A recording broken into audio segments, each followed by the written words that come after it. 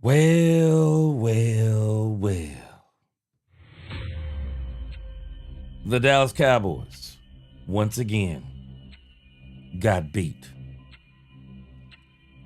The Dallas Cowboys, we're just going to have to admit it. The Dallas Cowboys are not good. Some of its players, but I'm going to be honest with you, a lot of it's coaching. And when we even think about today, if Matt Eberflus had been doing this the whole season, I think you get the same result. I just don't think people would have been as mad. But on the other side of the ball, Brian Schottenheimer continues to get outcoached by defensive coordinators. And this team is just not ready. Let's talk Cowboys. We're about to talk facts. Yep. Let's go. Been a long time. Shouldn't have left you without a dope rhyme to step to. Let's go. Cowboys. It's our team. We have no choice but to stay with this team. Let's go. Let's get it. Welcome, welcome, welcome, Cowboy fans and Cowboy haters alike. I'm the G, and I'm the host of Let's Talk Cowboys, where we talk facts. As you come into this live stream, please hit that like button, share, subscribe, hit that notification bell so you know the next time we post another video or go live. And we are live. And if you haven't become a channel member subscriber yet, what are you waiting on? We still got a lot more content coming up this season. Now let's talk facts. Jerry Jones is in reality. Jerry Jones is in reality. This team has severely underachieved. I don't think even Jerry was expecting a Super Bowl. I wasn't even expecting a Super Bowl. But what I was expecting was creativity from the play calling perspective. I expected the defense to be better, even though I thought the odds were against us the moment I started figuring out who Matt Eberflus was. And I thought, well, we don't really have the players to do what Matt Eberflus wants to do. But nevertheless, Eberflus, he's looked bad. But today, we're going to talk about it. Matt Eberflus, he did exactly what he was supposed to do today. And he showed all of us that it's not just the system. He don't have the players. Matt Eberflus, love him, like him, or hate him, he don't have the players, man. He don't have the players. And I still say Brian Schottenheimer, I give him more responsibility because he got players. Oh yeah, he got players. He got players. He should be more creative with the players that he has. He's getting out coached. He's just getting out coached left and right. And so today was just another, they call it championship opportunity. Nope, it was just another example of this Dallas Cowboys team getting out coached. Getting out coached. You tell me which one is getting out coached. When you got more weapons on your side of the ball, who's really getting out coached? I'm telling this Cowboys, this team, man, we got to keep it. Jerry's going to have to face a lot of realities. And I do think he's facing some realities based on some things that he talked about today. So we're just going to get into it today. Really no format. We're going to listen to Jerry Jones, Brian Schottenheimer, Dak Prescott. We're going to go over the box score. We're just going to look and break this thing down piece by piece and just look at, today was really, it was a summation of the Cowboys season. They hurt themselves with penalties.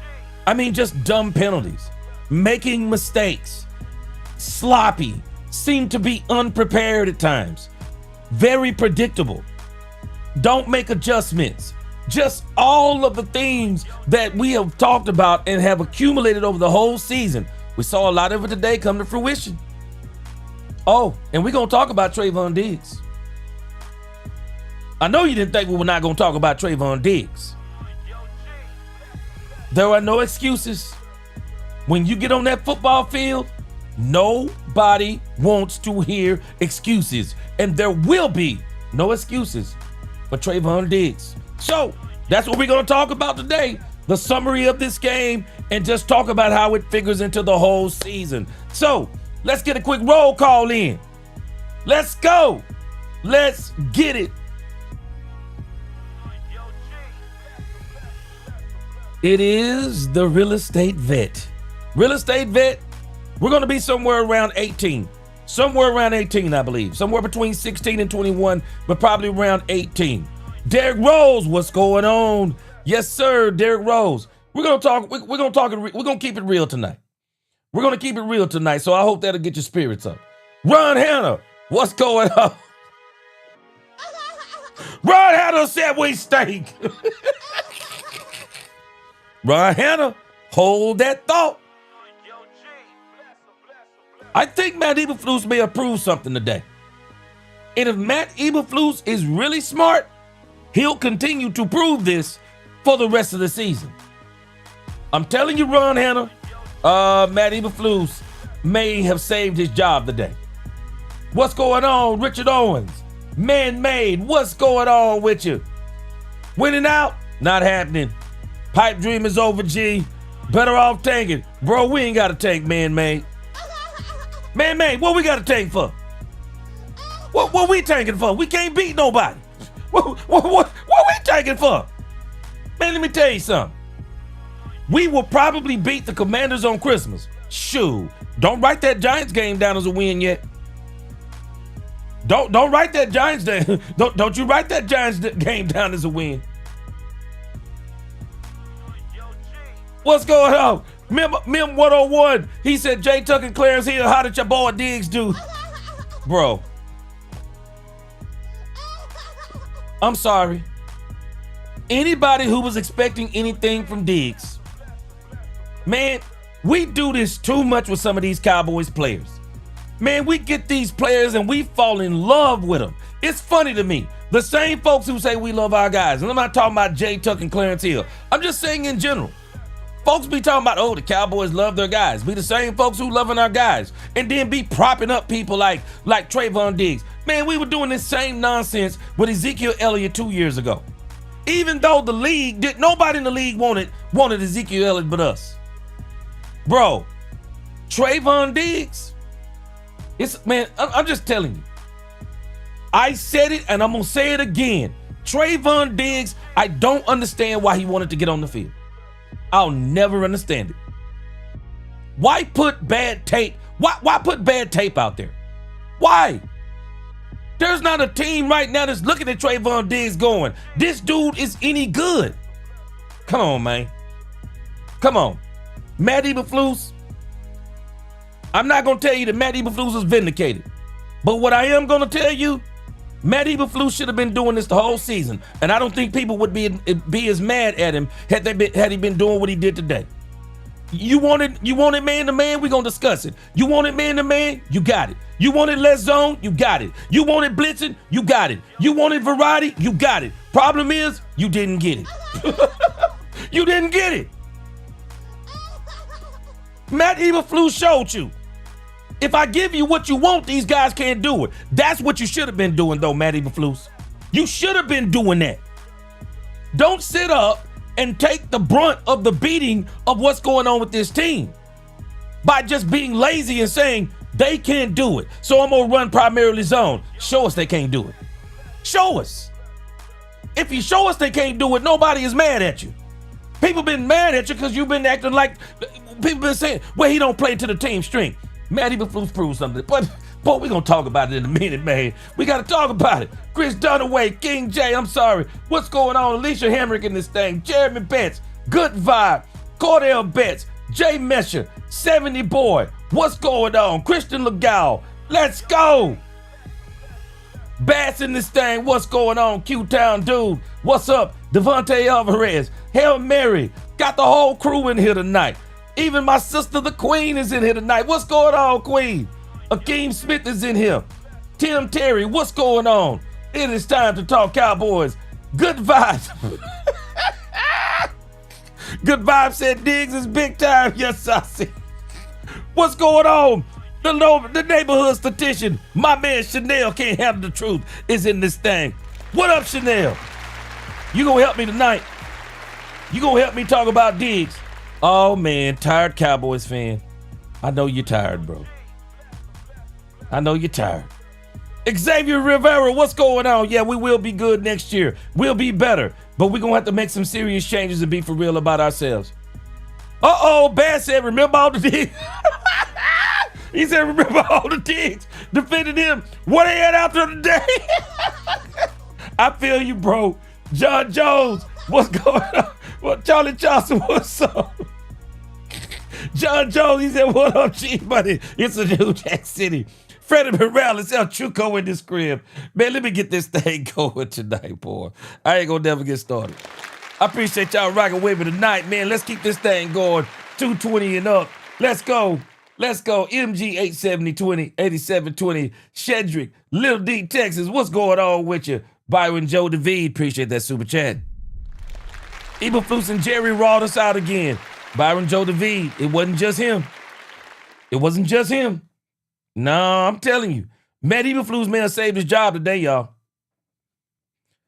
He may. Boy, Superman said, why did they put Sloppy Joe out there? Man, I'm just telling us, man. I'm just telling us, it's tough. All right, man. Yamar is up in this thing. Let's keep it going. Let's get the rest of everybody in here, and then we'll start reading comments here tomorrow.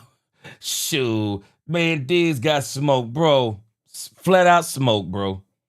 Flat out smoke. And it's no other way around it. What's going on, Big Bear? The problem is Jerry Jones. Let's see here. Richard Villegas, what's going on?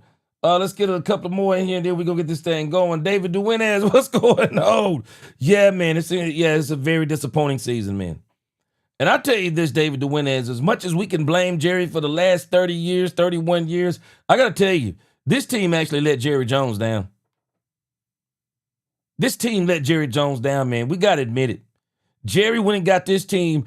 Jerry went and got this team players. Jerry went and got this team coaches. And I know this is the first year coaching for one Brian Schottenheimer. I just got to tell you, though, man. I just got to be honest with you. Y'all got to help me out. The reason why I cannot give him a pass, let me get a couple of more in here. Don LaFood, what's going on? Good to see you. Andy DeMatos, what's going on? Jeremy Betts in this thing, what's going on? Jeremy Betts, but that's the problem with Diggs. Diggs? This is, hold on, Jeremy. But this is the exact problem I'm talking about, though. Did I not say, why do everybody want Diggs out there? Why does Diggs want to be out there? Why does he want to be out there putting up bad tape? Why would you do it? Jeremy, it don't make sense. And you can't get, Jeremy, you don't get the, well, you can give him excuses if you want to. But Jeremy, Shannon Sharp said it best. When you hit that field, nobody wants to hear your excuses. You don't get no excuses. Which one is it, Jeremy Betts? Should we play Diggs because he's better than all the cornerbacks that's been out there on the field? But then when he get out there on the field, everybody gonna make the excuse of, well, what do we expect? Diggs been hurt, Diggs coming off injury. Well, why put him out there then? It don't make sense. I said this. It don't make sense.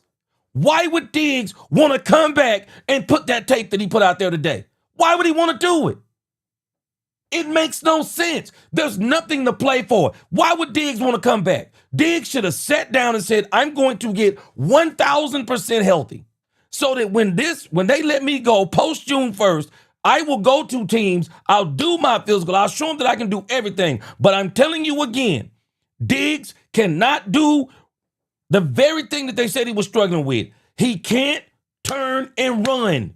And that's why McConkey, come on, man. McConkey, stop it. Stop it, man.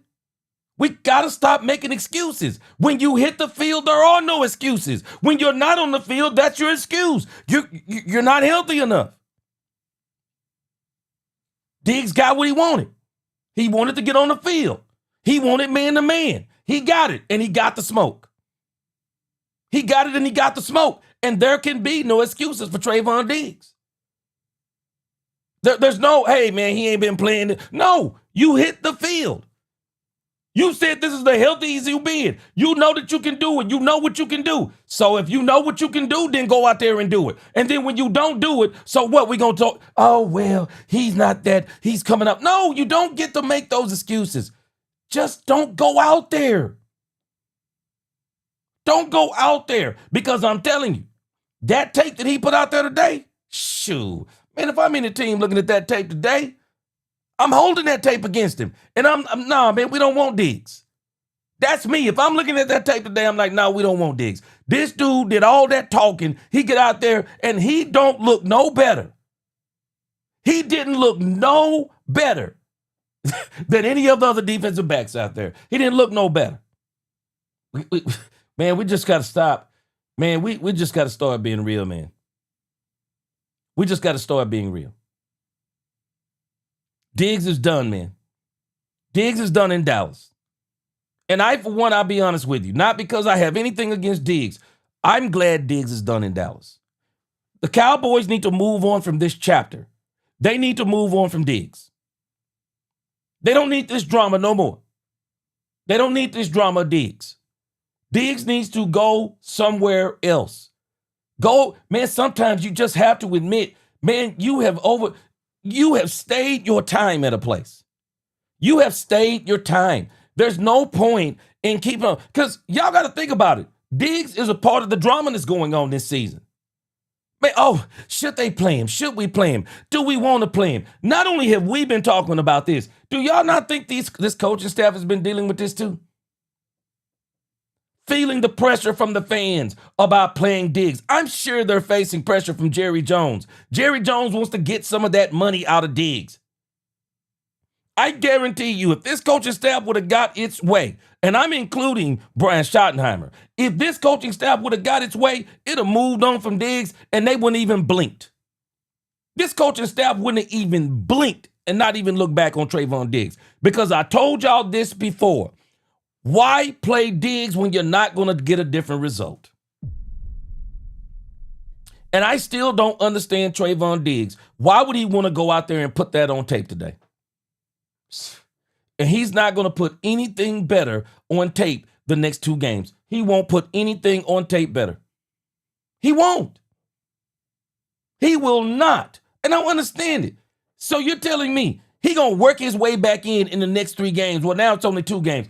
It makes no sense why Diggs wanted to get out there. It makes no sense. For what? And that's why all the Diggs advocates, they're going to make all the excuses. And Jeremy Betts, I don't think you're a Diggs advocate. I never really view you like that. I don't think you try to put your relationships on the line like some people do. Some people will try to put their relationships on the line for Trayvon Diggs. Go out there and try to hate on anybody who says anything about Trayvon Diggs. Making up excuse after excuse and then be saying crazy, oh, we don't want our team to be good. Yes, we do. That's why I want them to move on from Diggs. I think it would be better for the Cowboys to move on from Diggs, and I think it would be better for Diggs if you moved on from the Cowboys. Go and get you a fresh start. We are literally about to watch DeMarcus Lawrence more than likely be in the NFC Championship game. We are watching Jordan Lewis with the doggone Jacksonville Jaguars. He's probably going to get to the second round of the playoffs. Bro, it is better for him to go on and see if he can find greener pastures. Because I think this team is better without him, and I think he may be better without the Cowboys. But I can tell you this stuff with Diggs, man, it's got to stop. If this team is ever going to progress, it's got to stop this stuff they did with Diggs today. What was the point of playing him? What was the point? Oh, because Bland is out, they don't have enough bodies out there? Man, it don't make no sense. I don't get the Diggs thing. I don't get the Diggs thing. It made no sense. Diggs should have even himself saw it as an insult. Oh, so you didn't want me playing the whole season, but then the last 3 games, there's nothing left to play for. Now you want me on the field. It's a joke. It's a literal joke. And I don't understand why Diggs would want to play. Bro, they could have missed me. Shoot, I wish they would have talked about activating me. Nah, man, I got a headache. Nah, man, I got a headache, bro. What? Going out there, man. For what? To put this on and then people got to... Nah, I ain't putting this on there. Let me tell you something else. I noticed we're mentioning Joe Milton. Let me tell you something. I don't believe anybody. And I was questioning this at first, but I still said it wasn't true even back then. But let me tell you what I know for sure now. People are liars. After watching Drake May tonight and watching Drake May a couple of other times this season, boy, if you're telling me that Joe Milton was better than Drake May, the Cowboys have got the steal of the century. And teams should be beating the Cowboys' door down this offseason begging to sign Joe Milton.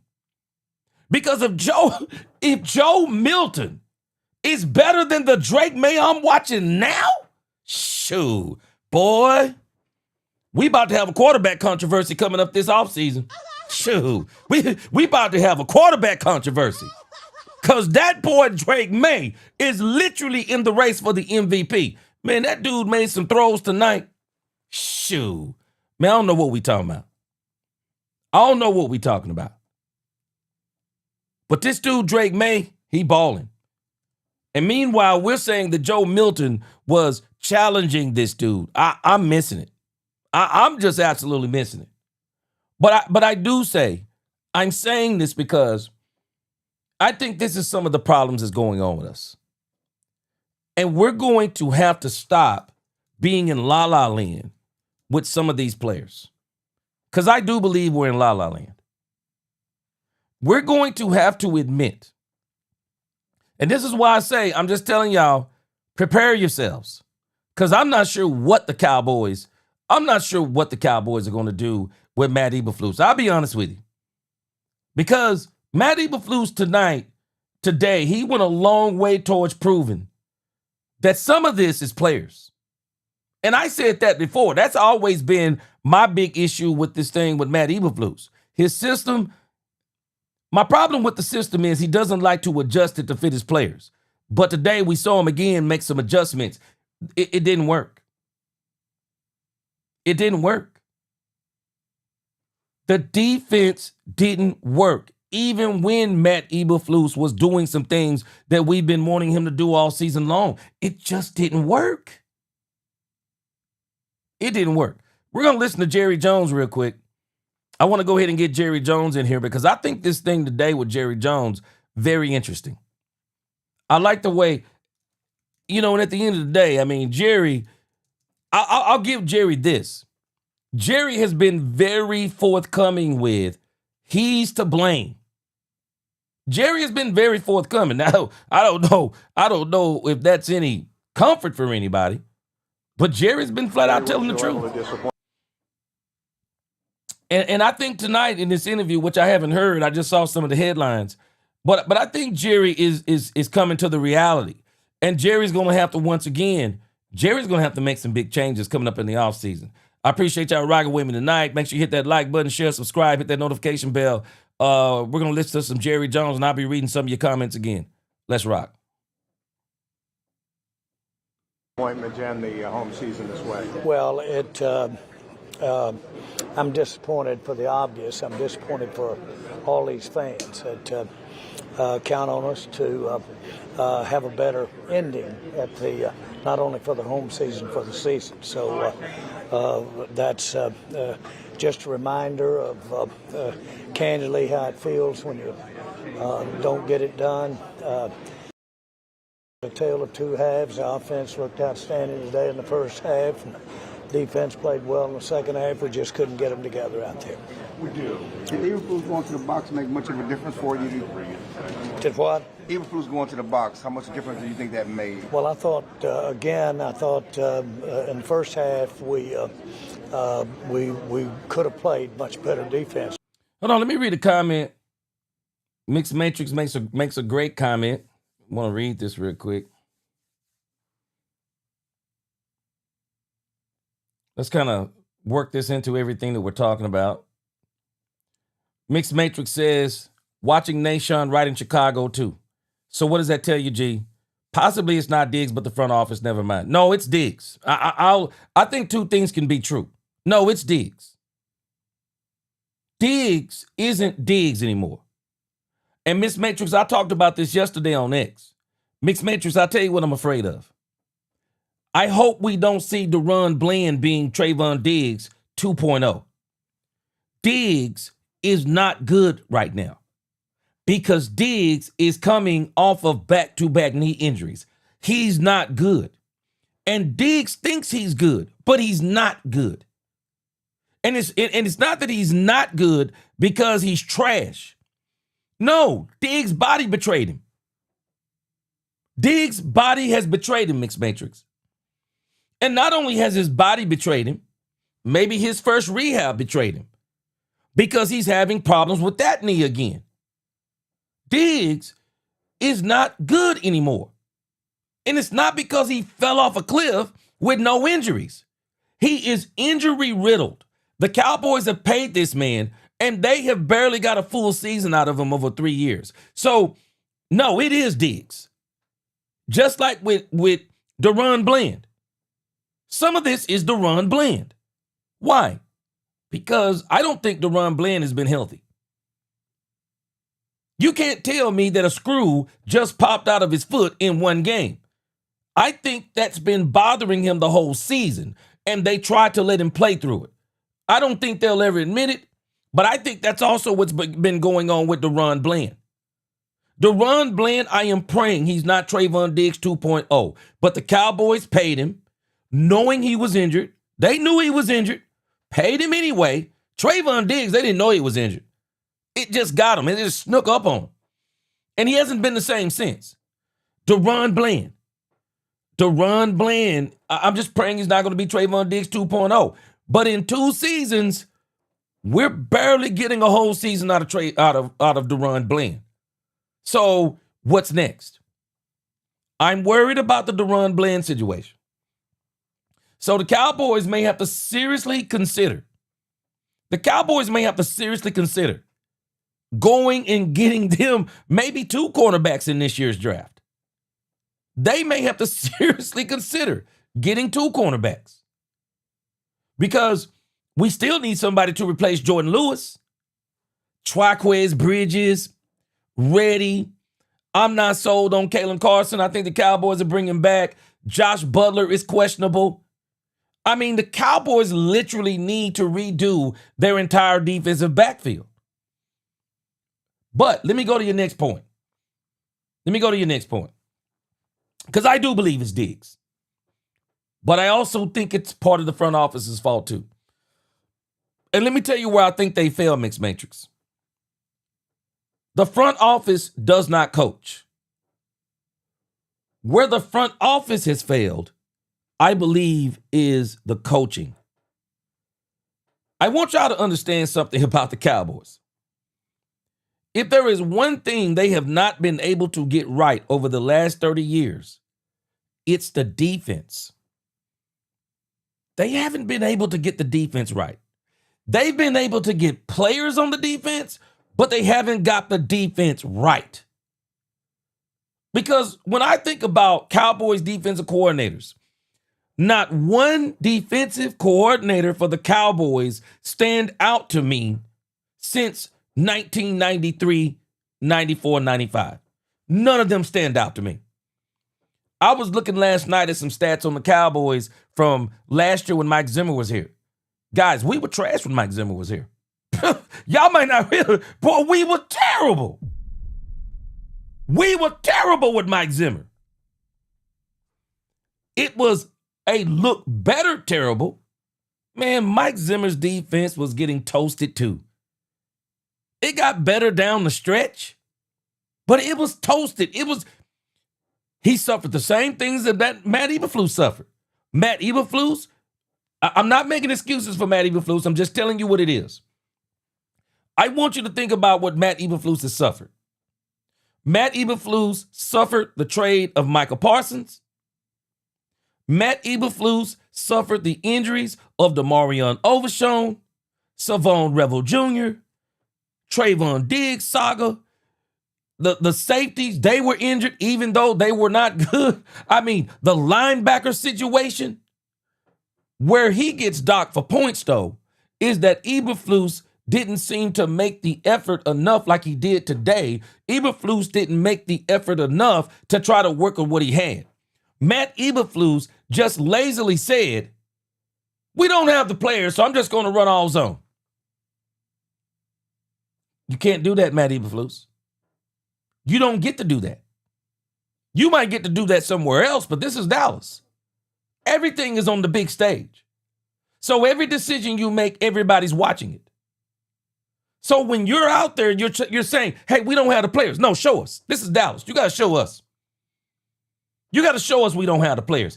You got to put those players in a situation to succeed. And then when they don't succeed, it's on the players. Because I'm going to tell you today, some of that was on the players. Some of that today was on the players. They were getting toasted. They were getting toasted. They were missing tackles. Even when they blitzed, they couldn't get the quarterback down. I mean, this dude was pulling out all the stops and they still couldn't do it. Do y'all realize today, Matt Eberflus ran man-to-man 45.5% of the time. Do you realize it didn't matter if they ran zone or man? They ran man, they were 10 of 14, I believe. They ran zone, I think they were 9 of 14 or something like that. They got more yards against man. There was no winning for the Cowboys, win or zone. And even when they blitzed, they didn't get there. Eberflus tried to blitz today. They just couldn't get there. So some of this, going back to mixed matrix, no, Diggs, it's Diggs. It's Diggs. And then when you look at the front office, I think where they may be responsible is they can't get it right with these defensive hires. They can't get it right. I just don't know what else to tell us. They can't get it right. And I don't know what they can do at this point in time. I mean, I'm just telling y'all, I do not think white cotton is the answer. I do not think white cotton is the answer. Because if the Cowboys promote white cotton, it's the same old Cowboys. I would rather the Cowboys, rather than selling on white cotton, man, you put that job out there. Put that job out there and you try to find the best defensive coordinator you can find. Brian Flores. Brian Flores is going to be available. Brian Flores will be available, depending upon whether or not the Vikings extend him. But this is where I get frustrated with the Cowboys. The Cowboys could be very aggressive and go out there and get Brian Flores, because they could basically outbid the Minnesota Vikings. One of our problems, Miss Matrix, adding to what you're saying from the front office perspective, we won't pay for coaches. We will not pay for coaches. We won't pay the big money for the coaches that can truly get out there and make a difference. I'll give you another example of we won't pay the coaches. Let me tell you something. If we're going to give Brian Schottenheimer, a 50-something-year-old coach who's been around this league for 25 years, whose father was a head coach, if we're going to give him the excuse of he's a rookie coach for what we saw today and what we've seen throughout this season, well, golly, you might as well hand Ben Johnson Coach of the Year. Because what Ben Johnson has done, man, right now I'm looking at 3 coaches for Coach of the Year. I'm looking at Ben Johnson. I'm looking at Vrabel, and I'm looking at the head coach of the Seattle Seahawks. Those are the 3 head coaches of the year candidates. But I'm going to tell you something.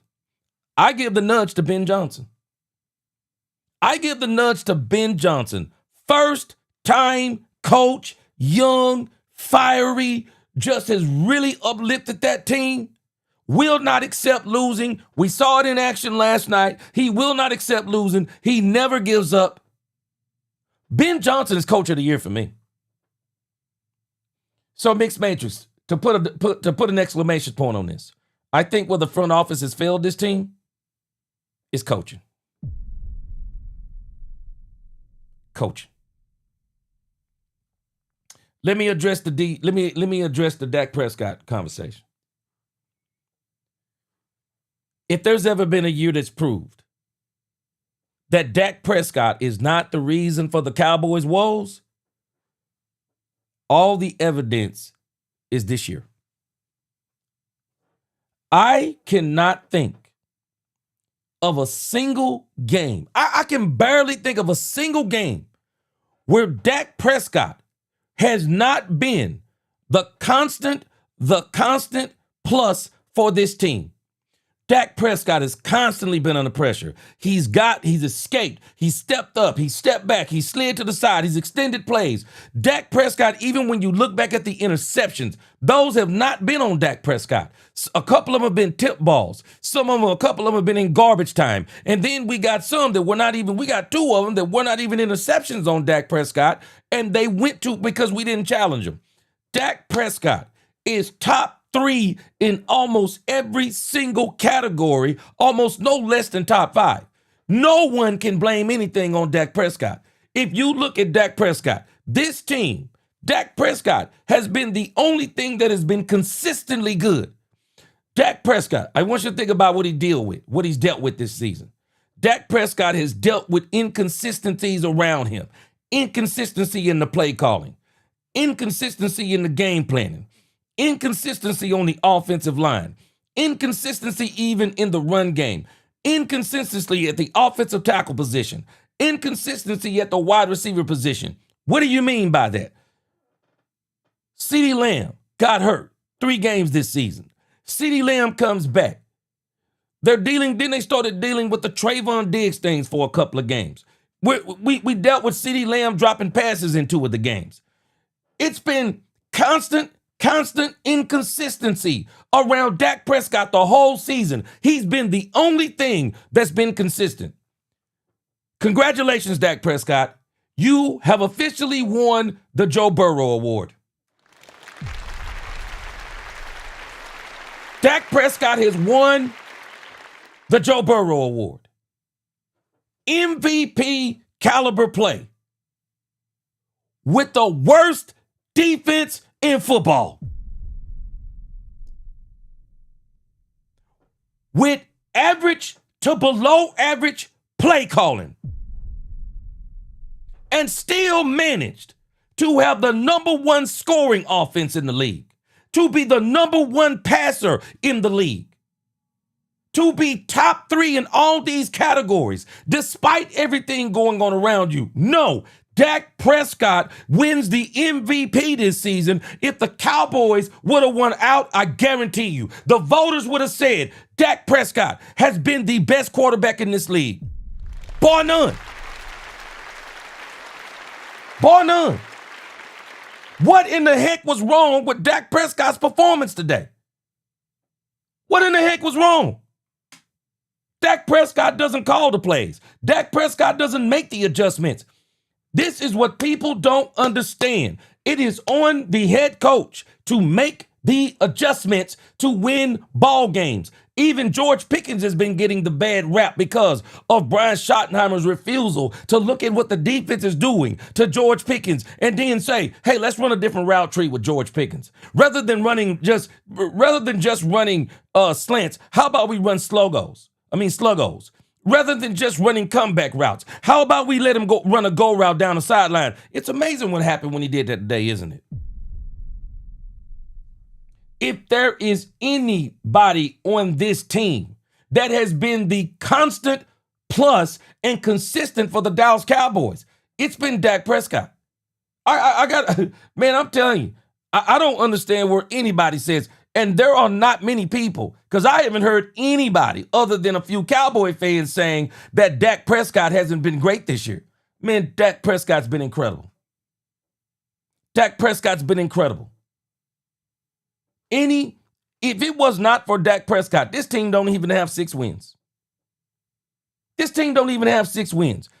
Man, this dude has been, when you think about Brian Schottenheimer, man, this dude's play calling, we can, I mean, to call his play calling average is doing him a favor.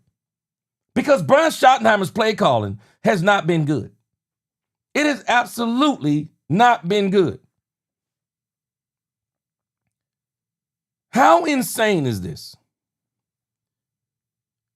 Dak Prescott today,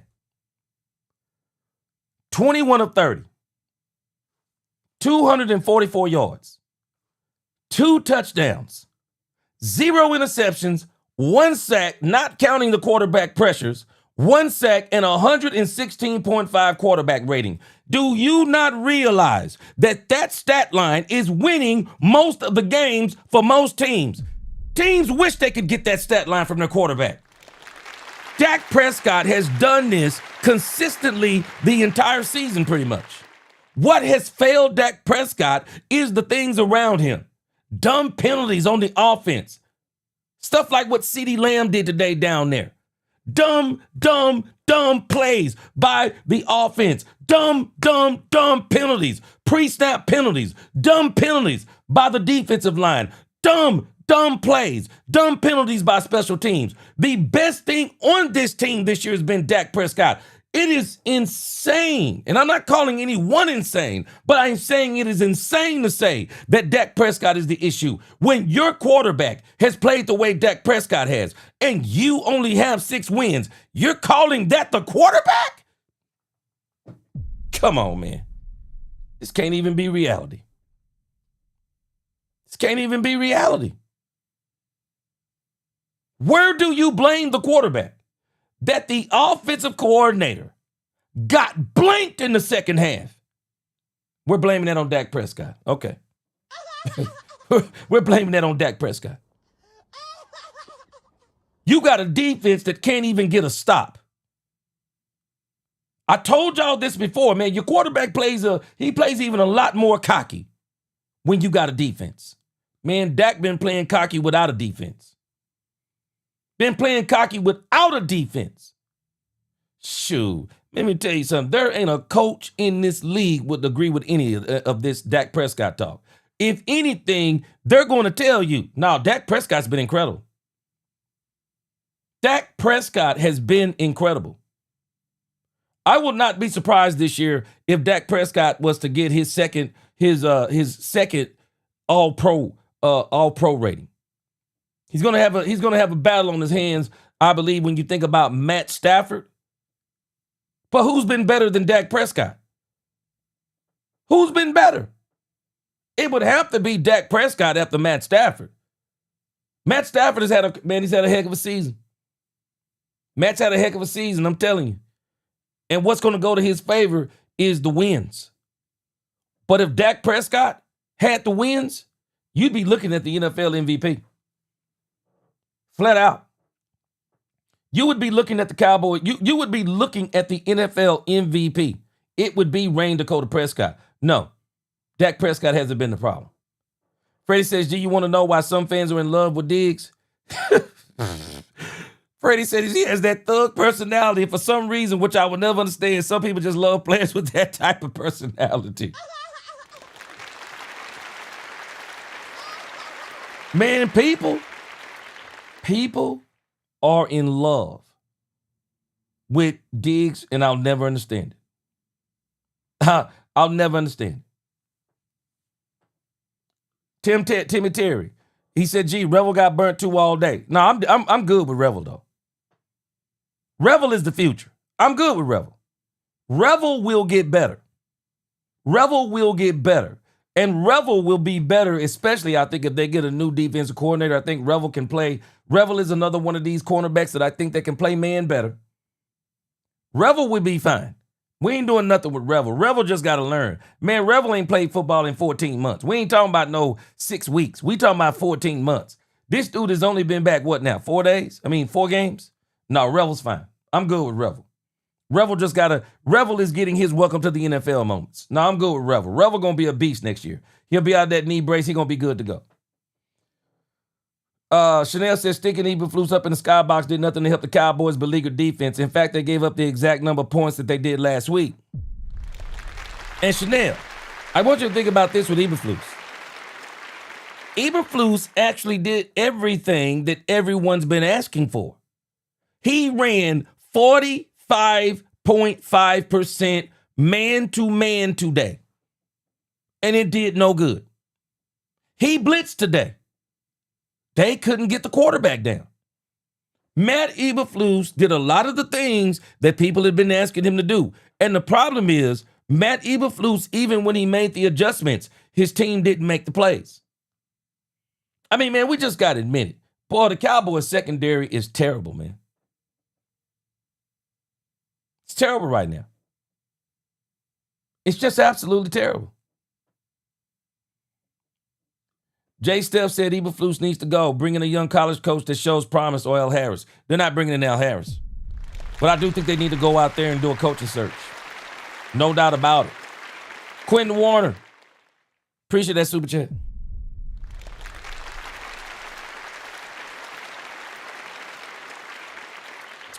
Quentin said, have to disagree on this one, bro, with Jerry Jones. Jerry Jones. At skill positions, you can't replace ACL tear players with other ACL tear players. Jerry Jones has to take some responsibility for player evaluation. Now, if you're talking about at the cornerback position, Quentin, let me tell you something. It was a miracle Savon Revel Jr. was on that board. Because I promise you, he wasn't going too much further. There are a lot of teams that would have took a chance on Savon Revel Jr., especially had he got to the 4th round. It'd have been a frenzy. Savon Revel Jr. was one of the top cornerbacks in college football. I'm not concerned about the Savon Revel Jr. thing. I think Savon Revel Jr. is going to be fine. We'll see how it plays out. But I do agree with you on this point. The Cowboys got to stop signing these injured players. The Cowboys have a tendency to sign these injured players because the Cowboys are trying to get high-value players for less money. The Cowboys are in their mind saying, well, he's a first-round grade player, but the injury knocked him to the 3rd round. And if we can get him healthy and he's a first-round player, then we got him at a 3rd-round price. I agree with you on that. But I'm not mad about Savon Revel Jr. Where I'm more mad is Deron Bland. I'm a little bit perturbed about Deron Bland. I'm perturbed about Deron Bland, and I'm perturbed about Jake Ferguson. I wish the Cowboys would have let them play another year before they would have extended those players. Mills, and again, I appreciate what you're saying, but I can't agree with you because of this. It's that comment right there. Why this team can't win. We keep saying Dak can't get it done. We want Dak to overcome Matt Eberflus. We want Dak to overcome Brian Schottenheimer's lack of adjustments, bad play calling, bad clock management, can't manage the penalty still on this team. We want Dak Prescott to overcome. We're finally doing what I said we should have did earlier in the year. They're moving Tyler Smith for the remainder of the season, if I'm not mistaken. They're moving him to the left tackle position. I think they should leave him out there. I think the Cowboys should absolutely get Tyler Smith healthy. Leave him at the left tackle position. You already got him signed. Go and get you another left guard. And then you see if Tyler Guyton can play the right tackle. And you build your line like that. Tyler Smith, I said it at the beginning of the season. He's the best lineman on the Cowboys football team. I don't understand why the Cowboys didn't move him to the left tackle position in the beginning. He's been working with Ty Smith. He should have been at the left tackle position. We want Dak Prescott to overcome every shortcoming on this team. And then when we don't get it done, we say, oh, it's Dak Prescott's fault. Go back and look at some of these statistics on Dak Prescott. They're incredible. The Dallas Cowboys have had one of the worst defenses of the decade. One of the worst in the decade under Dak Prescott. How is that Dak Prescott's fault? We want Dak Prescott to overcome everything. I got news for you. Nobody can do it. Tom Brady didn't have to do it. Tell me when Tom Brady had to overcome bad personnel and bad coaching. Tell me when Patrick Mahomes had to overcome bad coaching, bad personnel, bad defenses. Tell me when the Super Bowl. Tell me when Matthew Stafford, since he's been with the Rams, tell me when he went to the Super Bowl, when he had to overcome bad coaching, bad personnel, bad play calling defensively and offensively. When did he have to do it? You don't ask Super Bowl winning coaches to do that. Super Bowl winning quarterbacks to do that. Super Bowl winning quarterbacks, in actuality, whether we realize it or not, they don't have to overcome a lot of things because the team is so good, they only have to do their part. They're not being asked to come back in the fourth quarters. They're not being asked to come back in the third quarters being 21 down. They're not being asked to be down in the first half of every single game almost and then have to come back with a Herculean performance to get their team back in winning position. We're in la-la land. Troy Aikman never had to do this. We're asking Dak Prescott to do something Troy Aikman never was asked to do. Because when he was being asked to do it, he was failing. It wasn't until they put a team around Troy Aikman that he couldn't fail because the players around him were so good. You give me the best offensive line that has ever played the game. Emmitt Smith in the backfield, Michael Irvin, Alvin Harper, a #1 overall defense in 1992, a top 5 defense in 1993, top 10 defense in 1995. Deion Sanders, Charles Haley. When you put that on a team, you don't have to overcome all these things. Troy Aikman didn't have to overcome bad coaching. Jimmy wasn't a bad coach.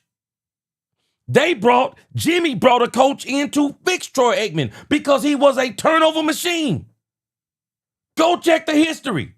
Man, we're asking Dak Prescott to do stuff that they've never asked Troy Aikman to do. Never asked Roger Staubach to do. Roger Staubach didn't have to overcome bad coaching, bad defenses, bad offenses, bad play calling. Troy didn't have to do those things. So why is it we're asking Dak Prescott to do it? Why? Why does Dak have to do it? Why does Dak Prescott have to do something that no other quarterback has to do? Why does Dak have to do it? Dak Prescott hasn't been here for 30 years. Why does Dak Prescott have to do what no other quarterback in the Cowboys Super Bowl teams have had to do?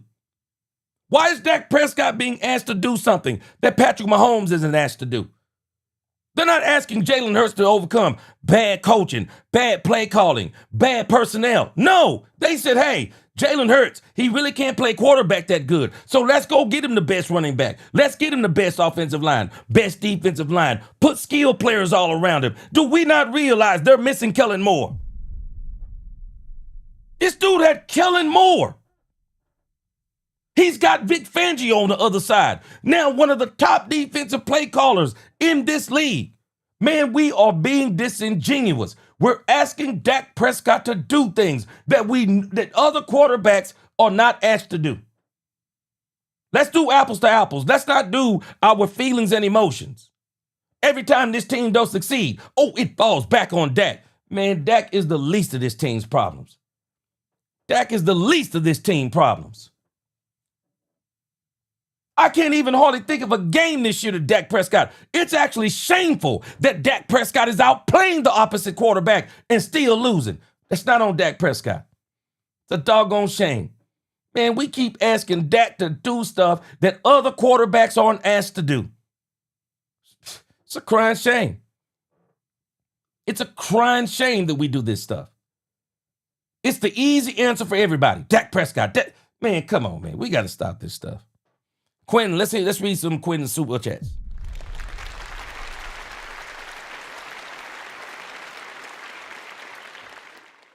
Quentin said, the owner wants to be owner, coach, GM, and doctor. You spent time talking about how you made a $100 million deal. Fix this mess. Quentin, I think Jerry's made some great moves this year. But we also got to understand, and we're going to admit it, Jerry also made some bad moves this year. Jerry made some bad moves this year. And no one thought that Kyer Elam was going to be a bad move. I do think a lot of people thought Kenneth Murray Jr. was going to be a bad move, and that's backfiring on us. I said before anybody was talking about Matt Eberflus, go check the tape. I was talking about Matt Eberflus before anybody got on that bandwagon.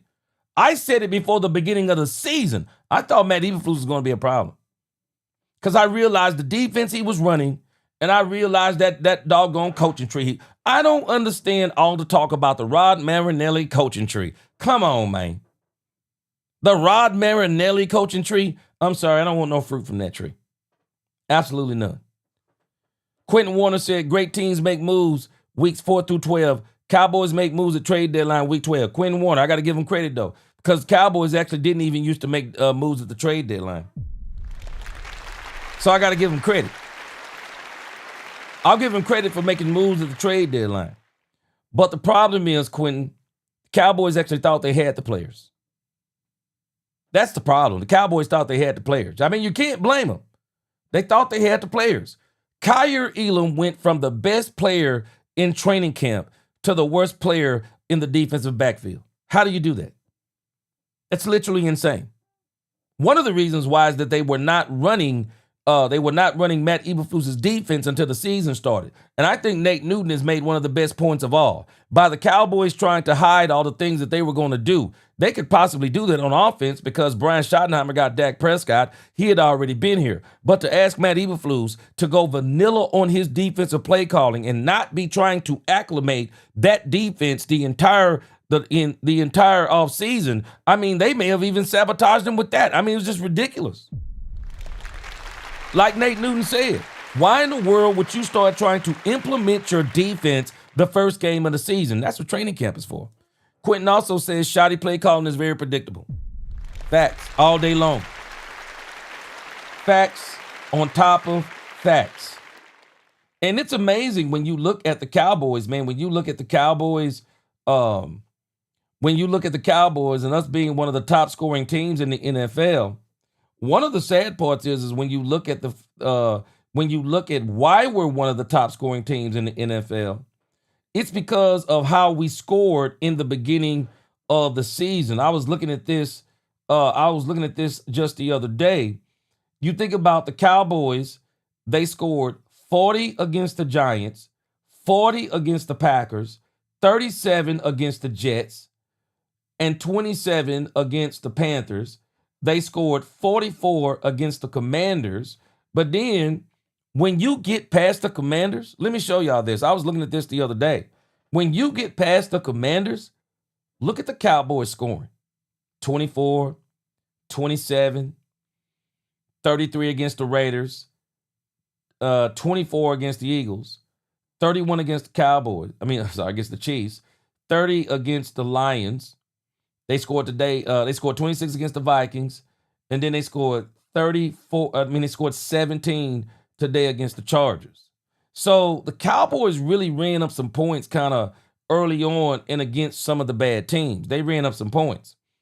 And I'm telling you, man, it's funny listening to Michael Irvin because Michael Irvin is of the same mind that I'm of that I told y'all about early in the season. Brian Schottenheimer just had to accept what his reality was. If you're going to win this season, you're going to have to score 35 to 40 points a game. Now, the problem is maybe that would be a problem if you didn't have the weapons. Brian Schottenheimer had the weapons, and he didn't do anything with them. That was one of Brian Schottenheimer's problems. That's been his problem the whole season. And again, I think that Jerry is going to have to rethink the fact of Brian Schottenheimer can't be the head coach unless he's the play caller. I think Brian Schottenheimer would be better if he had a play caller. I think Brian Schottenheimer needs to be more of a roam the sideline kind of coach. I think he kind of gets guys going. I think he has a real high motor. I think he would be better overseeing the game plan of better coordinators and then helping the morale of the team on the sideline and the execution of the plays and being able to talk to players one-on-one. You know, I'd like to see him be able to, if George Pickens is struggling in the game, rather than worrying about what his next play call is going to be. George Pickens comes to the sideline. Brian Schottenheimer gets to go to him and say, what's going on, man? You got to pick it up. I would rather see him be able to do things like that on individual players rather than he can't really leave where he is because he's trying to figure out the next play. So I think Jerry needs to rethink this, and this is where another place that I agree with Mixed Matrix, where the front office may be failing, because they're going to have to admit this dude is not a great play caller. I think they thought he was a great play caller. He's not a great he's not a great play caller. Angel Eyes, what's going on? She said, Angel Eyes, I ain't fooling with you tonight, G. I'm going to sleep. You got a good hour. Good to see you, Angel Eyes. What's going on? All right, let's listen to some more Jerry Jones. I'm sorry for that, but I don't mind engaging with the chat. I appreciate y'all in here. Y'all keep it going. Let's listen to Jerry Jones. I do think Jerry Jones is in reality. It's just a matter of will he do it. Okay, hold on a second. Tatiana said something. Let me go back. Oh, yes. Yep, I was talking about this earlier, Tatiana. Tatiana, we don't have Ben Johnson because we wouldn't pay for him. We can get Brian Flores, but we're not going to pay for him. And Tatiana, 98% of the time, you get what you pay for. Facts. You get what you pay for. Coyote 3. I'm telling you, Coyote, Matt Eberflus may save his job. Matt Eberflus may save his job because Matt Eberflus today, he put it out there. Flus put it out there today. Flus said, okay, y'all keep talking about me. I'm gonna put it on the players. I'm gonna give them exactly what they want. I'm gonna give them exactly what they want. I'm gonna call the plays, and I'm gonna show you I don't have the players. I think everybody would have had more respect for Matt Eberflus early on had Matt Eberflus been doing that the entire season. He put it out there today. He truly put it out there that they don't have the players. Should have been doing that all along.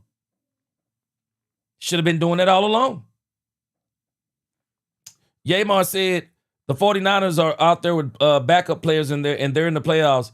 Yamar, come on, man. Hey, man. You and I think you're making a good point that you may not realize you're making. Man, you can't compare this coaching staff to Kyle Shanahan, bro. Shoot. Yamar. Man, Kyle Shanahan one of them, bro. Kyle Shanahan is a dog of a coach. He one of them. Yeah, he one of them, bro. And I'm going to tell you something. The reason why I can't give Shotty excuses, he's been around coaching 25 years. So tell me what that means for Ben Johnson. Woo! Boy, tell me what that means for Ben Johnson. Because if you telling me that Shotty is a rookie, shoot, boy, I give Ben Johnson 3 years, he'll be in the Super Bowl. I'll give Ben Johnson 3 years.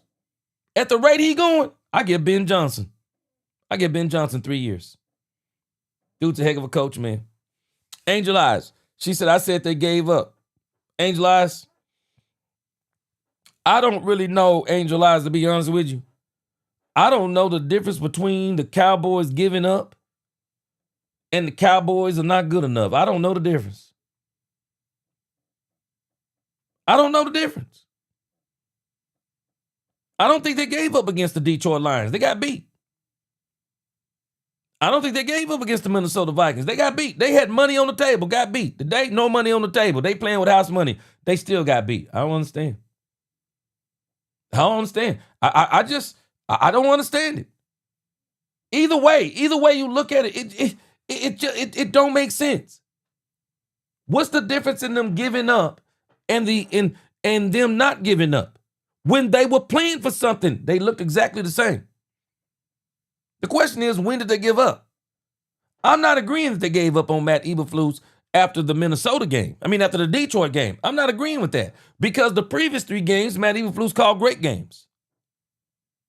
So on one game, they gave up. I don't think they gave up. And if they did, I don't know the difference. I don't know the difference in them giving up and them just getting outplayed and outcoached. I don't know the difference. You got to tell me the difference. You got to tell me I don't know the difference.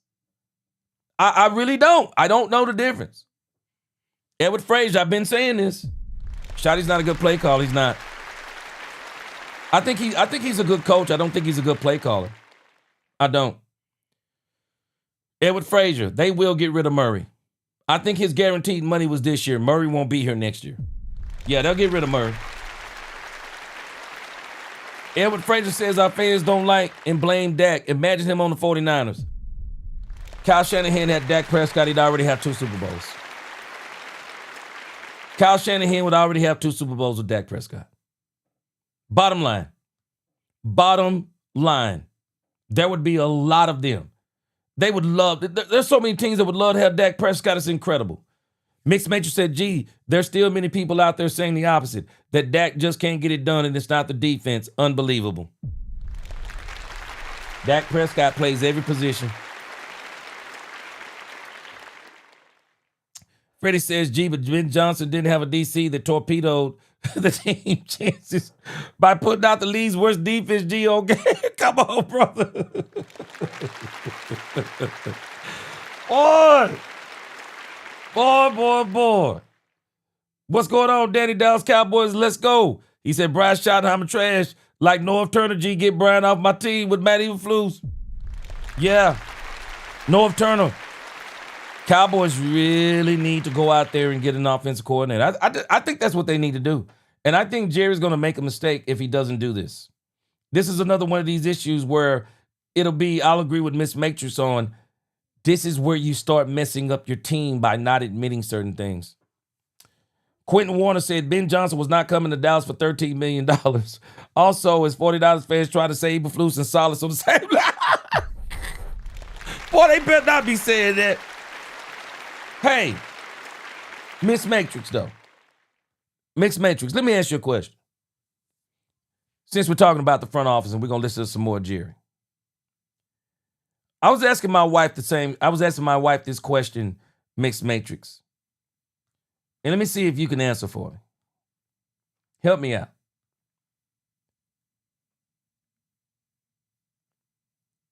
Why wasn't Matt Eberflus this bad anywhere else? Now, he had people issues at Chicago, but the defense wasn't this bad. This dude hasn't been this bad anywhere else. Why was he that bad here? Why was he that bad here? Why? Why was Flus that bad here? I'm not telling you because I already said, I was like, I don't understand how they say he's had a lot of success. I didn't really call it a lot of success, but he ain't been this bad as far as I can tell anywhere else. Why was he that bad here? Why was Flus that bad here? Brandy, my sister, what's going on? Why has Matt Eberflus been that bad here? Why? I'm really trying to wrap my head around it. I mean, Matt Eberflus hasn't just been bad. Matt Eberflus has been putrid. Why has he been that bad here? I mean, man, if we had the Matt Eberflus of the Bears, we might could have won. Why is he so bad here? I'm struggling with that part. I don't think I would never call him even being that good to begin with, but I'm struggling with the fact of why is he so bad here. Golly, this man is putrid here. Some of that's the players. Not to be tried. But the second half, I thought we played pretty good defense. And we just completely not got away, but we just weren't able to continue what we were doing on offense first half. But I thought it worked good in the second half. Can you take anything positive about it this season now that you're out of the playoffs? I mean, second year in a row missing the playoffs. Now that the so-called drought is now 30 years. And yeah. You have to dissect it. And you have to go hunting for the good things. And you should, really, when you have great years, you should hunt up the bad things. The thing about the game, about most of what we all do, is that there are good things and there are negative things. And on times like this, you have to dwell on the good things. And you can look for them. They're out there. But you can't dwell on them because obviously. Boy, y'all turn it up in the comments. Shoot. Man, William Gann Jr. Shoot, this is a nuclear bomb right here. He said if the whole organization had the mindset of Dak Prescott, we would have a few Super Bowls by now. Woo! Megaton bomb. I agree. Megaton bomb. Shoot. Hail Mary said, yeah, I agree regarding Revel. I think he will be okay. Yeah, I'm not tripping on Revel either, Hail Mary. He's going to be great. He's going to be great. If he gets healthier and he come back next year, shoo. Boy, he's going to be great. I think he's going to be one of them. Metris Adams, what's going on, Metris? I'm worried. You tell me. Deron Bland is shaping up to be Trayvon Diggs 2.0. Do y'all realize that Trayvon Diggs and Deron Bland are similar? Diggs, before the contract, Diggs flashed off the screen. Flashed off the screen. Incredible. Instinct, ball skills, interceptions, flashed. Got the deal, got injured. Trayvon Diggs' body betrayed him. Deron Bland, what did he do? Made history. This dude didn't just flash, he blinded. 6 interception returns in the same season. Incredible. Man, Deron Bland got that foot injury. Shoot. Deron Bland ain't been the same. Deron Bland and the Cowboys took a chance. I'll never understand. Why did they extend Deron Bland? I'm not mad at them for extending him. I just would have liked to seen more from Bland before they extended him. Gosh. Boy, we got a habit of signing these injured players. Injured players. Mixed Matrix. I'm gonna see if you answer my question. But again, why do you think Flus is so bad here? Why is he so bad here? Anybody else? Y'all answer it. I'm not, because I already told you, I didn't agree with people said he's had a lot of success. I didn't think it was a lot of success. He ain't been that bad nowhere else. He hasn't been this bad anywhere else. Why is he that bad here? This man is putrid. He's been putrid here. But again, I still say today, he gave us what we wanted. 45.5% man. I mean, what else do you want? He used Trayvon Diggs, and then McConkey used Trayvon Diggs. I mean, I'm just telling you. Oh, man. Let me see here. Quinn said fans are looking at $60 million that number 4 makes, but if they got a raise from the UPS job, they won't tell the company to keep the money.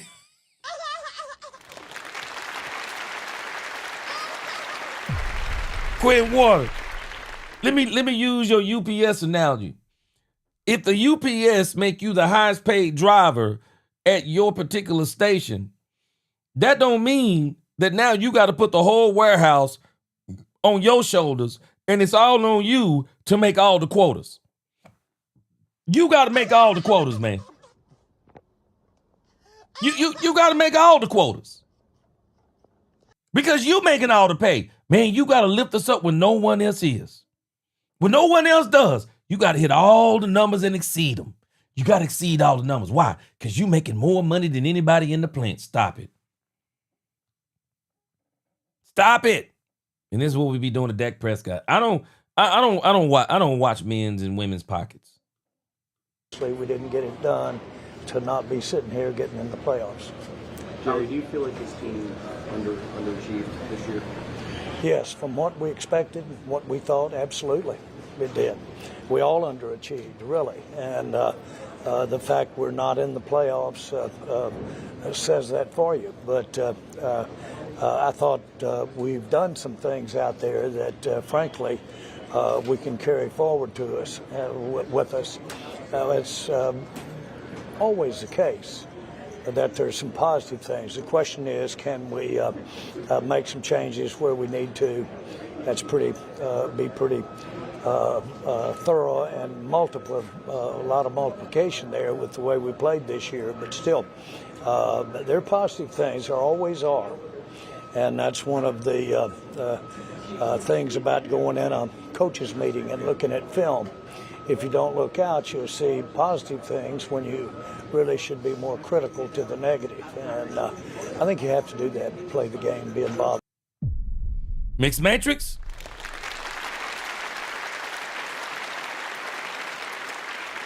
Jerry is at least owning it. Jerry is owning it. They underachieved. I don't think the Cowboys expected to go to the Super Bowl. I don't think they expected that. But I can tell you this. I think they definitely expected more out of Matt Eberflus. They did not expect Matt Eberflus to be this bad. But I can tell you where they're also disappointed. Brian Schottenheimer's offense has been lackluster. That offense has been like it is because of Dak Prescott, CeeDee Lamb, George Pickens, Javonte Williams. When you look at the plays Schotty is running, I mean, they're just rigmarole average plays. No creativity, no trickery, no misdirection hardly, no pick plays hardly, no rub routes, not a lot of motion like I thought he was going to do. Brian isn't as multiple as he said he was going to be. He's not as multiple. And he has convinced the Cowboys fan base that Jaden Blue is an absolute bust, and I don't really know if he is or not, but he's convinced the Dallas Cowboy fan base that Jaden Blue is an absolute bust while showing that what this team is lacking is a utilization of speed, and they keep trying to put Cavonte Turpin in the position of being the speed back that they need. Turpin can't be the speed back they need. He can't. Turpin can't be Gibbs in the Detroit Lions offense. Jaden Blue can be Gibbs in the Dallas Cowboys offense, I believe. But Brian Schottenheimer has went to every length to say that Jaden Blue ain't good enough. That Jaden Blue hasn't earned the right to play. He's convinced the Dallas Cowboys fan base of this. I'm not convinced. Because from what I saw of this dude, especially against the Washington Commanders and the Denver Broncos, Brian Schottenheimer wants to run between the tackles even if it's Cavonte Turpin. This dude is lining Cavonte Turpin up in the I formation, trying to get him to run between the tackles. Then trying to get Cavonte Turpin to run sweeps and pitches and CeeDee Lamb, risking him running these dumb jet sweeps. We have a lack of speed at the running back position, and it is obvious. And we got a player on the team that could do it. But Brian only likes to run between the tackles. And I got news for y'all. That sounds a lot like Mike McCarthy. Mike McCarthy was a between the tackle runner for the most part. When Mike McCarthy did run, between the tackles. No creativity in the run game. None. And then when they tried to run outside, what did they do? Jet sweep by CeeDee Lamb. What is Brian doing? Cavonte Turpin. I'm not sold on his evaluation of Jaden Blue. Because when you tell me you like big backs, you're telling me that you're biased towards a back like Jaden Blue because he's not a big enough running back for you. Because you want to play Marty ball like your father played. I'm telling you, they're going to run that Marty ball out of town if we don't make some adjustments. Man, I'm telling you, boy, I wish we could get doggone Kellen Moore. Man, boy, I'd love to have a play caller like Kellen Moore with these offensive weapons.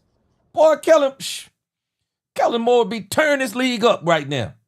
Rose, we can take our foil hat off now. Rose, we can take our foil hat off. Rose, let me tell you something. You tell me what you think, Rose. Did anybody else get the suspicion that somebody didn't want the Washington Commanders to beat the Eagles? I mean, did anybody else really start getting the impression that the Commanders were literally about to pull the upset on the Philadelphia Eagles? If Marcus Mariota, with an injured squad, does not go out of that game, I believe the Commanders win. And I believe with a healthy Jaden Daniels, they definitely win. Let me tell you something even crazy that had my spidey senses tingling. Y'all tell me, had my spidey senses tingling. Marcus Mariota goes down. I mean, it wasn't even a hit when he went down. They used 3 different things at the same time to say this is the reason why Marcus Mariota was out of the game.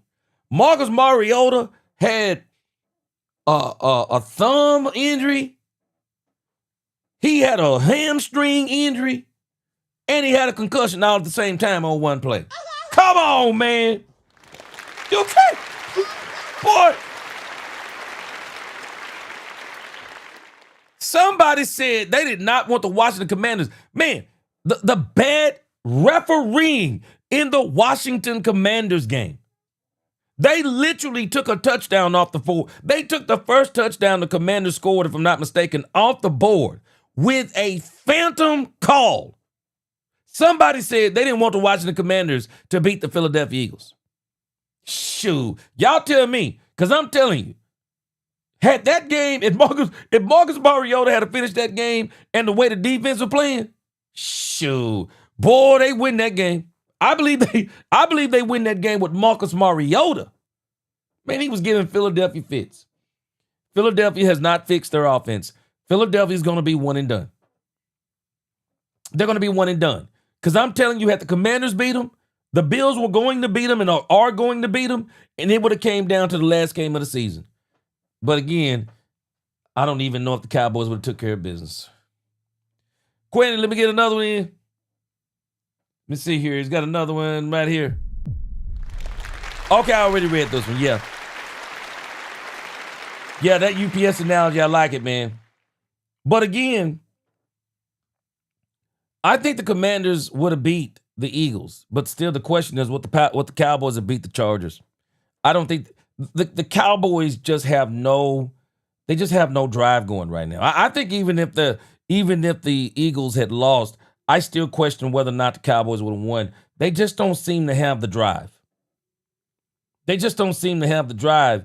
And I also don't think that Brian has, I just don't think he has the play calling. I don't. But Miss Metrics, I tell you, Jerry is owning it. Now, the question is, Jerry is owning it. What is he going to do about it? Again. What are your greatest areas of concern, Jerry? Well, I like the way Dak played today. I'm disappointed that we made some of the mistakes in the second half, but I particularly was pleased with what we have in Dak. I'm pleased going forward. Nothing a part of what we've done so far this season gives me anything but optimism about going forward. one of the key, if not the key position, quarterback. You brought up. Okay, let me read a couple of comments right here. This dude, William Gann Jr., I see why he got Bruce Lee as his avatar. What balls? If I can say that. William Gann Jr. He said discipline is one of our biggest problems. Yeah, I brought it up. It's one of our biggest problems. K. Fergie, please lock up Pickens and Aubrey. Push up that salary cap. Jerry's already said salary cap's not going to be a problem. They got built-in things to get that salary cap back down. My man Bass, he said, we better pay Aubrey and Pickens. We've seen Aubrey dunk that John from the half field, yeah, and we know Pickens a game changer. Yeah, I think you got to give Dak Prescott one more year with Pickens, and he going to be dangerous. Yeah, he going to be dangerous. For sure. We're going to be dangerous. But I do think the biggest thing the Cowboys have to fix on offense is their tackle situation. I think Ty Smith moving to left tackle. I think this is an audition. I think if Ty Smith plays good at left tackle, I think the Cowboys leave him. You need a dog at left tackle. You need an elite level player at left tackle. And I think the Cowboys are realizing something and they're not telling us yet. But I've already realized it. Tyler Guyton is not an elite left tackle. And I don't know if he'll ever be more than a good left tackle. He may be a good, I'm not even going to go as far as a great left tackle. The Cowboys may have to really admit, hey, man, we might have to move Guyton to the right tackle position. We may have to move him to the right tackle position. I really think they ought to think about it. Move him to the right tackle position. Yeah, I am Bustle. He said, gee, if Shotty has been the same everywhere, he has gone with little success. Yeah. You know, he got to an AFC Championship game with the Jets. But it's not like they had a high-powered offense. But he did have a pretty high-powered offense with the Seattle Seahawks. They had a pretty high-powered offense over there. But I'll tell you this, he just hasn't been good with this, man. Quasi said, when I say rebuild, I would trade Dak and start over. Not going to happen. It's okay to like Dak and still understand we cannot build a true contender with Dak. This is Tony Romo all over again. Quasi, I love you, but I don't agree with that. The Cowboys are in prime position to build a contender with Dak Prescott because they got the right mindset to do it. They've already fixed the contracts to where they're going to be able to get $100 million in excess under the salary cap. The Cowboys will be able to sign Brandon Aubrey. They'll be able to sign George Pickens. They're going to be able to trade and sign either Max Crosby or Hendrickson will be out there probably on the open market. The Cowboys will probably bring in Hendrickson. They also are going to be able to go in the draft. They got 2 first-round draft picks. They can go in there and get the top safety in the league if he's still there, the kid from Ohio State. The Cowboys can still go and get them a top, another top pass rusher, and they can have Ezra Raku, whoever that rookie they bring in, and also have either Trey Hendrickson or Max Crosby. We'll see how that all comes down when the season is over. No, the Cowboys are in prime position in reality to build around Dak Prescott. It's the best opportunity they're going to have. It's the best opportunity they're going to have. Because if you trade Dak, who you going to get? There ain't a quarterback in this league. Who would you trade? KC ain't trading Patrick Mahomes. Cincinnati ain't trading Burrow. Who would you trade? Buffalo, they're not trading Josh Allen. Who are you going to trade? What quarterback could you? Man, I think we just be throwing stuff out there out of frustration. Rich Lord in there. What's going on, Rich? Rich, tell me what you think. I was listening to Brian Broaddus today. And Brian Broaddus was talking the day after the game. He said the Cowboys ran man 45.5% of the game. They ran zone 55% of the game. He said that Flus was running some blitzes and different things like that. And Brian Broaddus, and there was another guy that was saying the same thing. He said that they were of the opinion watching this game. They were of the opinion watching this game that this was not on Matt Eberflus. And they said today they've concluded that he just don't have the players. Tell me what you think.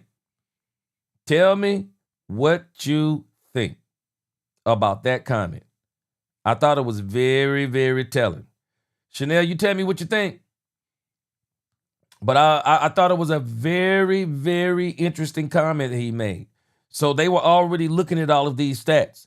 And so we didn't look any better.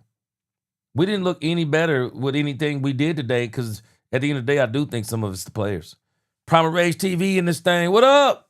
He said, how much of it is Flus and how much of it is the player? Primer Rage. I've been struggling with this the whole season. I've struggled with this the whole season. I have struggled with this bad. I think I would give about 65, somewhere between 65 and 80, 65 and 75% of it, I say, is Matt Eberflus. 25% of it is players. But I'm telling you, a big part of it is the players. They just don't have the talent on defense, guys. I mean, we just got to be honest. I mean, once you get past the defensive line, and once you get past DeMario Overshown, Savon Revel Jr., where's the other talent?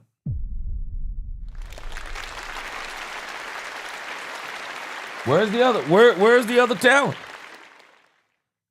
Where's the other talent? I don't know. Angela said, I see your point. They gave up after the Vikings. Momentum just plummeted. I did not watch today, so I can't speak on today's game. I'm watching the highlights. Angel Eyes, they came out in the first half, and they looked like they were ready to play. Second half, ran off the field. Ran off the field. Bottom line. Richard Baptiste, what's up? Dak, and how disappointing it is for Dak to play healthy for much of the season, play this way, and you guys not being in the playoffs, really be out of the playoffs with 3 games to go. Well, that's a good way to look at things is when you've got good play, and we had some, for instance, I'll bet when we graded, I'll bet Tyler Smith really played well at left tackle out there, which is pretty impressive. I said this at the beginning of the season.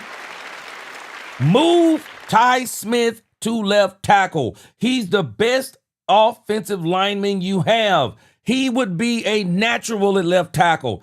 He's a dog. And he's been training with none other than Ty Smith. He's a dog. Put him at the left tackle position, man. Go on, admit it, Jerry. Go on, admit it, bro. Don't do what you did with Mozzie Smith and wait until the 4th year of his career and start and finally quietly trading him away. No, go ahead now. Tyler Smith, they're saying, is playing left tackle the rest of the season. Let him finish, evaluate him, and I say get his knee right, tendonitis or something he's dealing with. Get him right, leave him at left tackle. Tyler Guyton, Terrence Steele, you're cut. We're going to save millions. Put Tyler Guyton at right tackle, and then I still go draft me another tackle. I'm not depending on Nate Thomas. I'll use him as a backup. I'm not depending on Nate Thomas. Shoot, go in this doggone draft and get you another tackle. Shoot, gotta stop playing, man. This dude, Ty Smith, the tackle. Put him at the left tackle position. He is the dog. He's the dog of the offensive line. That's where I'm putting him. Especially when you have your first game out there. So, again, you can always find things that you're proud of. I know that for our fans and for all of us, we need more success in winning these ball games. What'd you make of Trayvon Diggs today, Jared? Excuse me? Diggs play today. I without looking at it, I wouldn't know when he was in or out of coverage, but I thought he played with a lot of really awareness. And so I thought he played well. He played against some good competition. That's a good quarterback out there.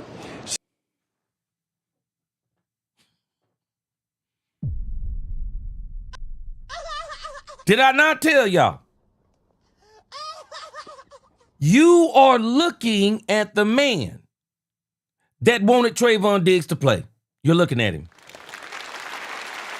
You're looking at the man that wanted Trayvon Diggs to play all along.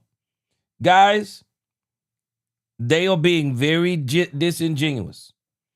You want to know what the crazy thing is about Justin Herbert? Justin Herbert has been pedestrian throwing the ball all season long. Man, let me tell you something. I'm not gonna tell y'all that McConkey ain't pretty good, because I do think McConkey is pretty good. But come on, man. This dude, McConkey, toasted Trayvon Diggs. Let me show y'all the day that Justin Herbert had on the Cowboys. That is absolutely ridiculous. This dude, Justin Herbert, was 23 of 29, 300 yards, 2 touchdowns with 133 quarterback rating. Dude, what? Now, the reason why I'm telling you this is absolutely ridiculous is because Justin Herbert is doing this. He did the same thing to us that every other quarterback has done to the Dallas Cowboys. This was Justin Herbert just last week against the Kansas City Chiefs. Justin Herbert was 19 of 29. Or a week before last, he was 19 of 29, 210 yards, 1 touchdown, 1 interception, and 4 sacks. He had an 84 quarterback rating. This was him. Let me make sure when this was. This was December the 14th. So this was last week. Let me just show you what kind of year Justin Herbert has been having. Jerry talking about red up against good competition. What? Man, this Chargers offense has been underperforming all season long. All season long, guys. If you don't believe me, this is Justin Herbert against the Philadelphia Eagles. 12 for 26, 139 yards, 1 touchdown, 1 interception, 7 sacks. He had a 59.6 quarterback rating. This dude came out against us and looked like the Justin Herbert that this league has been trying to crown all season long.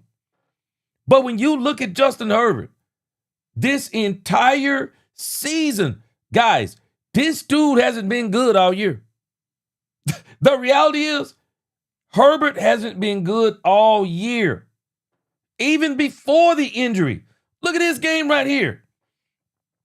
Tell me this game isn't atrocious. Look at this game against the Jaguars.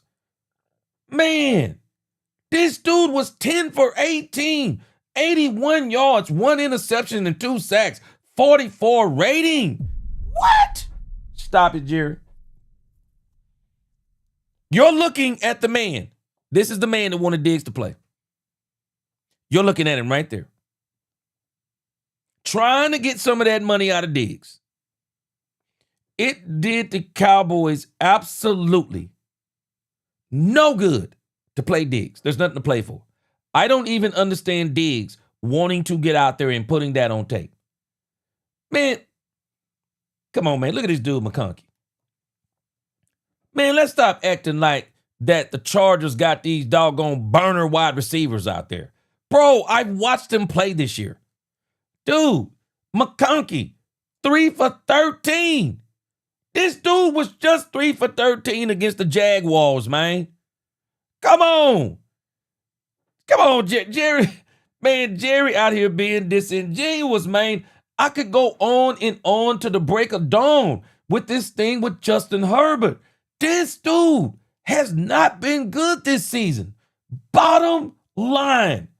This dude has not been good. If you go look at him game after game after game, this dude has not been good. He has not been good, man, on a consistent basis. He has not been good. And so when we start talking about the competition, I'm going to give him this. That Chargers defense, I think, is the real deal. Shoot, that Chargers defense is what get busy on you. But, man, Justin Herbert, boy, when you go back and you look at this season, man, Justin Herbert, man, he giving Harbaugh fits. He giving Harbaugh fits, man. When you look at the way they score in games, Man, they're not scoring a lot of points. Man, the Chargers got beat by the Washington Commanders this year. They got beat. Do y'all realize the Chargers literally got beat back to back by the New York Football Giants and the Washington Commanders? What? This is insanity. This is insanity. The New York Giants beat these boys 21-18. 21-18. Look at Justin Herbert.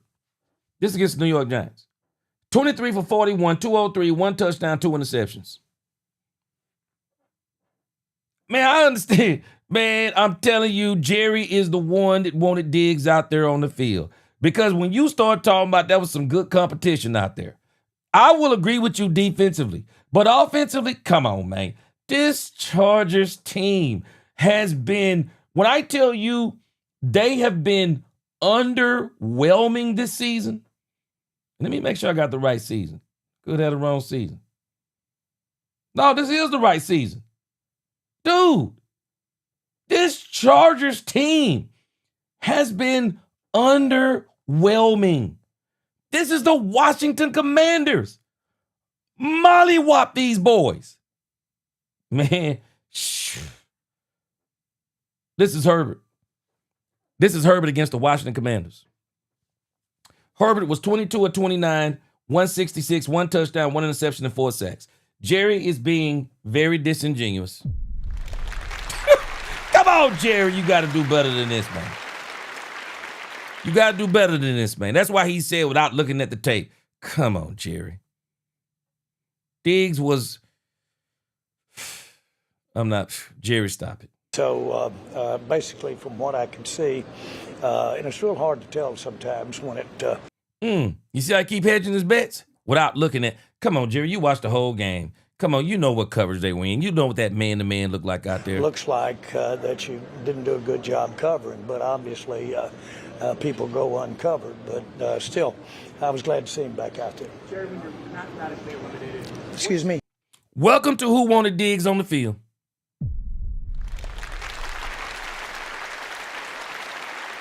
That's who wanted Diggs on the field.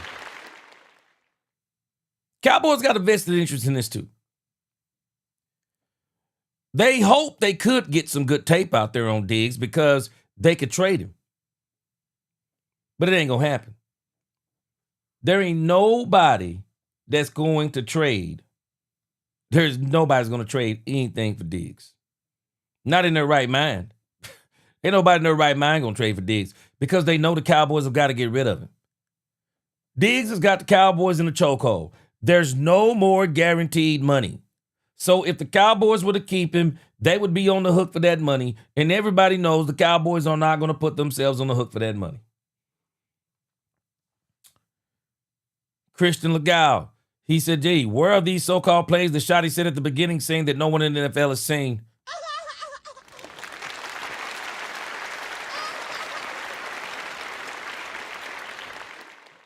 I don't understand it. The lack of creativity has been crazy to me. This is the one place where I've been the most disappointed.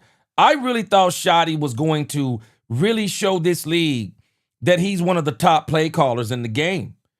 But Schotty is anything but one of the top play callers in the game. He's anything but that. And I mean, it's just keeping it a beam.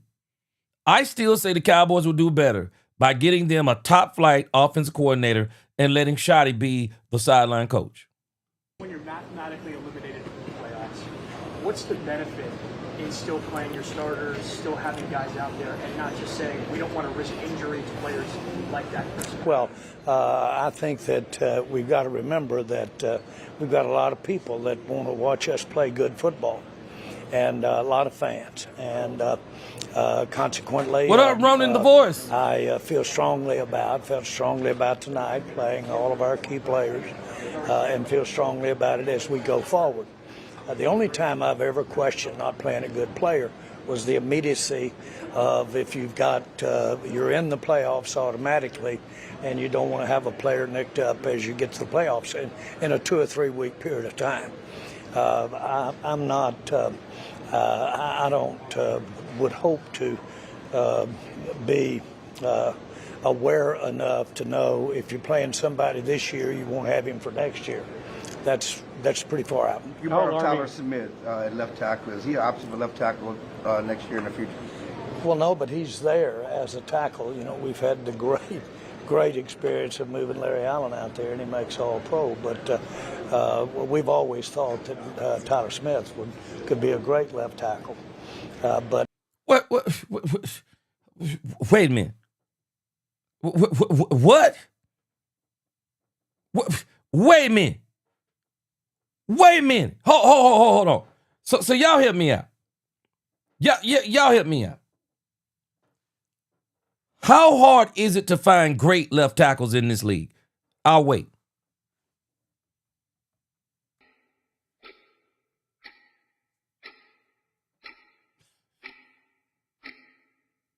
How hard is it to find great left tackles?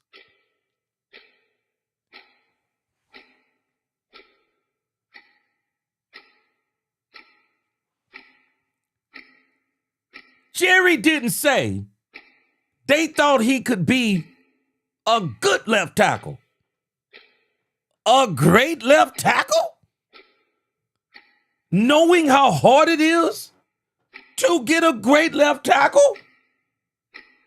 And rather than moving him to left tackle, you're leaving him at the left guard?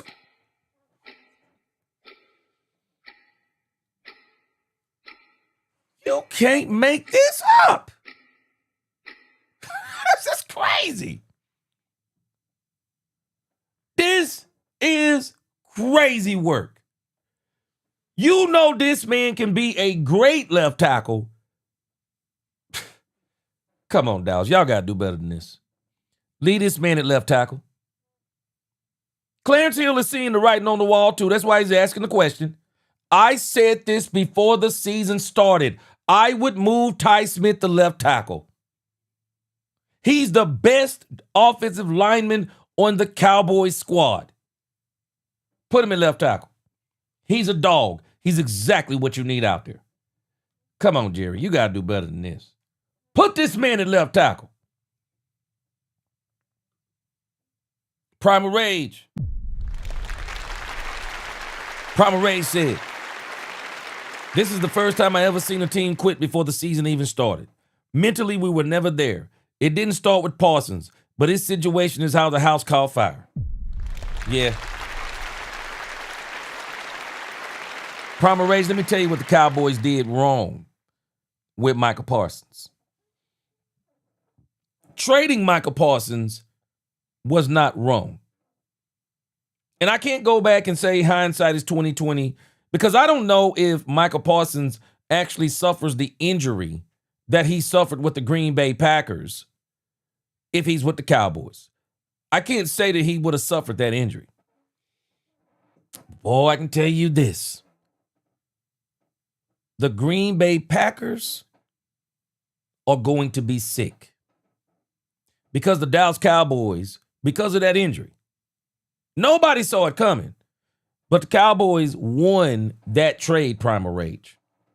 And the reason why the Cowboys won that trade, Michael Parsons will not be able to help them get to the playoffs.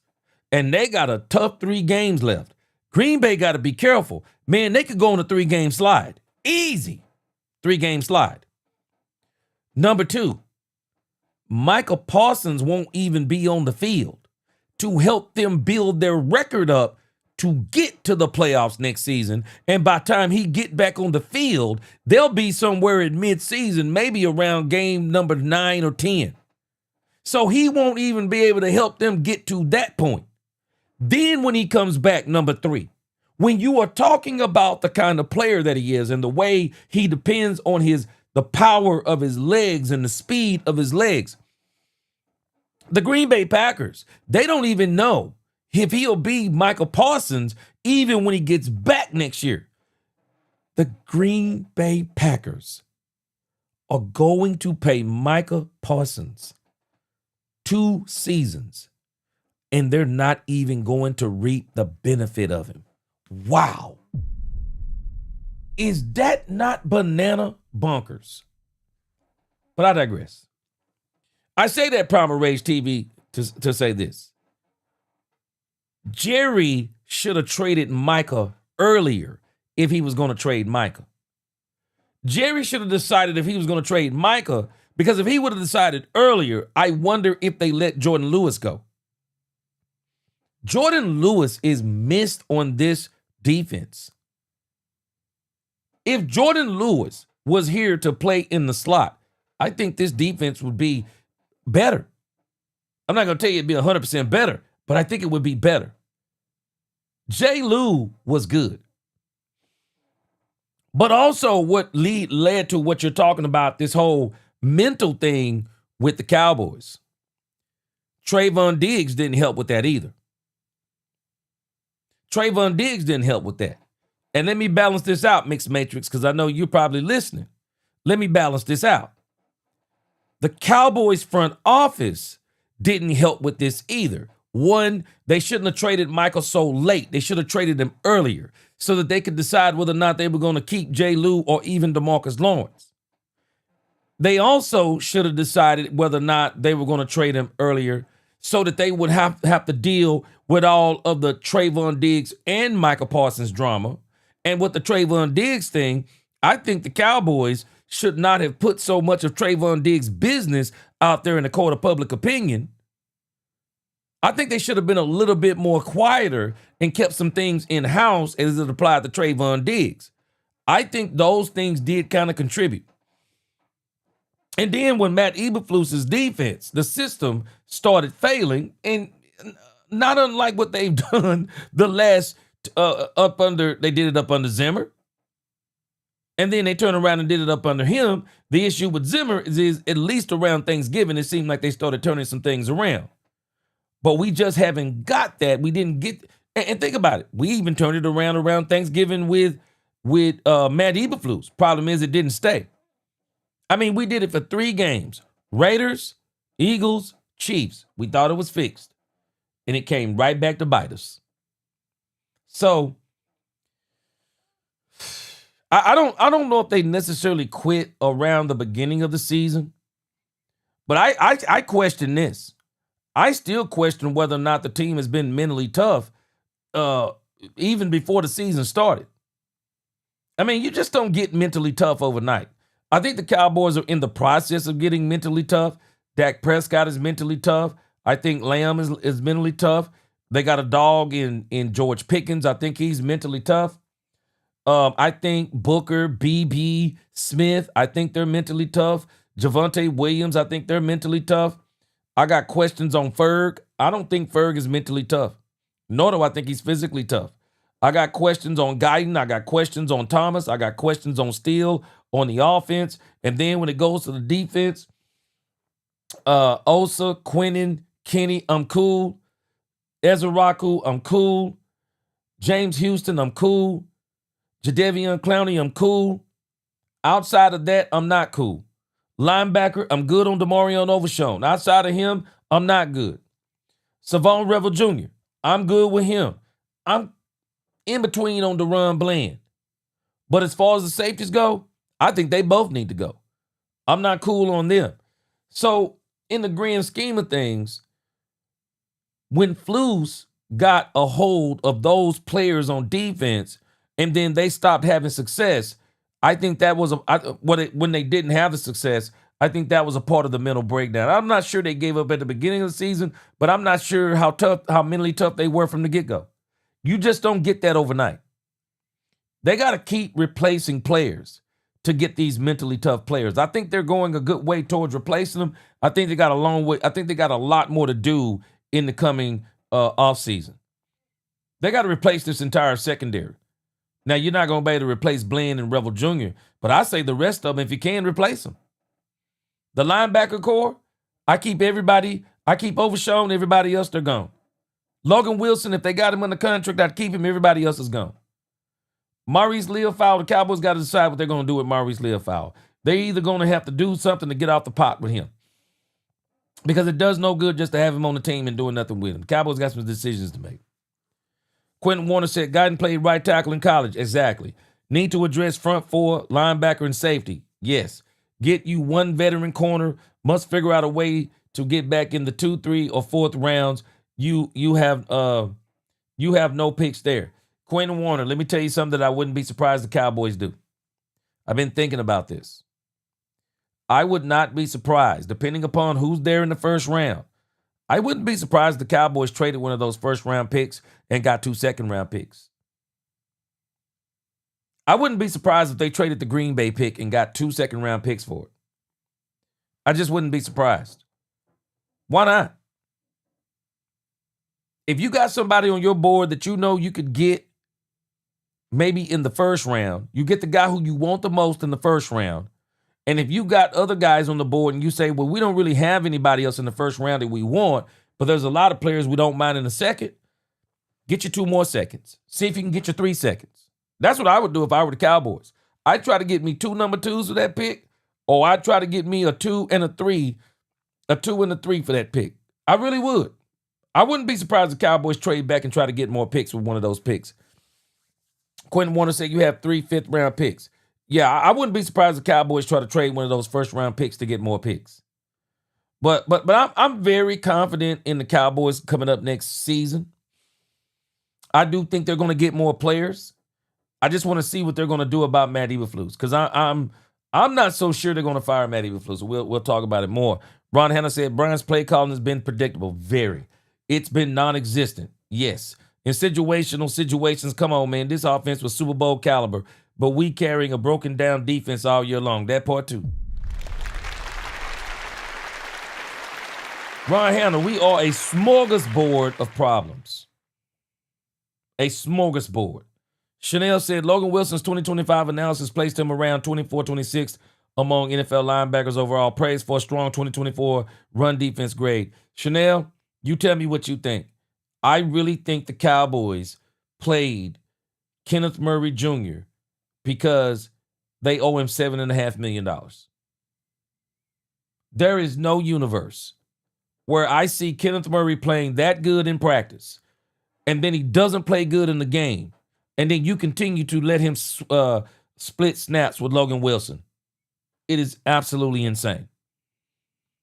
I think that's one of the issues where it's a money thing. Timothy Govin, Eric Bieniemy. I tell you this, I definitely would bring him in for an interview. I'd definitely like to hear what he's got to say. I would. I mean, he's coached. He was the OC for Patrick Mahomes. You know, he spent some time with Andy Reid. I'd definitely be willing to listen. KH said, I called Jimmy about the head coach job, and he said he would think about it. He said, I'm not sure if I should wait for his answer. It's a good thing I didn't mention the GM job to him. Boy, let me tell you something, KH. I don't think you'd get the same Jimmy, man.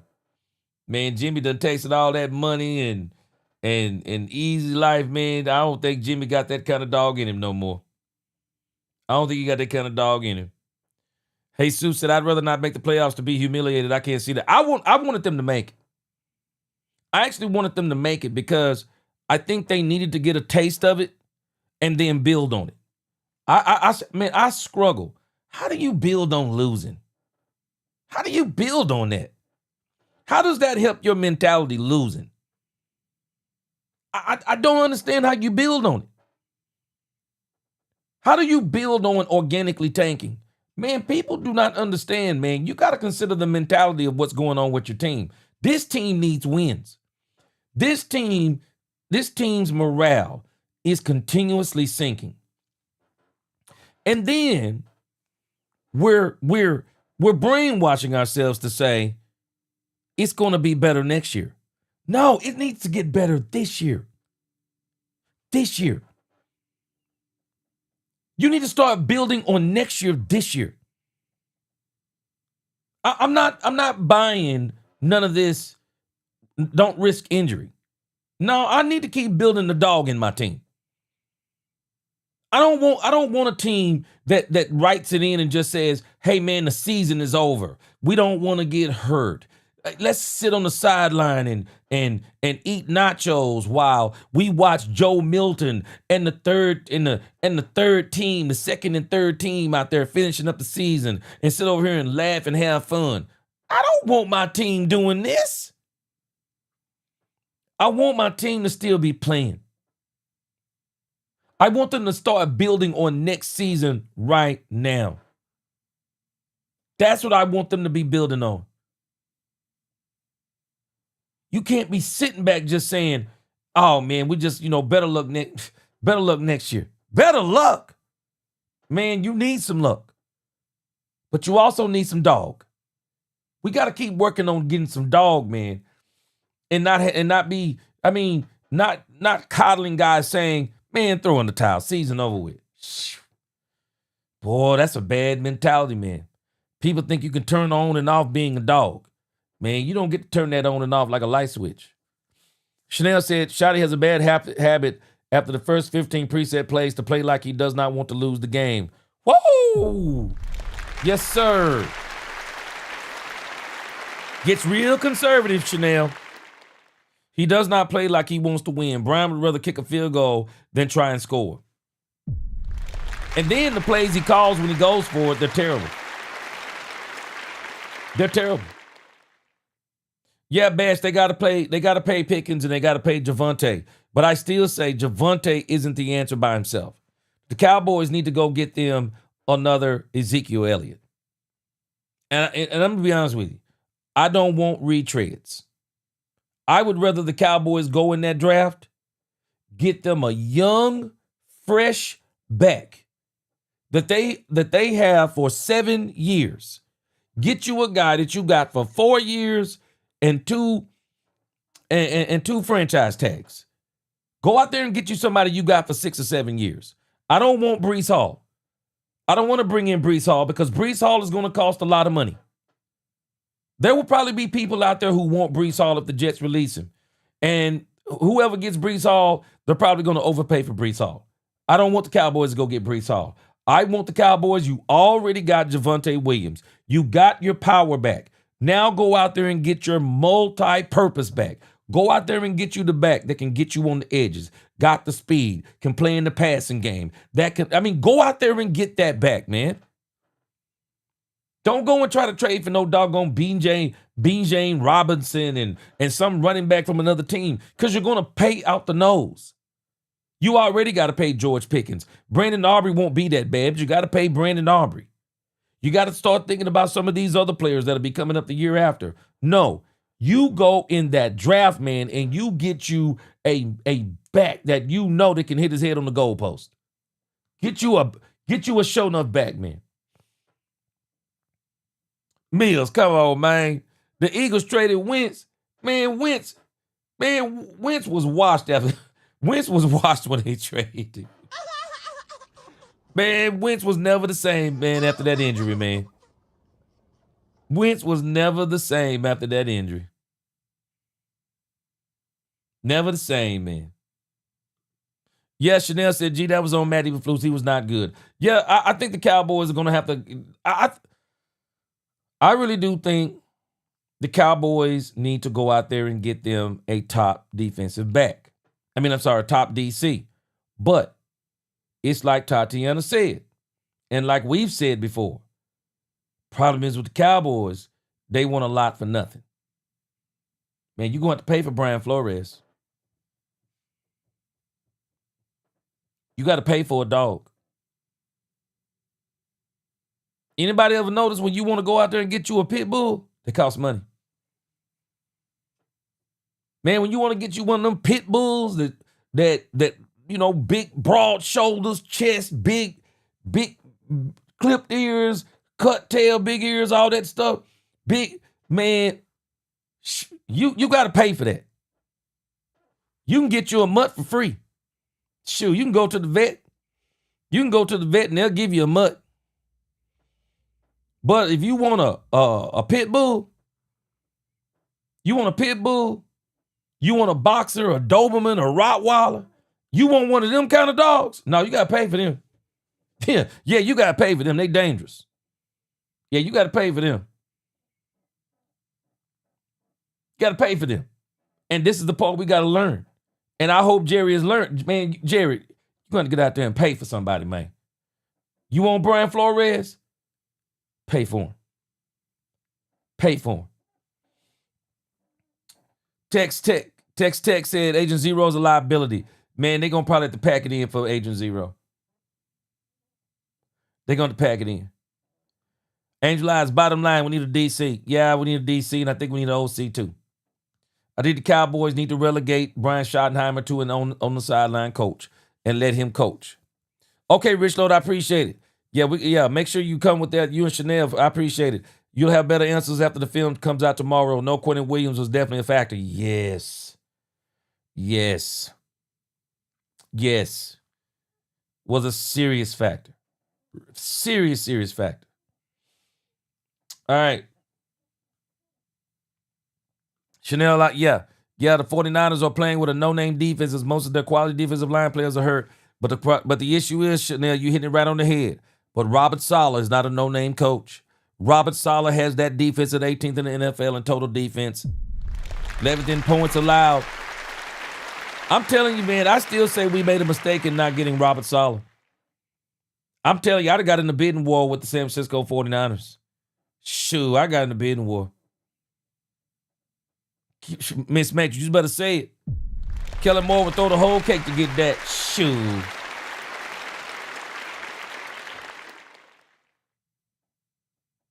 Ooh, Angel Eyes. Okay, we got to get to Dak Prescott. We'll play Dak Prescott next.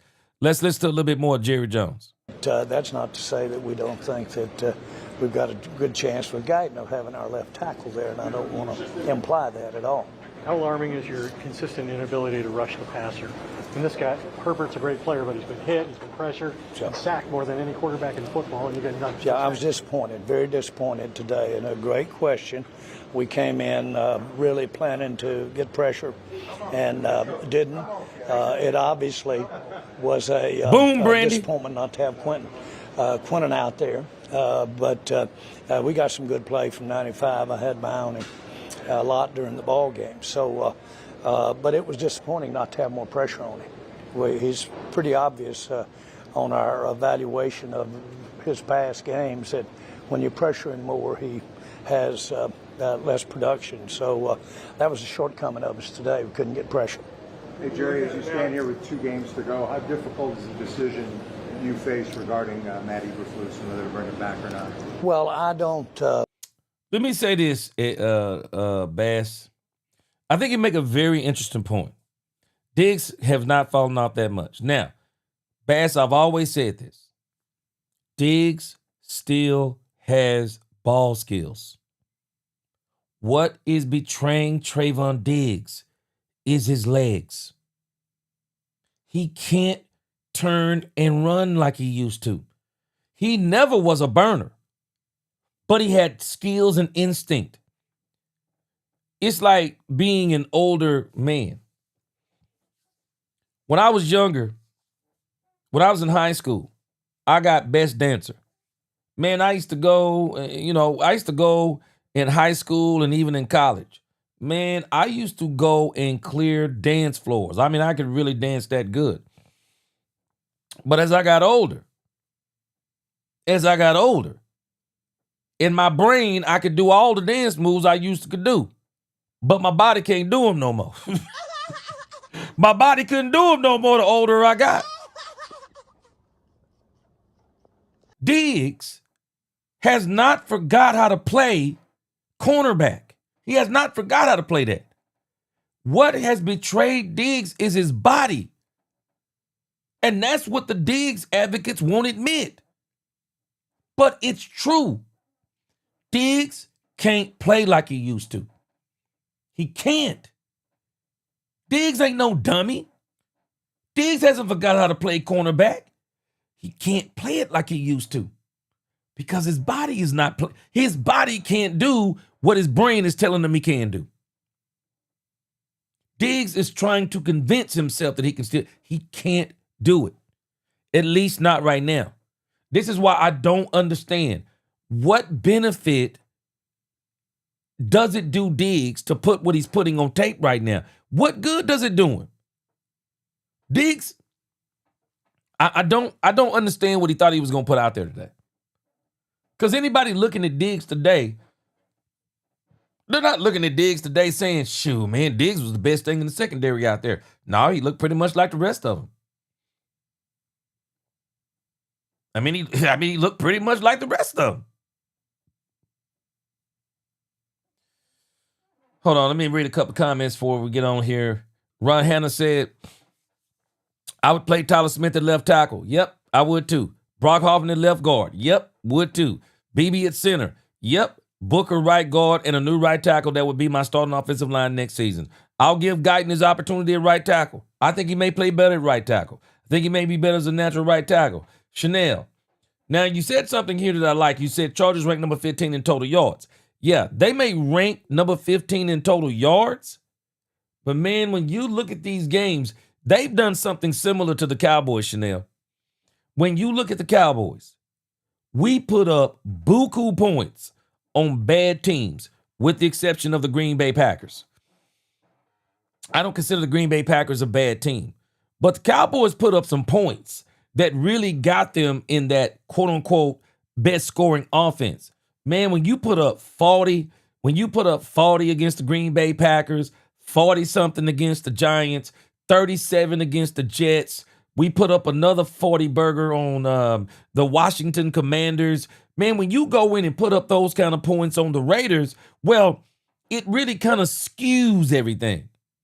Because while you're scoring those points on those bad teams, but then when you look at down the stretch, the Cowboys haven't really been scoring. And let me say this, for what they haven't been scoring a lot of points for what they have. Because in actuality, the Cowboys should be able to score 30-plus points every single game. But it's the same thing with the Chargers, man. You look at, I already showed you what the Chargers are. Man, Herbert ain't been doing nothing this season. Man, this dude has underperformed. Then he gets with the Cowboys today. My wife was even saying the same thing. She was like, she ain't seen Herbert play like this. He plays against the Cowboys, and all of a sudden he's the best quarterback in the league. He sure looked like it. But again, man, Jerry is admitting everything out loud. But the question is, now we got to wait and see what is he going to do? What is he going to do?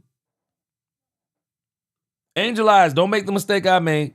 I just go get me some coffee. So now I'm gonna be up all night even after I get off the stream.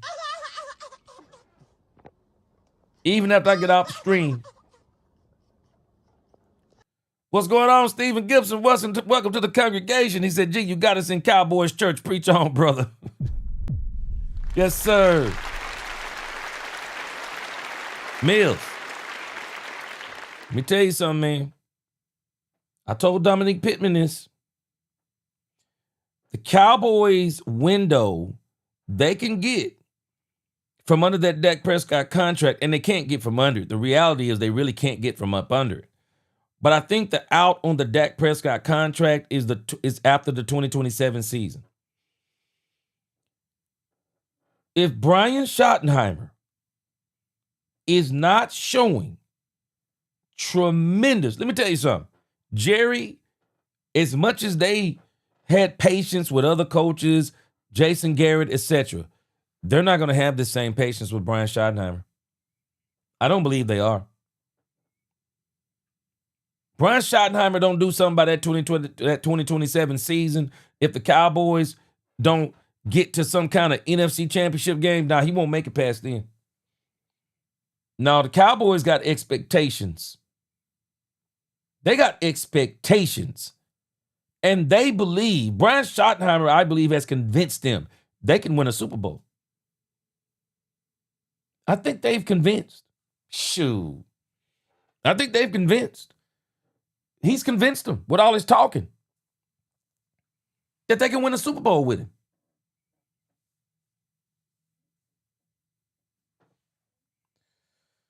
Yeah, sabotage. Sounds sabotagey to me, G. Man, let me tell you something. If you talking about that doggone Washington Commanders game, boy, I'm telling you, man, that thing right there didn't look right.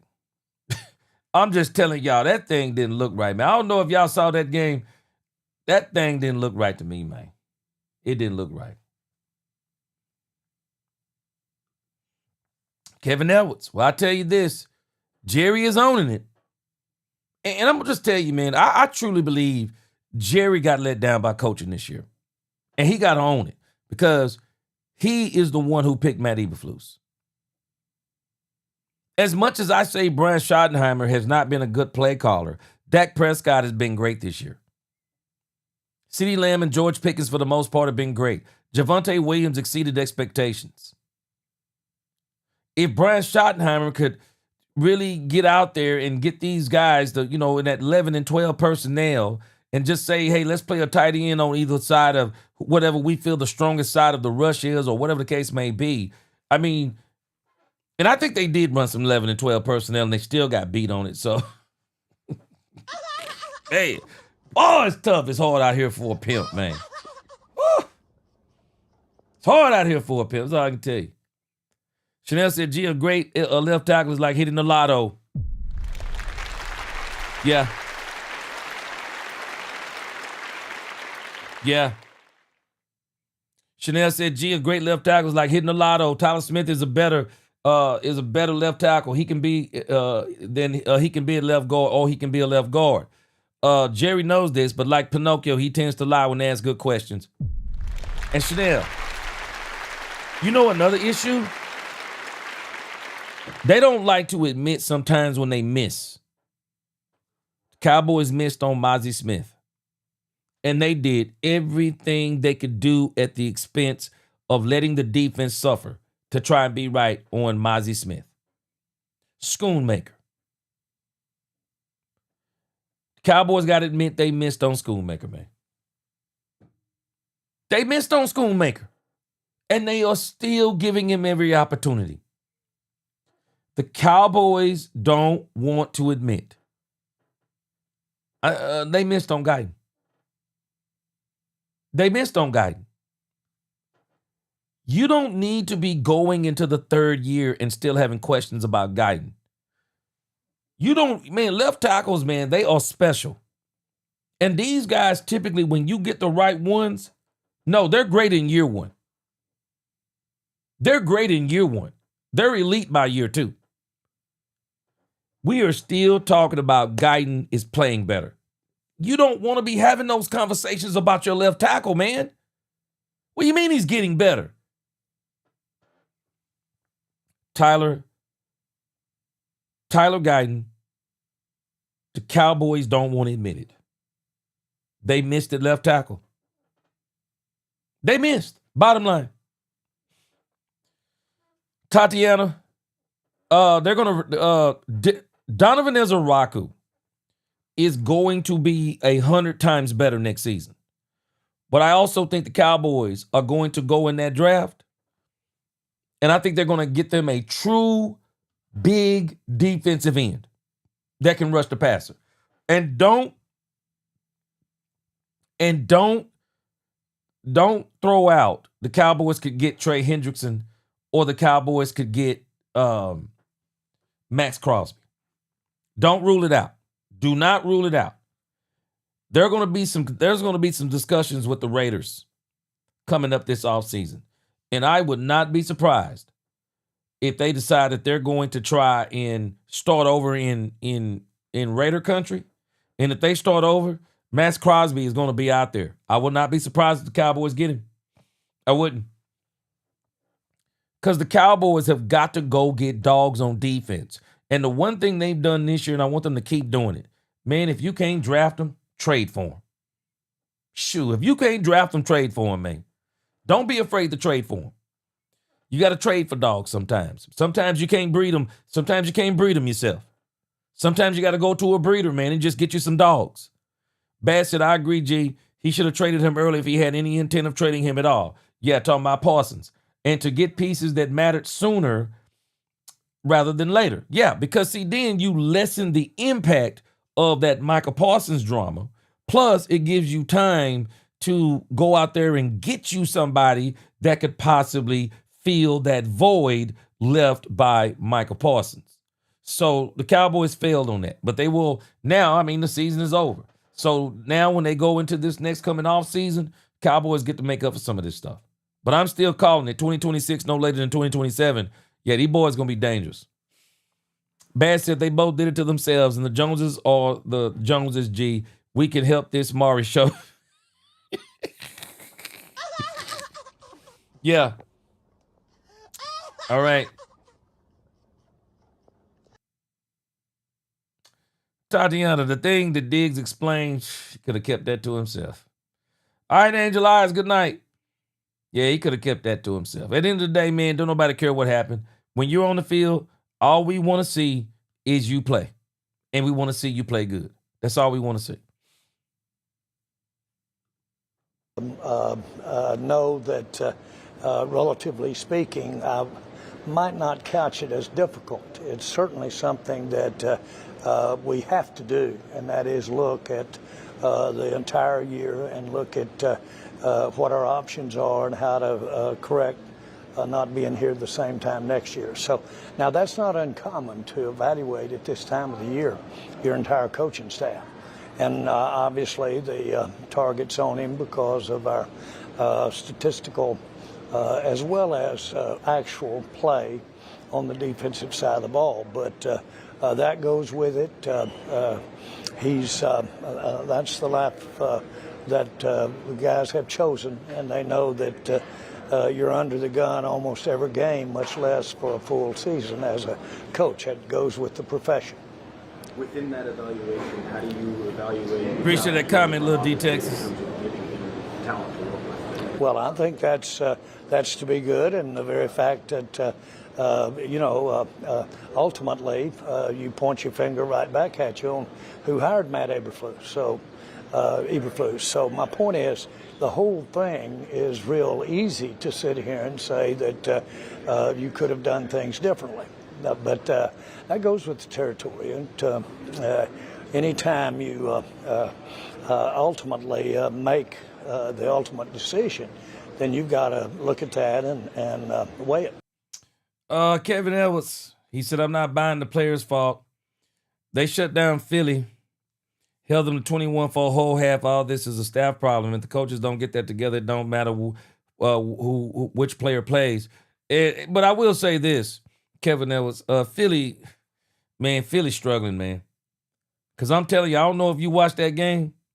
Man, I'm just telling you. If Mariota would have played the rest of that game and the refs wasn't trying to influence the outcome, shoo. Man, the Washington Commanders would have won that game the other day and we'd have been sick. The Washington Commanders would have won that game and then we'd have lost today. Boy, we'd have really been sick. Vargas, he said, gee, Guyton gets a lot of false start penalties. He can't keep it together long enough in every game. It's a false start or holding. Yeah, and I think one of the reasons is he's in the wrong position. Boy, that left tackle position ain't for the faint at heart, man. It ain't for the faint at heart. I'm just telling you. Tatiana, if they don't fire Flus, how do they expect next season to be different? Doing the same thing, expecting different results. Tatiana, the Cowboys are in a conundrum. They are in a conundrum. They don't want to have another defensive coordinator. That'd be 4 and 4 years. But I think a part of that is Jerry, as he just admitted, he hired Matt Eberflus. So this is on him too. He hired Matt Eberflus. This is on him too. And the question becomes, because he's the GM and the owner, if he was the GM of the team and he was on the hot seat, he would have to fire the defensive coordinator because he would have to show that I'm taking steps to make an improvement on the wrong that I did. But because he's the GM and the owner, and this becomes the conflict of interest, he can give himself leeway that another GM wouldn't get. So if he wants to leave him on the team for another season, Jerry can do that dumb nonsense. But I think for the morale of the team,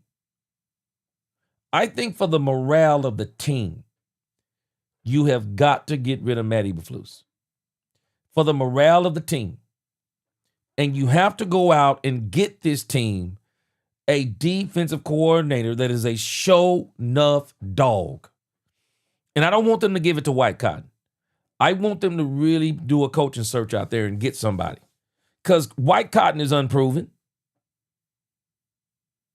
Give me somebody with some skins on the wall. Give me somebody that's been a top 5, top 10 defense. Give me somebody who can do, that has shown you they can do more with less. Forget continuity. I said it the other day. Man, this team need a jolt. This team need a jolt, man. They really do. Yeah, Ron Hanna, we're going to start talking about, we're going to give the Cowboys scores after the next 2 games. I'm not going to start dealing with drafts and stuff like that until the season is over. You know, I want to continue to talk about the team where they are this year. And then when we get done, we're going to do a total grade of the Cowboys. We're going to do a total grade of everything they've done this year and kind of boil it down to that. And then we're going to really start talking about the things the Cowboys need to do to improve. Chanel said, G, you stated you would have had to have a bidding war with San Francisco. What if I told you that Robert Saleh's salary is $4.5 million to 6-year range?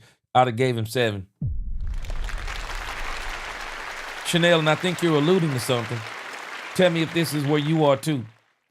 I think you're alluding to the fact that Cowboys wouldn't do it because it would be too much of a change. Because I said the same thing the other day. I think that kind of change is too big for Jerry. But that's the kind of change that Jerry need, because that's the kind of change that Jimmy was. Jerry, when you look back at it now, Parsons trade, did it have more of a negative impact on the defense than you thought it would? I'd like to think that with where we are, I'm not so sure that one position, one player would have had us in necessarily a different situation. And so I agree with Jerry on this.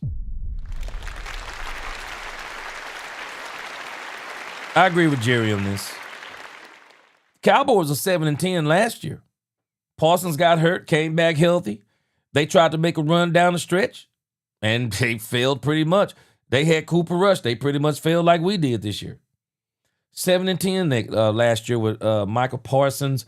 I don't think Michael Parsons makes that big of a difference. I think he may have covered up a few of the blemishes, but at the end of the day, you got to understand, you don't have Kenny Clark and you don't have Quentin Williams or Michael Parsons. You don't have them. And so, with Oso Digizua in the middle, Solomon Thomas, man, you getting ran through like Swiss cheese. You think it's bad now? Shoo. Boy, it'd be a total disaster. So Michael Parsons, it just wouldn't have made that much of a difference. The difference, and we don't even really know the difference that Michael Parsons would have made with the Green Bay Packers, because we didn't get to see what the finishing of the record was going to be.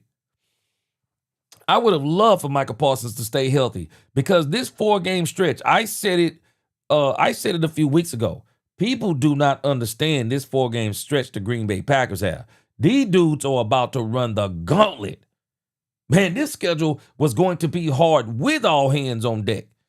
Shoot, I would love to see how they were going to turn out, because we really didn't know if they were going to be any better, because last year they were what? The Green Bay Packers were 11-6.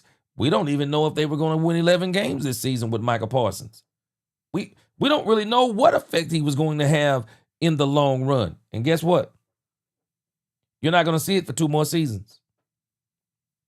He done for the rest of this season. He won't be back till after midseason. It'll take time for him to work his way back in, so he won't be able to help them build their record up until he gets there. And so who knows what effects he has when he gets back there next year. Boy, the Green Bay Packers got to be sick right now. Green Bay Packers got to be sick right now, man. They are literally going to pay this dude all this money for 2 seasons. And the reality is, they're not even going to have him. Wow. It's tough. It's tough. And so the Cowboys, man, they were danged if they did and danged if they didn't. But I think that the additions they made with Quinnen and Kenny was great.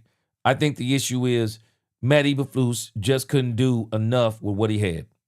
I still say Dan Quinn would have ate with this defense. I still say Dan Quinn eats with this defense. But that's a fair look as to would we have been maybe at a higher level. What did we finish the year before with Parsons? He knows. 7-10. No, I'm talking about I've forgotten what we were ranked on defense the year before with Parsons. With Parsons. And we had a lot of games we didn't have Parsons. So he shouldn't be held responsible for those games that he didn't play, in my view. But we'll take all that in consideration. Yeah, I'm telling y'all, man, I looked at the Cowboys. I've been looking at this Cowboys defense from last year with Zimmer. Man, this thing was terrible. Even with Michael playing, this thing was terrible, man. It just looked better because Parsons every so often was getting sacks and bringing some excitement to the defense. Man, this thing was terrible last year. It's absolutely terrible. It improved down the stretch, but it was terrible still. It was. Bass said, yeah, I agree with you, what you just said. If he doesn't get his stuff together soon, Jerry's already referencing his mortality. I'll leave it at that, and you can explain to the chat. Shoot, man, Jerry got more yesterdays than tomorrow, man. Jerry got more yesterdays than tomorrow. I don't think Jerry gonna have the patience he had with Jason Garrett. Jerry ain't got 13 seasons, Bass, to wait. Jerry ain't got 13 seasons to wait on Brian Schottenheimer and Matt Eberflus. Man, Jerry's got to be urgent this coming season. Jerry can't afford to give Matt Eberflus even a half a season. Bro, if there is any part of you is saying that Matt Eberflus ain't good enough, let him go. I don't care what the rest of his contract is. I don't care what it is. Let him go. For the good of your team and your coach, let him go. Richard Baptiste, man, hey, man, I don't know if you saw that game, man. Shoot, boy, something ain't right, man. Something ain't right, man. That game, I'm telling you, man, Commanders were about to do them boys in. Shoot, Commanders were playing like they had something on. They were playing like they had something on the line. Boy, man, let me tell y'all something. Boy, I was watching the Commanders game. Man, I had to do a double check. I had to go back and look at their doggone record, man. I had to go back and look at their record. I said the Washington Commanders are playing with more heart than the Cowboys. I mean, it was like somebody told the Washington Commanders, if you went out, you're getting in the playoffs. Them boys were playing yesterday. Them boys were playing, well, I should say Saturday. Man, them boys were playing, man. Shoot. Boy, them boys were playing, man. Yeah, you know what? I'm going to give you this, Chanel. You know what's so crazy about Donovan Ezeraku? Donovan Ezeraku has actually been better in the run than pass rushing. And James Houston right now is a better pass rusher. And this is one of the things that I have against the Cowboys. Chanel, they have not utilized James Houston good enough. They did not utilize James Houston good enough. And I think a part of this is the Cowboys, when they say compete all day, I don't buy it all the time. Because sometimes they're not trying to create competition and play the player that is the best. Some of this stuff is still politics with the Cowboys. They got to get away from the politics. Because, man, Kenneth Murray Jr. ain't nothing but politics, bro. You know it and I know it. Kevin Evans said, Peacemaker, we had some Diggs defenders here a few days ago, and where are they now?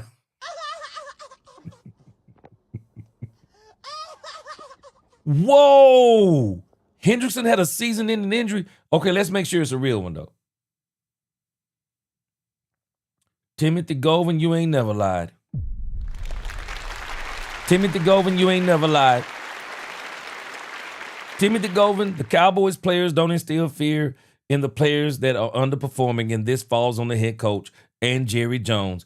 Y'all know I'll defend Jerry Jones in a minute, but Timothy Govin, I'm going to give this to Jerry Jones too. No accountability.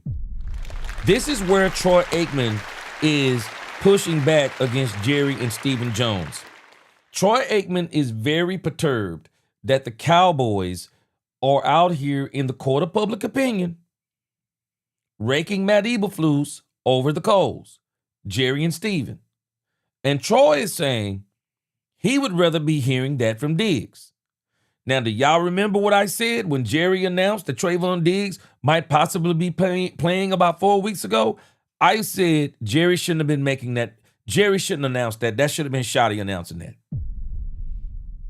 Jerry was the one who started building up the media's anticipation of Trayvon Diggs coming back. Jerry should have kept his mouth closed about Trayvon Diggs and let Brian Schottenheimer talk about Trayvon Diggs.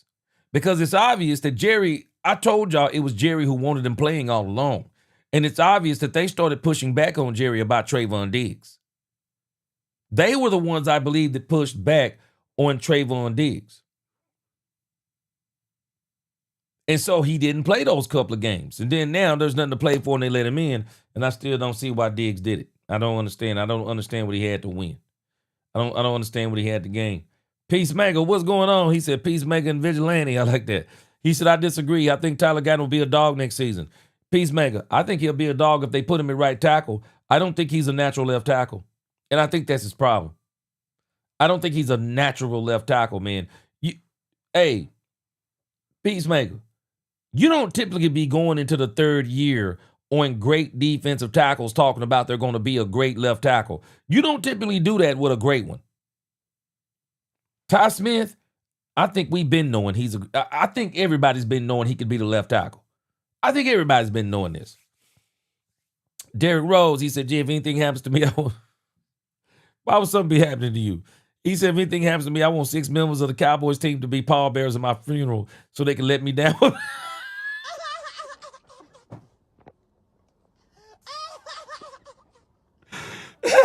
Derek Rose is tripping up in here, man. You said so they can let you down one last time. Well, hopefully they don't let you down no more. Hopefully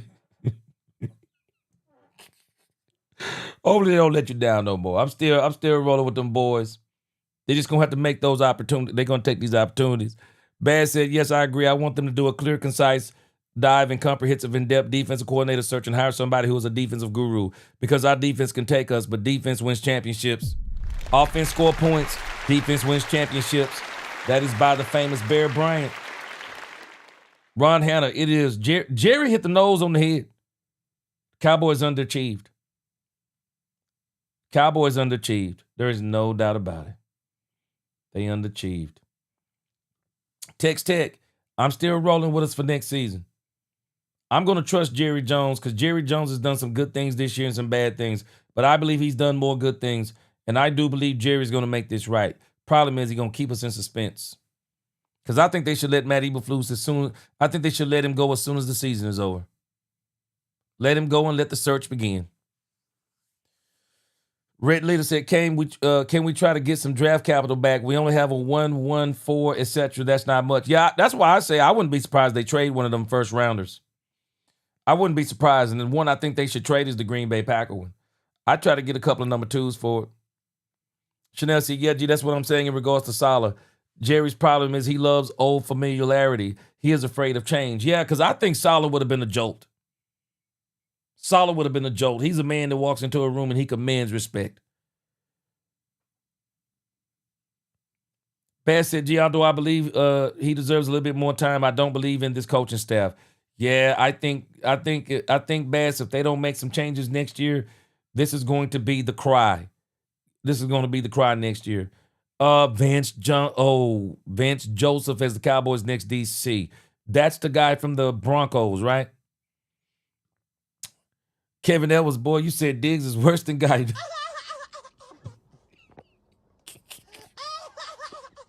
Bass. Because I saw Brian not be able to find a way to get Javonte Lamb or Pickens to score, and that was very shocking. Man, I'm telling you, man, this dude, Peacemaker said Diggs is worse than Jalen Toll. Yeah, man, this is I'm just telling y'all, man, this has been one of the biggest surprises for me with Brian Schottenheimer.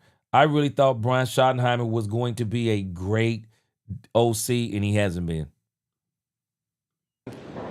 Yeah, of course we didn't have Quentin out here tonight, which you'd need to factor in as well. But I don't know that the way this thing has evolved, if I would go to, I would sure want to compare the last 2 years if I were trying to get to the impact of any one player, if they played both years. How about the previous 3 years before that, Jerry? Frank Lawrence. Boy, it's a megaton bomb right here. This is a megaton bomb, Frank Lawrence. This comment right here will continue to haunt Jerry Jones. Jerry says publicly post-consecutive Super Bowls wins in reference to Coach Johnson. With that team I put on the field, I can think of hundreds of coaches who could win back-to-back. Haunting him. One, Jerry helped put that team on the field, but Jimmy Johnson was the architect. He was the financier. Jimmy was the architect. And Jerry is still struggling with something. And I've been saying this. I said at the beginning of the season. Anybody can get talent, but not everybody can build a team. This is still where Jerry is struggling. Jerry can't seem to build a team. And that team is not just the players. It is the ownership, GM, coaches, players. He can't figure out how to build that entire team. He can't do it. You can put great players around. Anybody can get great players, but not everybody can build a great team. Can't. I'm just telling us. Text Tech, he said, G saves my soul. He brings me, might be some of us off the cliff when it comes to our boys. I appreciate it, Text Tech. Hey, there said, you just stated another fact. Y'all know this is the only game Herbert has not been sacked. Guess what? Even when they played J.J. McCarthy, it was his second least quarterback pressures the entire season. That's why he ate on us. Golly, boy. Woo! Whew. Timothy Govan said, Gee, I'm driving a Brinks truck to Flores' doorstep, a coordinator who knows how to evaluate players. Yeah, man. Yeah. Yeah, Kay said, Gee, how long have you been defending Jughead? This year or in the past as well. Now, you know what? I try to give Jerry the benefit of the doubt because I know what he's done for the game. But hey, I got to tell you when he's doing dumb stuff too.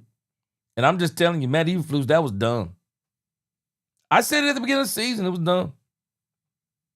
Michael Parsons, I don't blame Jerry for trading him. I blame him for when he traded him. That was dumb. You got to do that early, man. You can't let that get where it got. You got to do that early. When you trade a player like Michael Parsons, man, you got to. Jerry can tell me anything he wants to. But this decision to trade Michael Parsons was not a discussion before the draft. It was after the draft. Boy, if Jerry would have traded Michael Parsons during the draft, oh my. Woo! Boy, if Jerry would have traded this man during the draft. Woo, man. Boy, the draft picks you could have got for Michael Parsons. I think they would have got a lot more for Michael Parsons if they did it during the draft. I believe you could have got probably 2 number ones. You could have got 2 number ones and probably a couple of 2s. Man, they could have cleaned house if they did it during the draft. Just dumbfounded. Jerry and Michael both let it get too late. KH, let me tell you where Jerry is conflicted. Let me show you where God is. And I don't think God cares about football as much as, but God will make a man come face to face with his words. Jerry said the check he would write or wouldn't write to get another Super Bowl. So where Jerry is going to keep coming face to face with his own words is not in player acquisition because there's a salary cap.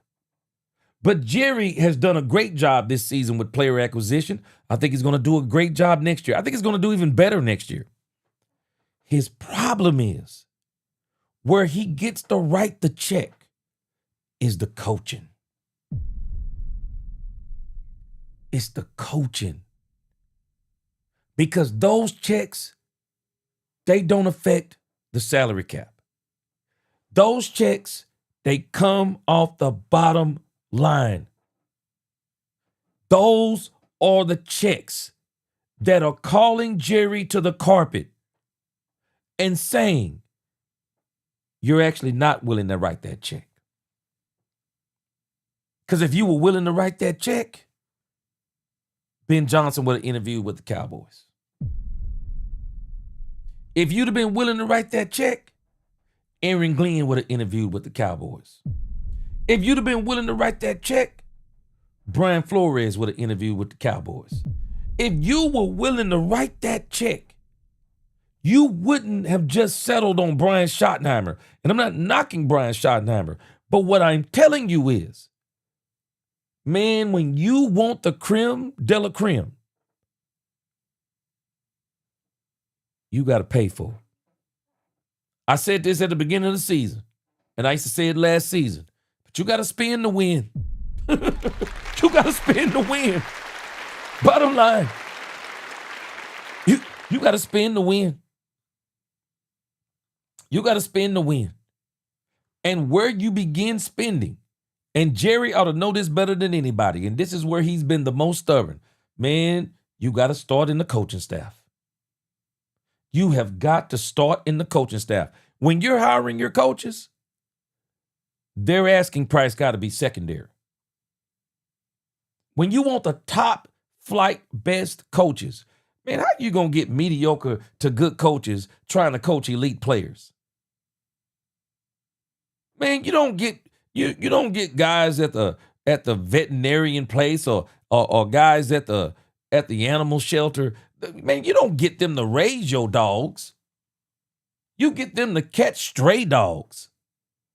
But when you want a dog or you want somebody to train dogs, shoot, you go to a dog trainer. You want a pit bull? You go to a pit bull breeder. You don't buy a pit bull from the person next door. Oh yeah, they got all their shots. Okay, but I don't want just any pit bull. I want an absolute dog of a pit bull. That's what I want. Now, you go to somebody that specializes in doing that. And this is what Jerry keeps getting called to the carpet. It's not his player acquisition problem. He don't have a player acquisition problem as much as he has a coach acquisition problem. It's Jerry's problem. That's his problem. He's trying to get good coaches to coach elite players. It don't work like that.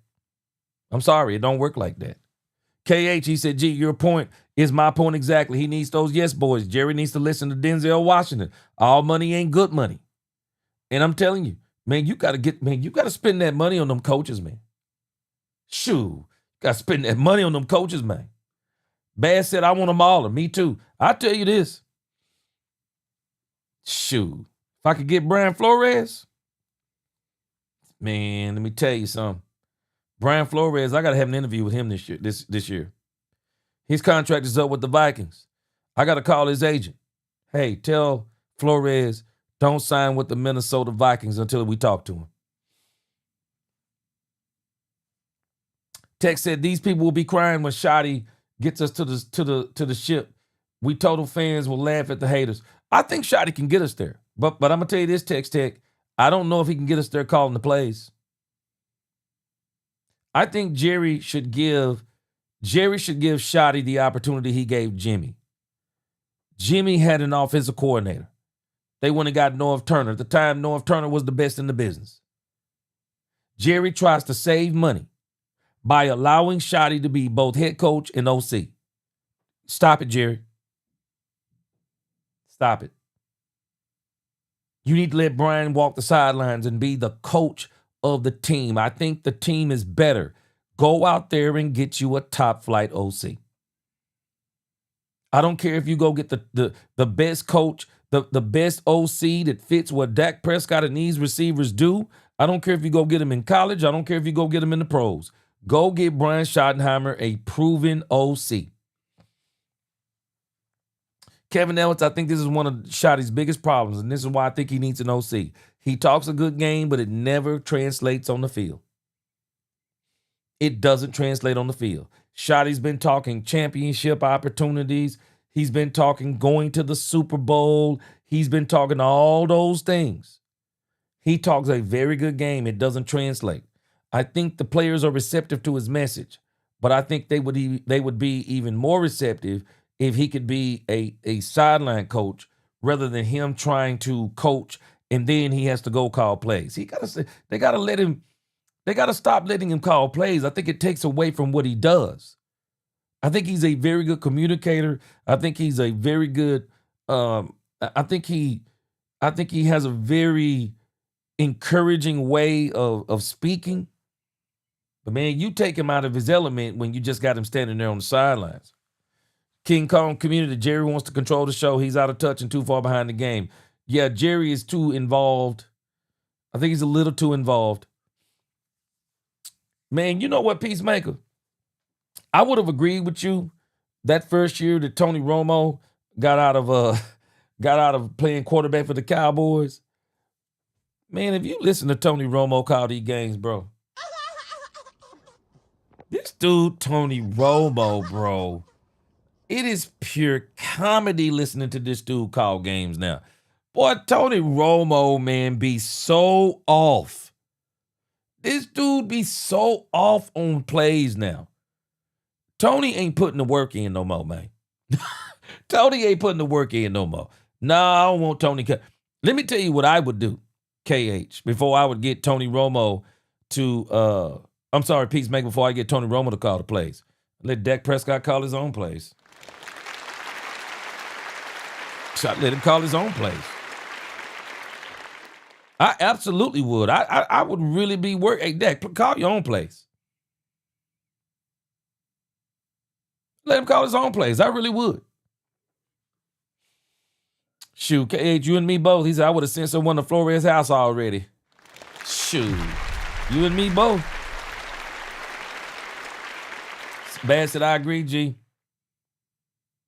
King Kong said, we will not. He said he taking all pay.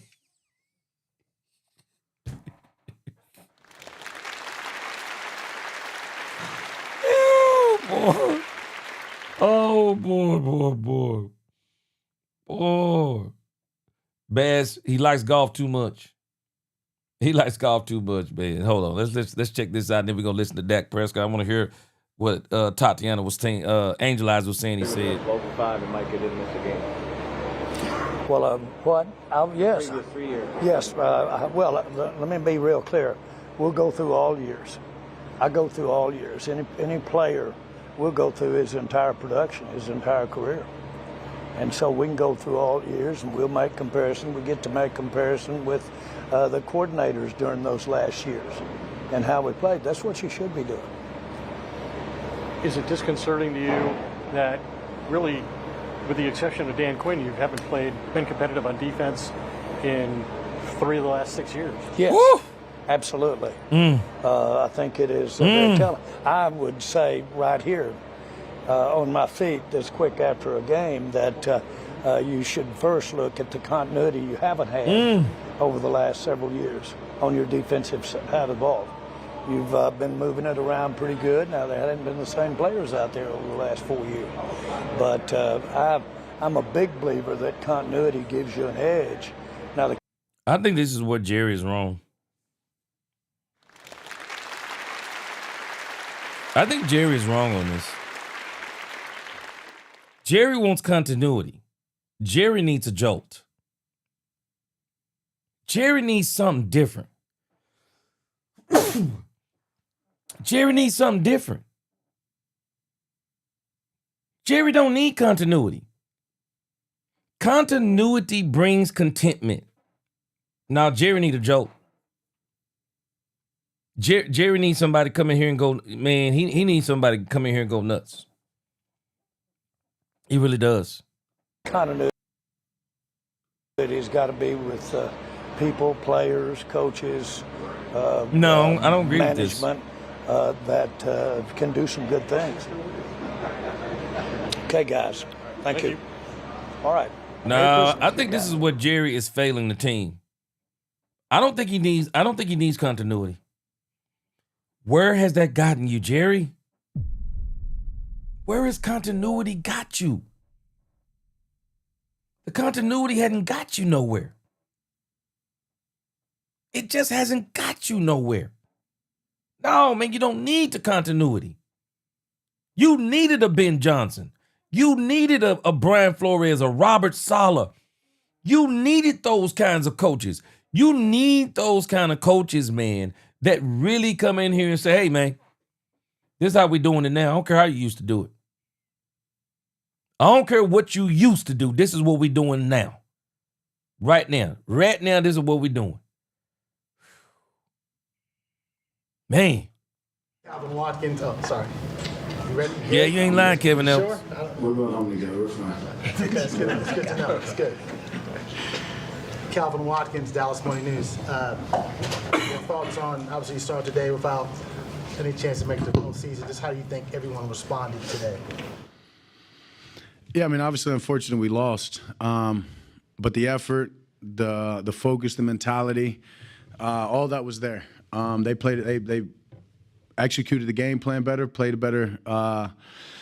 better full game than us. I mean, at the end of the day, we didn't play complimentary football. You know, the first half we were rolling, and we didn't get the stops on defense. Second half we got the stops on defense, and we weren't doing much. So the lack of that is where, you know, that you're going to get the result like that against a good team who's great at controlling the ball, and they did that tonight. I mean, I know there's plenty of times where I'm on the sideline, right, getting antsy and fidgety because they do a great job of controlling the clock. And this is funny to me.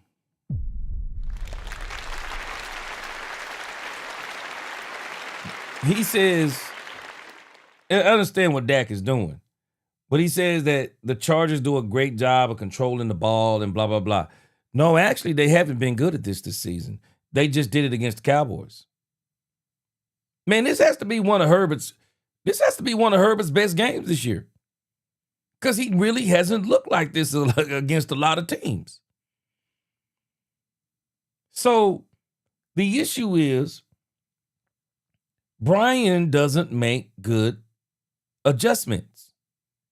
Once you figure him out, he's done. Brian don't make good adjustments.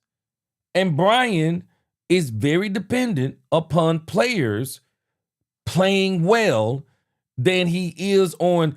He's not the kind of OC, for example, Kyle Shanahan, a very cocky OC. Shanahan is so confident in his game plans. You can take away Shanahan's starting quarterback. You can take away his starting wide receivers. You can take away his starting running back. You can take his starting tight end. You can take players off his line. And Shanahan takes that as a challenge. Shanahan looks at shortcomings and go, now, how can I still win? How can I show people that I'm still that coach? That no matter what I don't have, this is what I'll do with it. Shanahan doesn't focus on what he doesn't have. Shanahan says, this is what I do have, and I'll still beat you with it. Shanahan is that dude that'll tell you I'll beat you with one hand tied behind my back, and then if he don't do it, he'll almost do it. Shanahan makes great adjustments.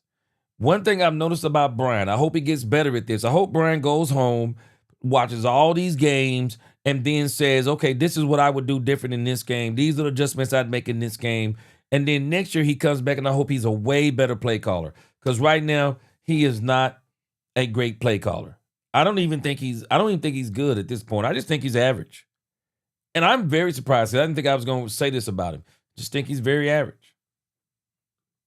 Just marching their way downfield, and we didn't make the stops when we need to, and ultimately we didn't score enough points. There's a lot of plays in the game, but there was a 4th and 1 late in the third quarter that you handed off to lefty, you didn't get it. What was the thought process on that play and everything? Just did my job. I mean, obviously, it was just a dive play, not much more for me to do. Handed it off, and we unfortunately That's didn't get Guy. it. What's up? We'll play that next. We've had success at in the past. seems like they were just more ready for it than our execution, and they stopped us, and that was the end of it for, I guess, the offense, you could say. Clarence Hill, Dallas Cowboys. It seemed like the first half you had it going. You was throwing as well as you ever had. Seen things. What happened in the second half? Other than the fourth one, it seemed like that's what the worm turned for you guys. But what happened to the continuity with the passing game in the second half?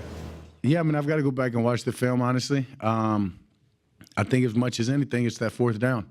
If we get that fourth down, we're still rolling. We go score a touchdown there. It's a one-score game or 3-point game. And, you're just looking for a stop for us to go down, take the lead, or tie it up. So when you're playing a team like that who's really good at controlling the clock, we only had 3 drives, the first half. And I told the guys in the second half, we're probably only going to get 3, maybe 4. I think we got 4. And when you're playing a team like that, you've got to take advantage of those opportunities. You got to execute on every possession, and we didn't do that in the second half. And so when we didn't get that fourth down, that's what I said. That was kind of the air out of the bubble right there. You talk about being professional, and it's our job, and we're out here. We have to take advantage of every opportunity to play. But how tough is it to keep that intensity up for a full game when you don't have anything, quote unquote, to play for as far as playoffs are concerned? Honestly, I guess it's different when you do this. And no, I'm not firing any shots. But I've said it over and over. This is our job. We're blessed. You know how hard we've worked and the sacrifices we've got to even get to this league, to get to this 10 years in for myself, to be healthy, to I said it to the team in the I think it was Friday when we were breaking down, or Saturday, whenever. It's this game has given us so much. How could you cheat it? And so See, this is the problem, though, I think, with this team. Dak is really speaking a problem with this team. I don't think the majority of the players think like Dak Prescott. I don't. I don't think the majority of this team looks at this game like Dak Prescott does. Some of them, they're looking at it as, we want to get paid. We're working our way towards our first contract. Some of them are looking at they want to win and they're frustrated they can't win. And so they don't really have it in them the way that they don't have that drive in them the way they want to. Dak Prescott just coming off of a cataclysmic injury. He's had a couple of them. He's bounced back. He's a warrior. Dak is a dog, whether people realize it or not. Dak looks at the game different. I don't think a lot of these players looks at the game the way Dak does. Dak is giving them a lot of credit, but they don't look at this game the way Dak does. They don't. I think this has been a problem for this team for a long time. I think we're starting to get some dogs on this team. I still say Jerry's got to go get some more. You're going to change this mentality, man. You got to go get some more dogs. And I especially think he needs to go get some dogs in the coaching staff. I think he's got some, but I think Matt Eberflus and bringing over 4 of his staff members or 5 of his staff members, Jerry not only has to let go of Eberflus, he has to let go of all of his staff members too. Let go of all of them. I do not understand. Jerry's got to stop chasing continuity. You bring over Eberflus, and then you're going to bring over half of his coaching staff. Well, dang it, Jerry, you trying to give him the team? Dumb and stupid. Both of them. When Jerry lets go of Eberflus, he's got to let go of all of his staff too. All of them. No hard feelings, guys, but y'all got to get up out of here too. Got to get rid of them. And I would dare say, Jerry, go let Schotty do it. Man, go let Schotty get his own guy. At least let him pick a few guys and pick from the guys that he picks. If you want to have continuity, give him the continuity, not your continuity. Let Schotty coach the doggone team. But again, I don't think these players think like Dak Prescott does.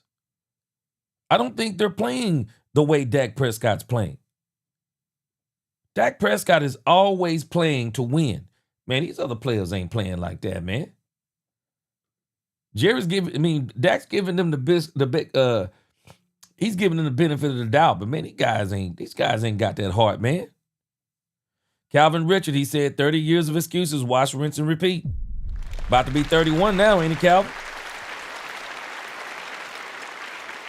But Calvin, sometimes the closer we get, it seems like we get further away. Because we see these seasons, man, where the Cowboys have these opportunities, and for whatever reason, they get missed. I think we had those opportunities 2014, maybe around 2011, 2016. It's like we always got opportunities, but they slipped through our fingers. Man, Jerry's got to put the pedal to the metal, man. And I think Jerry is going to put the pedal to the metal because Jerry ain't got time to play now. Man, Jerry done got up there, man. Jerry got more yesterdays than tomorrows. He ain't got time to play like this now. Now, I believe Jerry know. Jerry know. Jerry know what he got to do. Rich Lord, he said the TD to McConkey was Tampa cover 2. Hooker blew his assignment. Been watching him do that all season. Okay. Shoot, Gage, I wish I did know Flores. I would call his agent. Chanel said the Rams in the game, they should have won against the Seahawks. What did Ram ownership do? They fired their DC the very next day. That's how you run your team as GM and owner. Yes, sir. Hold people accountable, man. Yeah, King Kong, Dak basically politically correct saying we soft. Yeah, man. Yeah, and I think Dak knows everybody don't think like him. I think he knows that. I think he knows that for sure. Like, to answer, I don't know anything else. Like, I'm not going to cheat this game. I'm going to give this game everything that I have, and that's just how my mind works. It's not I've got to flip back in or flip back, or, I can turn it off. It's not the play. Like, that's how you get hurt. That's how you go out there and embarrass yourself. That's how you lose a job, So for me, it's about preparing, staying true to the process, and staying true to how I play this game and prepared to play this game. And, a lot of work has went into this. And I think Osa said it best, when he just broke down the team right there after the game of, we got 2 weeks left and nothing's promised in life, right? Our football careers damn sure aren't, so nothing in life is. Like, let's enjoy these 2 weeks, cherish these moments, these practices, these time together with the men and the brothers that we love and we've got an opportunity to play with. This team won't be the same next year, so let's enjoy this and give it our best. Yeah, Virgil said we got to be more accountable from the GM, special teams, defensive coordinator. Shotty, we need to play with more heart. I agree, and use the players to their strengths. I think this is one of the things we got to do better with the new defensive coordinator. I think Shotty, one of the issues with him is being Virgil. I've said this about him the whole season. Sometimes he's more focused on the players can't play his system. And so he gets lazy and calls all that zone stuff. And rather than saying, this is what I have, so I got to put him in the best position to win, how can I maximize what I do have? And I still say the best way you maximize what you do have is blitzing. I mean, at the end of the day, man, if you can't scheme it, blitz it. You're getting beat already. Hey, you might as well get beat blitzing, man. That's what I would do. Text Tech 23, he said, we are not trying to, he said, Steve Young wasn't a great quarterback. Yeah, but they surrounded him with great players. Why can't we do the same for 4? I do think we're getting there. But I still say the Cowboys got to get him a defense. They got to get him a defense. This is what they got to do better. They got to get him a defense. Because when you look at a lot of great quarterbacks, go check their defenses. Check their defenses. They have some great defenses in front of them. They got to get them a defense. I think they're on their way. But boy, let me tell you, the Cowboys they got a ways to go. Again, we're going to talk about this more at the end of the season. But the Cowboys, the Osa, Kenny, and Quinnen, I think they have to keep all 3 of them. Solomon Thomas, he already has another year. So the Cowboys will keep him. Perrion Winfrey, I want the Cowboys to keep him. I think they're set at defensive tackle. Don't even change that. Edge rusher, you got Donovan Ezeraku. Let's keep developing. But I think you need to go in there and try to get you a terror in the draft. And I say where the Cowboys focus those two. If I were the Cowboys on those 2 first-round picks, I would probably try to trade back on one of them and try to get 2 number 2s. That's what I would do if I were the Cowboys. If I could find somebody desperate enough to give me 2 number 2s, I would go in there and get the safety from Ohio State if he's there at number wherever the Cowboys are going to be, If he's not there, then I'm going to go and get the best edge rusher in the game. I'm going to get the best edge rusher I can get with the first overall pick. If I can get that safety from Ohio State. Then the second round, I will try to get me a couple of more number twos, have 3 number twos, and then I would be looking for cornerback, running back, linebacker. That's what I would spend those 3 number twos on. I would get that shored up. And then whatever else I have, I'm going to fill in. I'm going to go in. I'll go in and maybe get me another defensive back. Maybe I'll go in and get me another linebacker. But I'm going to focus this entire draft on the Cowboys on nothing but defense, with the exception of that running back. Because I think the Cowboys need an explosive running back. Javonte Williams isn't explosive enough for me. He's powerful, but he's not explosive. I need somebody that can hit their head on the goalpost. I like Malik Davis, but I want better than Malik Davis. I want to get me a show enough running back that I have the rights to for the next 6 to 7 years. And I want somebody that, man, I'm telling you, I want me somebody that can come in and we go, man, at any time he touches the ball, fireworks. Fireworks. This dude is gone to the crib. So, again, for me, running back, everything else is defense. You know what? I'll say this too. I really think the Cowboys should really be thinking about trying to also find them an explosive tight end. I really think the Cowboys need to get them an explosive tight end. Because I'm telling you, Ferguson has been a disappointment, man. Dak Todd Archer with ESPN. You mentioned 10 years in. What gives you the optimism that year 11 will be different? The work that I put into this. From last year to this year. I think you can go back to every year, right? And there's been improvement. So when you control the things that you can control and you do it with a great attitude, put God first, you're not going to question yourself. You're not going to question your ability to accomplish something. So we're going to keep working. I'm going to keep working. This team's going to keep working. The organization obviously is going to do things in the offseason, and hopefully everything is just building for us to have a better year than we did this year. And I know for myself and anybody that I'm leading or that's following me, that'll be the message. John. John Machado with The Athletic. Tyler Smith playing left tackle. What did you think? Put him at center. He can do it all. We're good at center, but honestly, I mean, he can play whatever he wants, and that's credit to that guy. I mean, I go back to his rookie year when he was taking all the snaps at guard. Tyron's the left tackle. Tyron gets hurt the week of the game. You know, everybody's like, oh, gosh, they got to put this first rounder out there who hadn't taken snaps at tackle all offseason. Like, can he do it? Will he be good enough? And the guy goes and has a Pro Bowl year at left tackle. So then the next year, moving back to guard, right? And man, you got to ask yourself, what team moves the left guard to left tackle? He has an all-pro season at left tackle. And then you move him back to left guard and go get a left tackle who hasn't even played a lot of left tackle.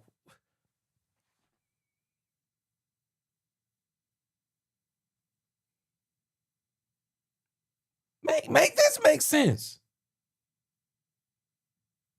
Who would move as hard as left tackle is to find? Who would move a guy who steps in and is an all-pro left tackle and say, hey, we can do better than this? What? Nah, bro, this is the new left tackle for me. The day Tyron Smith steps out the door, Ty Smith is my left tackle. It's not even a discussion. I draft a left guard. I don't draft a left tackle because guards and left guards especially are hard to find. What are we doing? This is dumb to me. This is absolutely dumb to me. And when you think about it in the grand scheme of things, it's one of the problems we've had.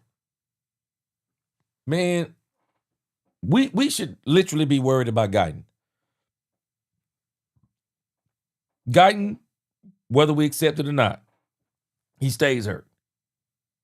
Guyton stays hurt, y'all.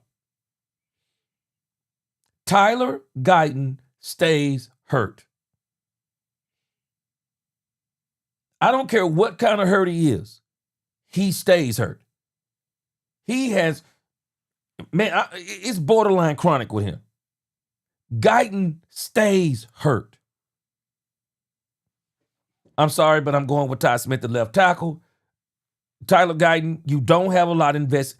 This is where the Cowboys have got to get better. Bro, you don't even have a lot of money tied up in Tyler Guyton right now.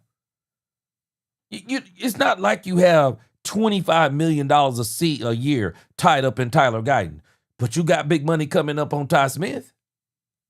Ty Smith's contract don't hit for 2 more years, but you got big money tied up in him. Bro, put this man at left tackle, man.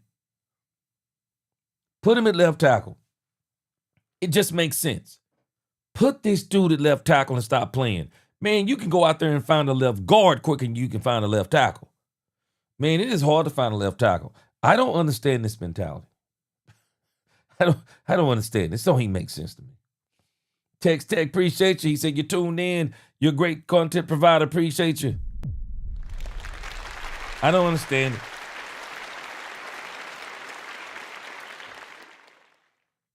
Chanel, I didn't know our defense was ranked number 32. I thought it was ranked number 63. This is probably the worst defense we've seen in years, 2 years. It just doesn't make sense.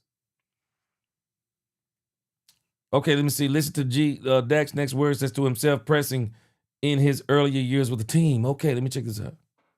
All pro at guard. So the moment they told me that's early in the week, right, that we're going to go with Tyler at left tackle, I was great with it. There was no hesitation in my mind. There was no doubt of what he was going to be able to do and the way that he was going to play. And I watched him obviously practice and just his intent and his intentionality and his approach. That's a true football player, and we're blessed to have him on our side. He can play wherever we need him to. And then with Jerry Jones, he's got a lot of decisions to make in the offseason. Obviously, as the general manager, your 10 years being around him, what kind of fire do you still see from Jerry Jones now, knowing him for 10 years? Yeah, a lot of fire.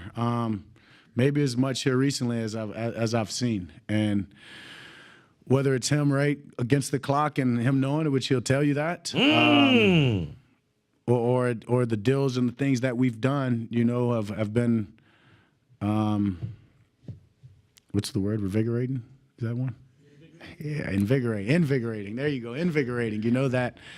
You can tell he's excited to help this team to make moves and do whatever he can in his power. And so for me, it's about controlling what I can, enjoy these last 2 weeks with these guys, and we'll have those conversations or answer any questions I'm asked when we get. But let me tell you something about Dak Prescott that I can see in his face. I said this about Dak Prescott last season. I'm going to say it about Dak Prescott this season. Dak Prescott was told the plan when he signed his contract. Dak Prescott was told the plan when he signed his contract.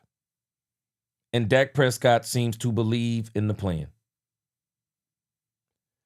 Dak Prescott, I believe, fully believes that next season this team is going to be a juggernaut. I think he believes it.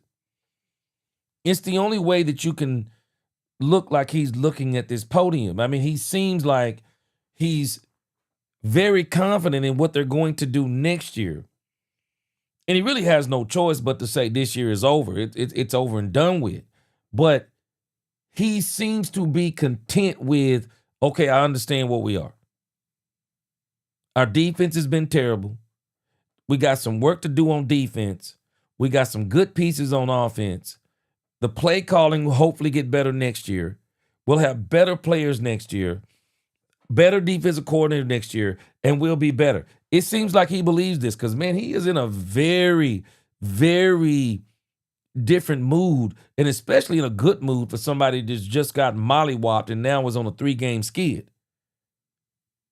And I do believe next week people are going to be upset about it, but it makes perfect sense to me.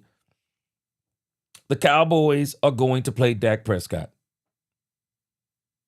Dak Prescott don't want to sit on Christmas Day. Dak Prescott don't want to be on the bench on Christmas Day. If Dak Prescott is not going to be with his family on Christmas Day, do you really think Dak Prescott wants to be on the bench? Dak Prescott is playing. And if I know Jerry Jones, man, this is the Netflix game. Jerry Jones has already instructed Brian Schottenheimer, bro, we're not sitting players for the Netflix Christmas game. Netflix did not sign up for these games for us to come to these games and play our backups. Joe Milton will probably play the majority, if not all, of the last game of the season. Dak Prescott will play 16 games. But he will not be sitting next week. But Dak Prescott, it seems to me, he's pretty content. He's pretty content at where they are because I think he believes they're going to be better next year.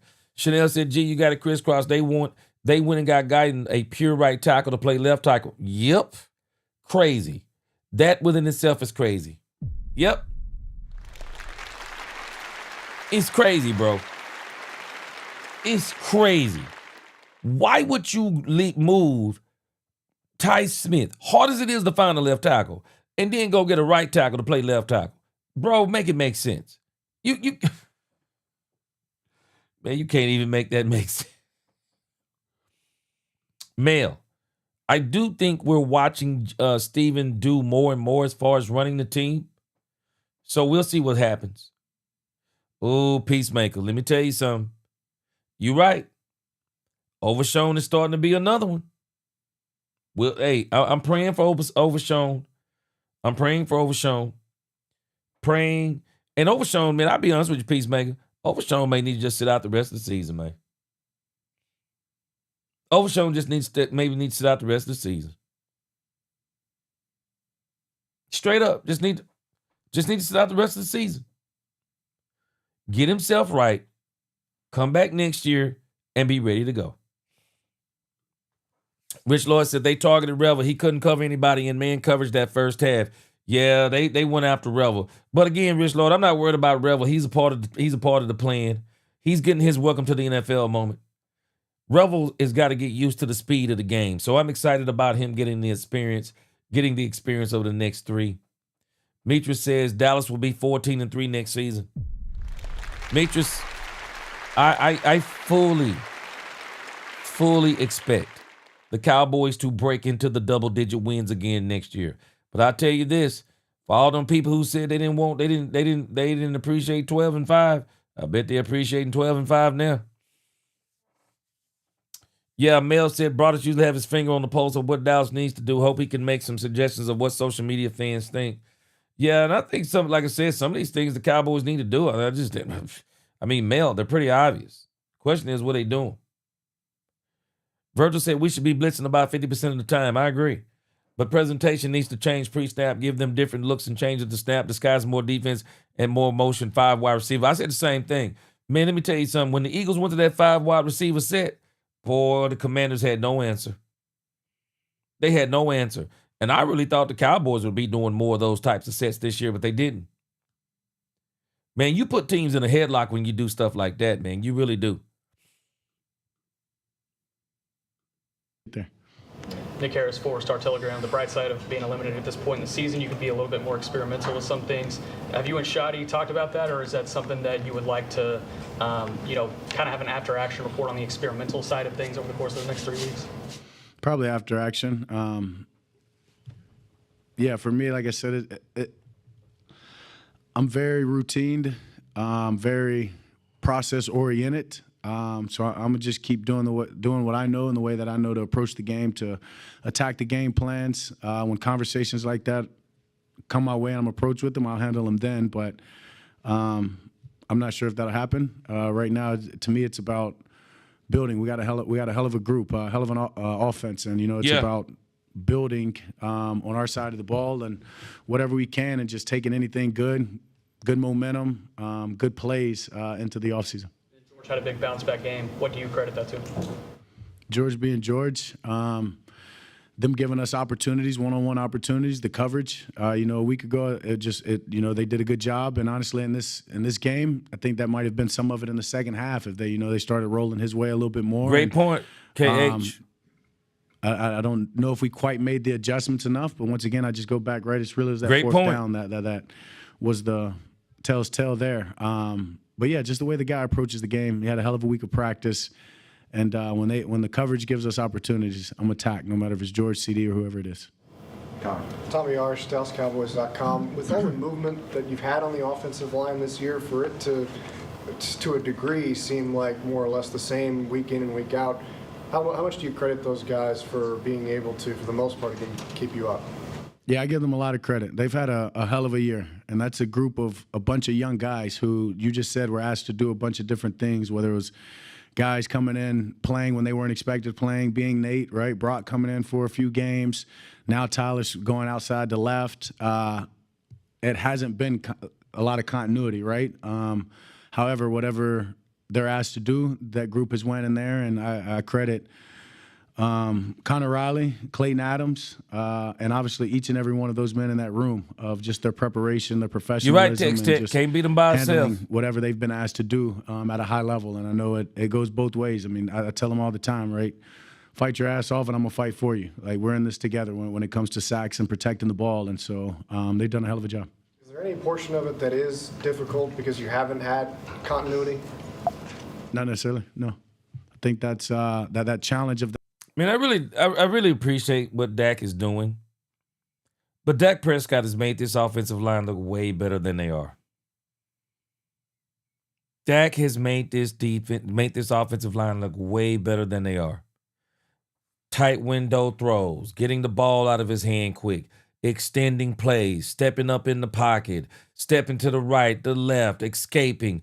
Dak Prescott has taken away sacks that would have been credited to this defense. They've given up pressures, man. They really have. And especially at the tackle positions. Man, Dak Prescott has made this offensive line look way better than it looks. But this is why one of the reasons I appreciate Dak Prescott. He's a true leader in every sense of the word. He's just encouraging guys and giving them something to build on. But I like it. Mel, you just made a great comment. I feel like Schotty may be as stubborn as Flus because nothing seems to change. Standing ovation. Standing ovation, Mel. I can't help but agree with you. Standing ovation. I agree. And I think Jaden Blue shows a part of his stubbornness. This offense needs speed. And they're trying to use Kevontae Turpin for that speed. But Kevontae Turpin is too small to be trying to use him in the backfield in I formations and pitches and all of this stuff. He's too small for them to be primarily using him as a third wide receiver. They waited way too late in the season to promote Ryan Flanoy as the primary third wide receiver. The Cowboys need to go into next season, and they don't even need to be discussing this anymore. Ryan Flanoy is the best third wide receiver on this squad. Hands down, there don't need to be no whole bunch of alternating and Turpin. No, go back to using Turpin as what he is. Bring him in 4 wide receiver sets. Get him in pick plays. Get him in space. Let him do go routes. Let him do deep crosses. Let him clear out the safeties. Get him on a linebacker. But you got to get him in space and let him utilize his speed and stop trying to use him as a traditional third wide receiver, and stop trying to use him in the backfield, because you're really showing your stubbornness and that you really need a speed running back. Come on, man. You got to do better, man. Got to do better, bro. And this is why I hope the Cowboys make up their minds on what they're going to do. What are they going to do with Jaden Blue? Man, work this guy in during training camp and get this guy to be a part of this squad, or you go your butt in this doggone draft and you get you a doggone running back. I don't want Breece Hall. I don't want to pay all that money to Breece Hall. I don't want them trading for B.J. Robinson or whatever his name is from the Atlanta Falcons. I don't want the Cowboys going to get a running back from any other team. No running back in free agency. You got Javonte Williams out of free agency. You hit the lottery on him. Sign him, extend him. If you can get him for a good price, I'm not paying him no $7 and $8 million a year. We'll see how this all turns out. But I say if the Cowboys can get him somewhere in that $3 to $4 million range per season, sign him to a $10 million 3-year, sign him to a 15-year. Sign him to a 3-year, $15 million deal with $10 million guaranteed. Sounds like a good deal to me. sign him to that, go in this doggone draft, and you get the most explosive running back you can get. If you want to run, go out there and get you a running back who is versatile and not just somebody who runs between the tackles. Nah, man, you need an outside run game, period. Somebody who can eat the edges up on the team. Somebody who you can get in that screen game. A natural screen running back rather than trying to get CeeDee Lamb and Jake Ferguson and Kavontae Turpin in the screen game. Bro, this is a joke. This is an absolute joke.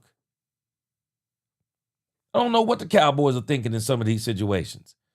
Man, just because you pay them don't mean they can do every doggone thing. Man, go out there and get you an explosive running back. Shoot, I don't know what the Cowboys be thinking on this. Christian Legal, he said bring in Sean Lee as DC. He probably don't want to do it. Yeah. Larry said, gee, thanks for giving me something to look forward to. You keep it real. Hey, Larry, I've been talking about 2026 since last season. Yeah, I think the Cowboys going to do it, man. I think they're going to do it. Yes, sir, Alfonso. Dak is real clever. Dak says the right things, but he's saying some things without saying it. I think Dak is saying something, man. These people, these guys got to have heart, man. I think Dak knows a lot of these people don't think like him, but he's trying to make them think like him. Yeah, Chanel said Prescott faced around 134 total pressures and was sacked only about 16 times, a low pressure to sack rate of 11.9% through week 11, showcasing excellent sack avoidance. Yeah, Dak has been really saving this offensive line. Yeah, Tech, the problem is with Joe Milton is he's got a cannon for an arm, but when it comes to the touch passes and things of that nature, if he can't throw it deep, he can't hardly do anything. I mean, I think you'll see some exciting plays when you're talking about deep plays, but anything intermediate or short, Joe struggles. He can't control the power in that arm, man. He just can't control it. Rich Lloyd said Winfrey looks good in the run defense, very promising. Yeah, he's going to be good for us, I believe, next year, Rich Lloyd. Hail Mary said these political playing decision wins games. Play the best players in the correct positions. This is where the Cowboys have got to get better. You got to get better, man. Christian Legal said, gee, them getting rid of Deuce Vaughn is proof that Shotty don't want a speed back. Yep. You know what? I think it's a good point.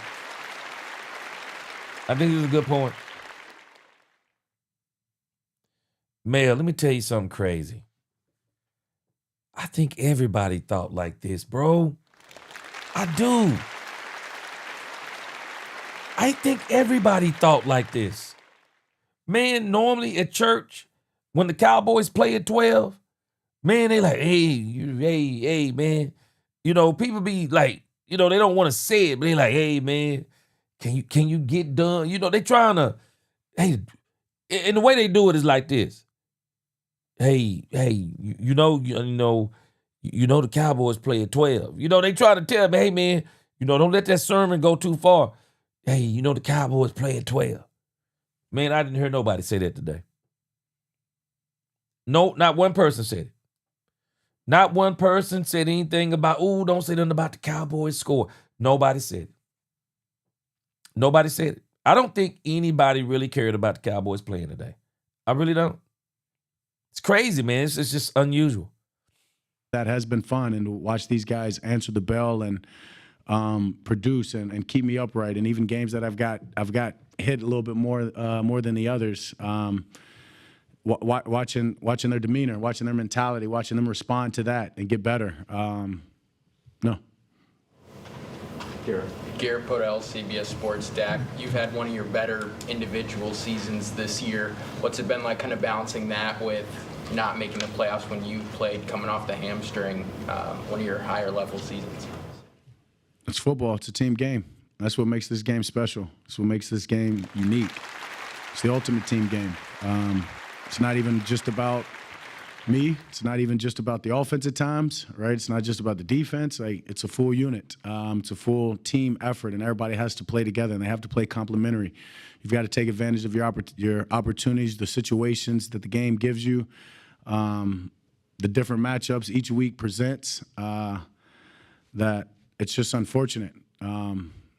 It's exciting knowing in year 10 I'm playing my best, and to go back to Calvin to answer his point, like I'm only going to get better in my mind by the way that I work and what I put into this game. So we do have something to look forward to. When you go back and look at Russell Wilson, the first year with Russell Wilson, they were pretty good. That second year with Russell Wilson, go back and look at what they did. Them boys balled out. I'm very interested to see that if the Cowboys don't get an OC for Brian, and I don't think they will, I'm very interested to see his second season because they got better and better. Second season, better. Third season, even better. Dak, Pickens, Lamb, Schotty, I expect them to be better next year. I think Jerry will go and get them some more firepower. I think they need some more firepower, but they definitely have to let go of Matt Eberflus. They have got to go and get them a DC that matches Brian Schottenheimer. I said this early in the season too. I don't think Matt Eberflus matches Brian Schottenheimer. I think Brian Schottenheimer, I think another reason why he moved up to the booth, Brian Schottenheimer went off on him on the sideline in the last game. They showed it on the screen. Brian said, what in the world are we doing? But he said, what in the F are we doing out here? Because they couldn't get the personnel on the field. And then I find it strange that Matt says that him and Brian talked through it, and they both came to the conclusion that he would be up there in the booth. Really? Yeah, because we don't want your butt on the sideline. And all of a sudden, White Cotton would be in charge of getting the groupings together and getting them on the field. Really? Why? I don't think Matt wanted him out. I don't think Brian wanted his butt down there on the sideline. I really don't. I don't think Brian wanted him down there. Bottom line. And I'm very interested to check out this next interview with Schotty because I want to hear what they're saying because what someone just mentioned about him saying he's fed up with Flus. I really believe he is. He has to be. Because as much as there have been shortcomings with Brian Schottenheimer's play calling, well, he's still been scoring. The day was lackluster. He scored 17. But when you look at those last two games against the Detroit Lions and the Minnesota Vikings, man, if they could have just got some stops, they probably still win those games just on the ability of Dak Prescott, CeeDee Lamb, and George Pickens. They probably win on that. 26 points, even with some bad play calling. You should be able to beat some teams. So this is going to be a big move for Jerry Jones. And again, I have to remember these are human beings. I don't dislike Matt Eberflus. But I do think Matt Eberflus is stubborn and antiquated. And I think it's better for the team that they move on from Matt Eberflus. Because if they make the mistake Chicago did, Chicago actually should have got rid of Matt Eberflus after the second season. But they decided they would let him go into a third season. And boy, that thing fell apart. I don't think they want to make this mistake with Matt Eberflus that Chicago made. Man, you're seeing all the signs on the wall. The best thing to do with Matt Eberflus is let this dude go. For the sake of the mentality of the team, let this dude go. Man, I think this team will sigh relief if they let this dude go. Man, let this dude go. And don't let it be White Cotton. I don't want White Cotton to be the offensive. I don't want him to be the DC.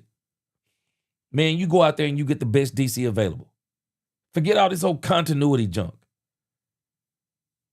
I don't want it to be White Cotton because it'll be the same old, same old. Yeah, it's tough. It's frustrating, but it's what this business is about, and that's what makes this special. Dak, Adam Rosso of Spectrum News. Tyler Smith was saying he feels like against especially the playoff teams, the good teams you guys have played, that at a certain point in the game, the attention to detail lacks, and then it kind of just flips. And he mentioned the fourth down. It just was a couple details that you guys didn't execute on. How do you feel that's? Do you agree with that? And I guess how do you feel that kind of can be addressed either now or in the future in the offseason? I don't know if I feel the same just yet. Got to watch the film. Great observation. You know what Ty Smith is saying? He's saying something very simple. They crumble under pressure. This is what they have to stop doing. When the money's on the table, they crumble. When there's something to play for, they crumble. When there's a crucial situation, they crumble. False starts. I mean, you name it. Offsides, false starts. Just stupid penalties. Stupid penalties. They crumble in tense moments. Virgil, yeah, we need more physical safeties that can cover with speed and get some hitting linebackers.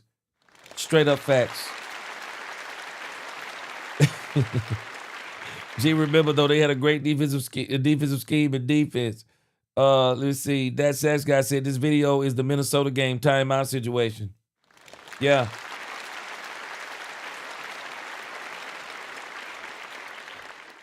Alfonso, he said, I was driving back and forth, going to the stores, listening to Mark Holmes live with my Cowboys, but that desire that I usually feel being excited to watch, I didn't have. Alfonso, nobody did. There was a lot of people like this, man. Man, my uncle normally, he goes to church with us, and normally when the Cowboys play, man, we get out right there around that 11:50 mark. He either gone to the crib or we go right to the lunchroom and we start watching the game. Not today. Not today. Golly. Chanel said, gee, I just had a thought. Do you think Shotty is so scared of defensive failure that he's afraid to open the book on the offense because he's scared of 3 and outs if he plays and the call does not work? Chanel, I think he's very afraid of sometimes what will happen if he puts the ball back in the hands of the defense. But Chanel, man, you deed if you do, and you danged if you do, and you danged if you don't. They got to stop playing scared, man. And you know what? One of these guys just asked a great question. Bro, you got nothing to play for. Shotty, open up the playbook, bro. Open up the playbook, man. Run some Statue of Liberties, man. I don't care what you do. Do some halfback passes. Do some double reverses. Bro, man, open up the doggone playbook, bro. What are you doing? Why are you playing so conservative and you got nothing to play for?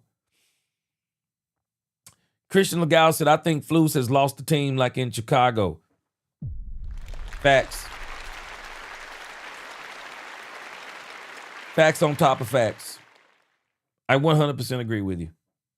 And this is why they have to let him go. It's the Chicago situation all over again. I pointed this out last week. It's the same situation. These players are tired of getting blamed by Matt Eberflus, which some of it is their fault. But they're tired of getting blamed by him because they also say, but your scheme stink too. They're saying it, your scheme stinks. Yeah, Mel, I do think Jerry is going to let him go. I do. Yeah, listening to him stutter during interviews is tough for him. Yeah, man. Mel, I think he's going to let him go, man. I think he's going to let him go. The question is when. How long will he wait? Tex Tech, we had the same problem under Mike McCarthy. Same problem. Same problem. Mel, I said it earlier. I would let Dak Prescott call the plays this next game. Flus. Hey, Brian Schottenheimer, how about you just walk the sideline? Let Dak call his own plays. That's what I would do. I would let him call his own plays the next game. Just check in with me. Tell me what you're calling. Just tell me what you're calling, and we're rolling with what you're calling. I'd let him call his own plays the next game. I really would. I'd let him call his own plays. Derrick Rose said, gee, they crumble under pressure, and a part of that is the negative media press in their heads because the players have to keep hearing about a 30-year drought. Yeah, man. I can get with that. I can get with that.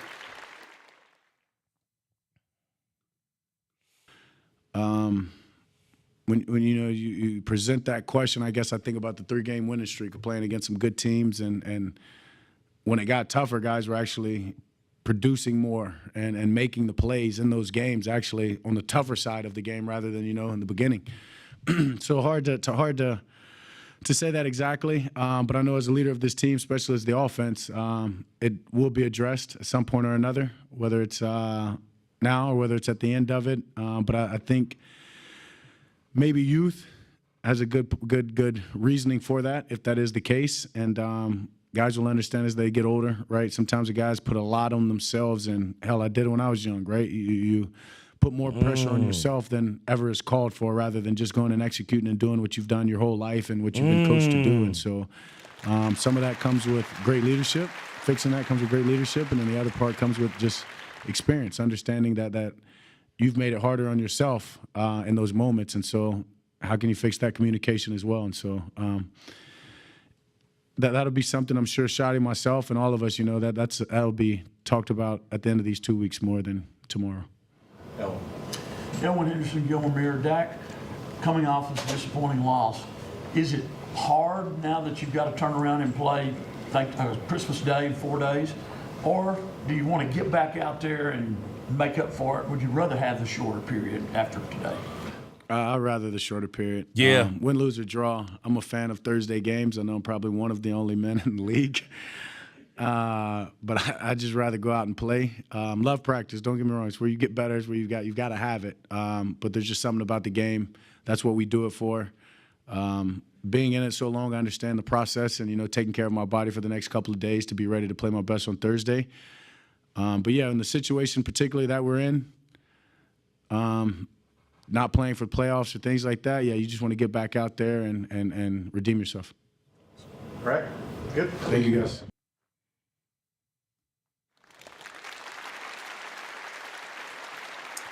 Yeah, let me read a couple of things here. Yeah, Chanel said, gee, what kills me is Philly runs that delayed draw, what hurts up the middle, or they run picks to free up their receivers a lot. We don't do things like that. I don't understand it. We're also not very good with our screen game. It's one of the things that we're missing. And the reason why we're bad with our screen game, Chanel, is that we don't have players that can run that screen game naturally. Turpin is not a natural screen game runner. The problem with Turpin, he's so short. So your catch radius on those screens are so different. Because sometimes, you let those defensive players free, and maybe you got to throw that ball a little bit higher. And when you throwing that to a shorter player, man, you might throw it over his head. And then or maybe you look to a Malik Davis. I don't think he's a natural screen running back. So he's not one of those players you throw it to, he gets it quickly and turns up. We kind of watched him try to run the screen game. Javonte Williams, forget it.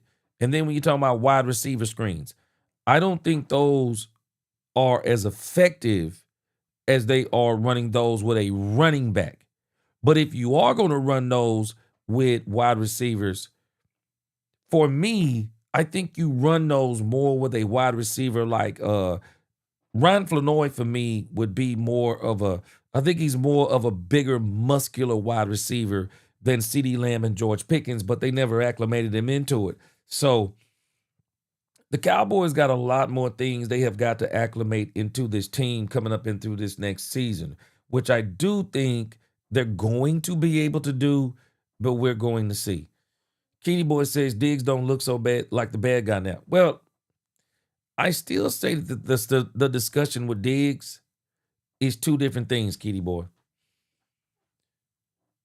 There were people that were already saying that Matt Eberflus was running too much zone before Diggs said it. That's what a lot of people don't. I don't know why no one's acknowledging that.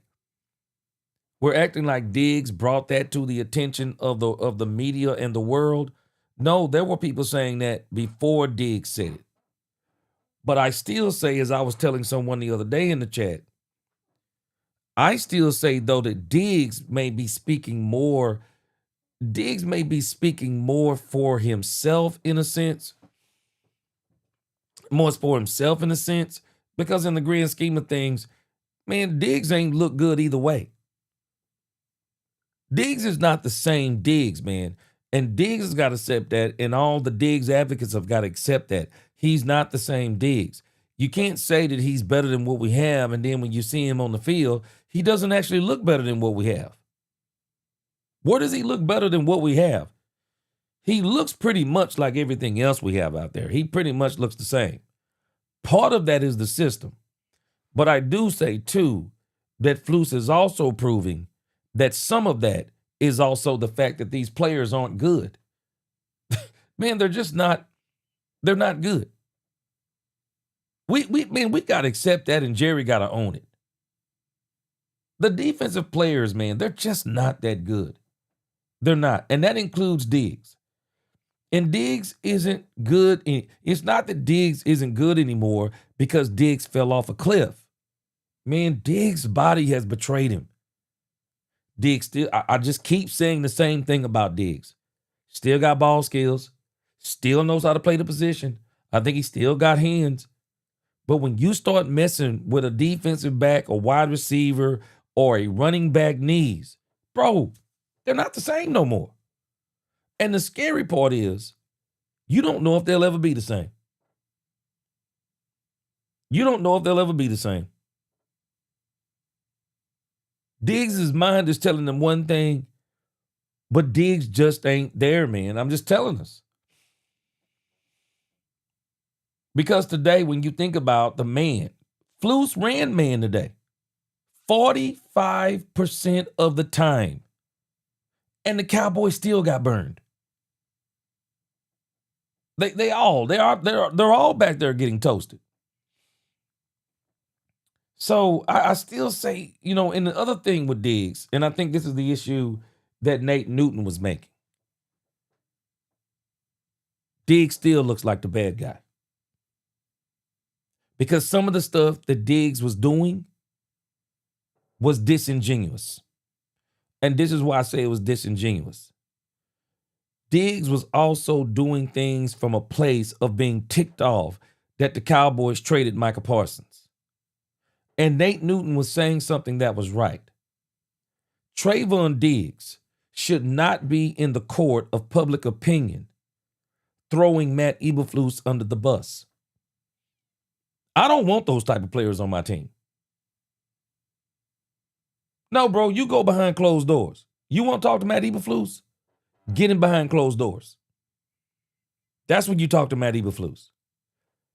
Don't talk to us about Matt Eberflus because we've already been seeing this. So you don't have to talk to us because I'm telling y'all, as much as people are saying that he was right about this whole thing, man, people were saying that before Diggs. I'm telling you they were. They were saying that before Diggs. Diggs was the one that said it from the team. But is that what you really want? Man, the Cowboys don't even want that drama. They don't want a player outspoken. And I don't blame them.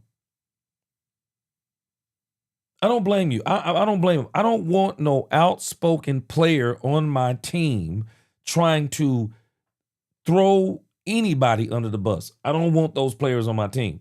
And so I still say about Diggs, where Diggs is still the bad guy. The other players, they're not out here doing what he's doing. They are rather saying, okay, well, if this is what it is, let's work the system and see if we can work the system. Whether Diggs said anything or not, let's all understand this. Whether Diggs said anything or not, what Matt Eberflus was putting out there on the field and what he has put out there on the field is what did him in and not anything that Diggs said. Nothing that Diggs said did him in.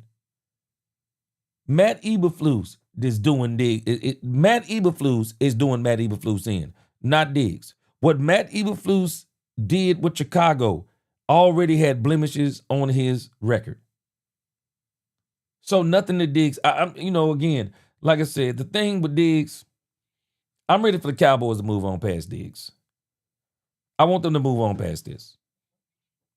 Diggs is a problem in itself because people keep talking about Diggs. Cowboys need to move on, which they were already going to move on from Diggs.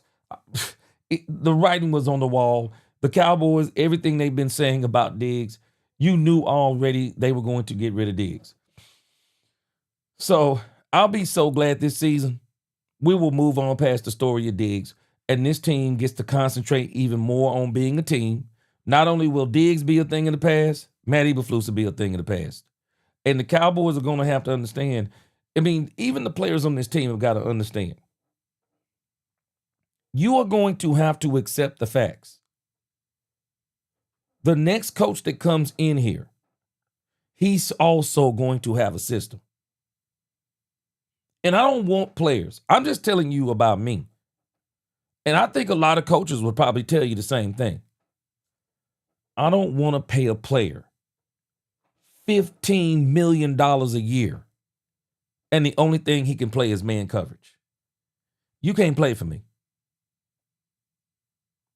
You can't play for me. I'm not paying you $15 million and that's the only thing you can play. I'm not, because in this league, coaches get moved around all the time. You may have a great defensive coordinator, but if he's a great defensive coordinator, well, you might as well get ready, because within the next 2 seasons, he might be gone. Then you get another coordinator come in. He's got another system. You can't play in that one. Flus's system, I said, was terrible from the get-go. But there are other coaches that have systems that are different, but they still might not play man. They might not play Tampa 2, but they're going to play a variation of zone. And so you can either play it or you can't. If you don't have the mind that can work in zone, and I'm paying you $15 to $20 million a year, bro, I don't want you. And I definitely don't want you out here complaining about we need to play more man. For who? You? Because again, I still disagree by anybody saying the Cowboys play better in man. How? You suck at the linebacker position. They can't play man. You suck at the safety position. They can't play man. So who's really the best? Who is really good at playing man? Who? The corners? Because the other positions, they're not good at playing man. I still don't agree with Diggs on that. I still say that Diggs was right about himself. Diggs was right about himself, but I don't think he was right about the whole thing. Jim Bell said, sloppy Diggs, he said his fans' fault. Y'all thought Diggs in secondary wasn't being used right. Only thing good on Cowboys teams. Or the cheerleaders. Stop it. Stop it. But I will say again,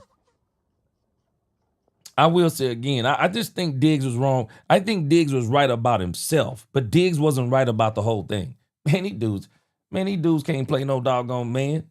They can't. Got beat up today playing man. They just can't do it. They just need better defensive backs, and they need defensive backs that can play. Because if you're going to be pigeonholed into just running man coverage, man, I don't know if any team just runs man coverage all the time. I mean, maybe there are some, but I can't with a player like that. And this is one of the things that the Joneses also had against Diggs, because they expecting Diggs to be more of a leader, but the Joneses got to understand something too. Man, just because you pay somebody don't make them a leader. Just because you pay somebody $15, $13, $14, $15 million a season, that don't mean they're a leader. That just don't mean they're a leader. And even if they are, don't mean they're going to be the right kind. Chanel said, true facts, G. He said, I was going to mention that along with the fact that Steele does not get out there in time. He said, yeah, you mean a bubble screen? Yeah. Yeah, the Cowboys, man, they just don't have it, man. And this is why they couldn't do anything with the Minnesota Vikings, because they could have punished the Minnesota Vikings running cover zero. Man, they could have ate them alive running screens, but they can't. Even when you play a team like the Chargers, man, they are a very physical, pushing up the field type of defense. Man, you got to be able to beat them with them screens, man. If you can't, they're going to eat you alive too. Yeah, bubble screen is a quick short pass to a receiver moving towards the sideline designed to get them in open space with blockers ahead. And we just don't have that. We don't. Lil D says, Shotty been with the Cowboys since 2022. I would give him next that it's to turn it around. Hey, man, that's why I say I don't think they're going to have the patience with Brian that they've had with, as Dominique Pittman talking about 13 years with Jason Garrett. Well, When Jason Garrett was here, Jerry probably thought he had another 20 years. And he did, basically. He ain't got no another 20 years now, man. Jerry ain't got no another 20. Shoot, Jerry ain't got enough. I mean, I'm not the author. I don't have the power of life and death. But I think Jerry will tell you, he know he ain't got another 20. Shoot, and if he do, shoot, he ain't got enough to be dealing with the team. Primer Ray said, we already knew about the drama at the end of last season. Man, this is one of the things the Cowboys got to get out of here. And that includes Diggs. Diggs and Matt Eberflus. I'm for both of them leaving. For sure. Cowboys got to get this dumb stuff out of here, man. For sure. Chanel said, hold on a second. Let me read Text Tech, and then we're going to listen to Shotty before we get out of here. Text Tech 23 said, Diggs made some money. Great for him. A pro player he isn't anymore. Injuries killed his career. Text Tech, this is the one thing people don't want to accept that I'm saying. I'm not telling people Diggs fell off a cliff because I keep saying the same thing over and over. Diggs didn't fall off a cliff. His body betrayed him.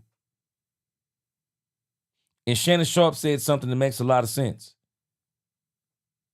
And your tolerance level, man, your tolerance level is dependent upon your talent level. Hey, we can deal with Antonio Brown, bro, when you're winning Super Bowls with him. Tom Brady wanted Antonio Brown because he knew he could win a Super Bowl with him. Tom Brady wanted Randy Moss because he knew he could win a Super Bowl with him. You know, a lot of people knew that Randy Moss quit on plays and stuff like that. Shoot, Tom Brady said, no, hey, man, bring him in here. But he's talented. I'll get him the ball. Bring him in here. T.O. Jerry brought T.O. on the team when Bill Parcells didn't want him. Why? Talent. Your tolerance is built upon your talent. But when your talent becomes mediocre, bro, there's no tolerance. There's no tolerance. Bottom line. And I just think it's best for the Cowboys to move on from Diggs, and it's best for Diggs to move on from the Cowboys. I think they're both going to be better in the end for it. I really do. I think they're going to be better in the end for it. Keedy boy, this is where I do, Matt. This is the biggest place I've been knocking Matt Eberflus. A coach has to play to his players' strengths. But what I'm not going to do, I'm not going to play man for one player when the rest of the defense can't play man. That's what I'm not going to do, Keedy. Because that's not good for the team. That's only good for that player. And that's why I still say Diggs was right about himself. Diggs wasn't right about the whole defense. Man, this defense can't play no man. I mean, it's a joke. This defense can't play no man. It can't. And especially, it just can't play man. And even when you blitz with it, it can barely play man. It just can't. But I do agree with you here, Keedy boy. I really think the Cowboys really should be talking to Brian Flores' agent as soon as this season is over and tell him don't sign with Minnesota until we get to talk to you. I think Brian Flores would be the jolt that this team needs. They need something different. Cowboys don't need the same thing over and over again. This is one of the reasons why some people are going to be advocating for White Cotton. I'm not advocating for White Cotton. I don't want White Cotton to be the head coach. I want the Cowboys to truly go out there and do a coaching search. Man, do a coaching search, man. Get the best defensive. Coach, because obviously not what you wanted today. This is defense has been the shortcoming of this team for years. And even with Dan Quinn here, and Dan Quinn did a lot with less. But even with Dan Quinn, defense was the problem, especially if you look at that 2023 playoff game. Shoot. Boy, Cowboys couldn't stop the Green Bay Packers. I think they scored on, their first 10 drives or something like that. I mean, they scored 10 straight drives. Defense has been a problem for this team for a minute. Struggled to get off the field. Any idea what happened? Man, this dude comes out the box just hating on the defense. So he already setting off Brian Schottenheimer, man. Gilmore, coach, obviously not what you wanted today. Defense struggled to get off the field. Any idea what happened? Yeah, well, I think when you look at the game, complimentary football, we did not have that, But let me tell y'all something as we listen to Brian Schottenheimer and look at his face. This man looks defeated, man. I'm just telling y'all, man, this man looks defeated. I really hope he can bounce back well next year. This is why I said he needs the full year of a Dallas Cowboys coach. Boy, this thing will put years on you, man. Dealing with the media, dealing with the Cowboys media, dealing with the fan base, dealing with how teams approach the Cowboys, every team giving you their best shot, getting primetime games, all these expectations, hadn't been to the Super Bowl, now it's going to be 31 years. Boy, this is a lot of pressure being in Dallas, man. Being a head coach in Dallas, ain't for the meek.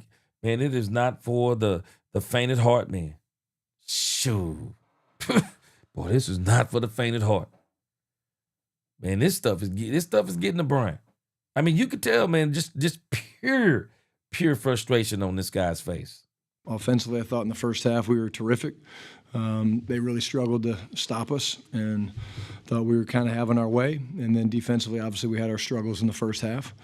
This team, you know, I'm talking about the Chargers, of course, they do a great job of possessing the football. And, you know, got to be able to get off the field on third down, and we weren't able to do that. And at the end of the day, I thought there were some untimely penalties. You know, got a touchdown came off the board, and some third downs became third and long. So disappointed, but we have no time to worry about it. Got a game here in another couple Thursday night.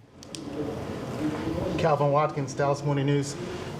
4th and 1 call, just the thought process there and that kind of thing. Yeah, again, like the call, give them credit. They kind of Wait. Boy, Ron Lowney and Christian Legal, boy, they got some comments here. It's funny. Ron Lowney said defense, the only D in Dallas is the one painted on the field.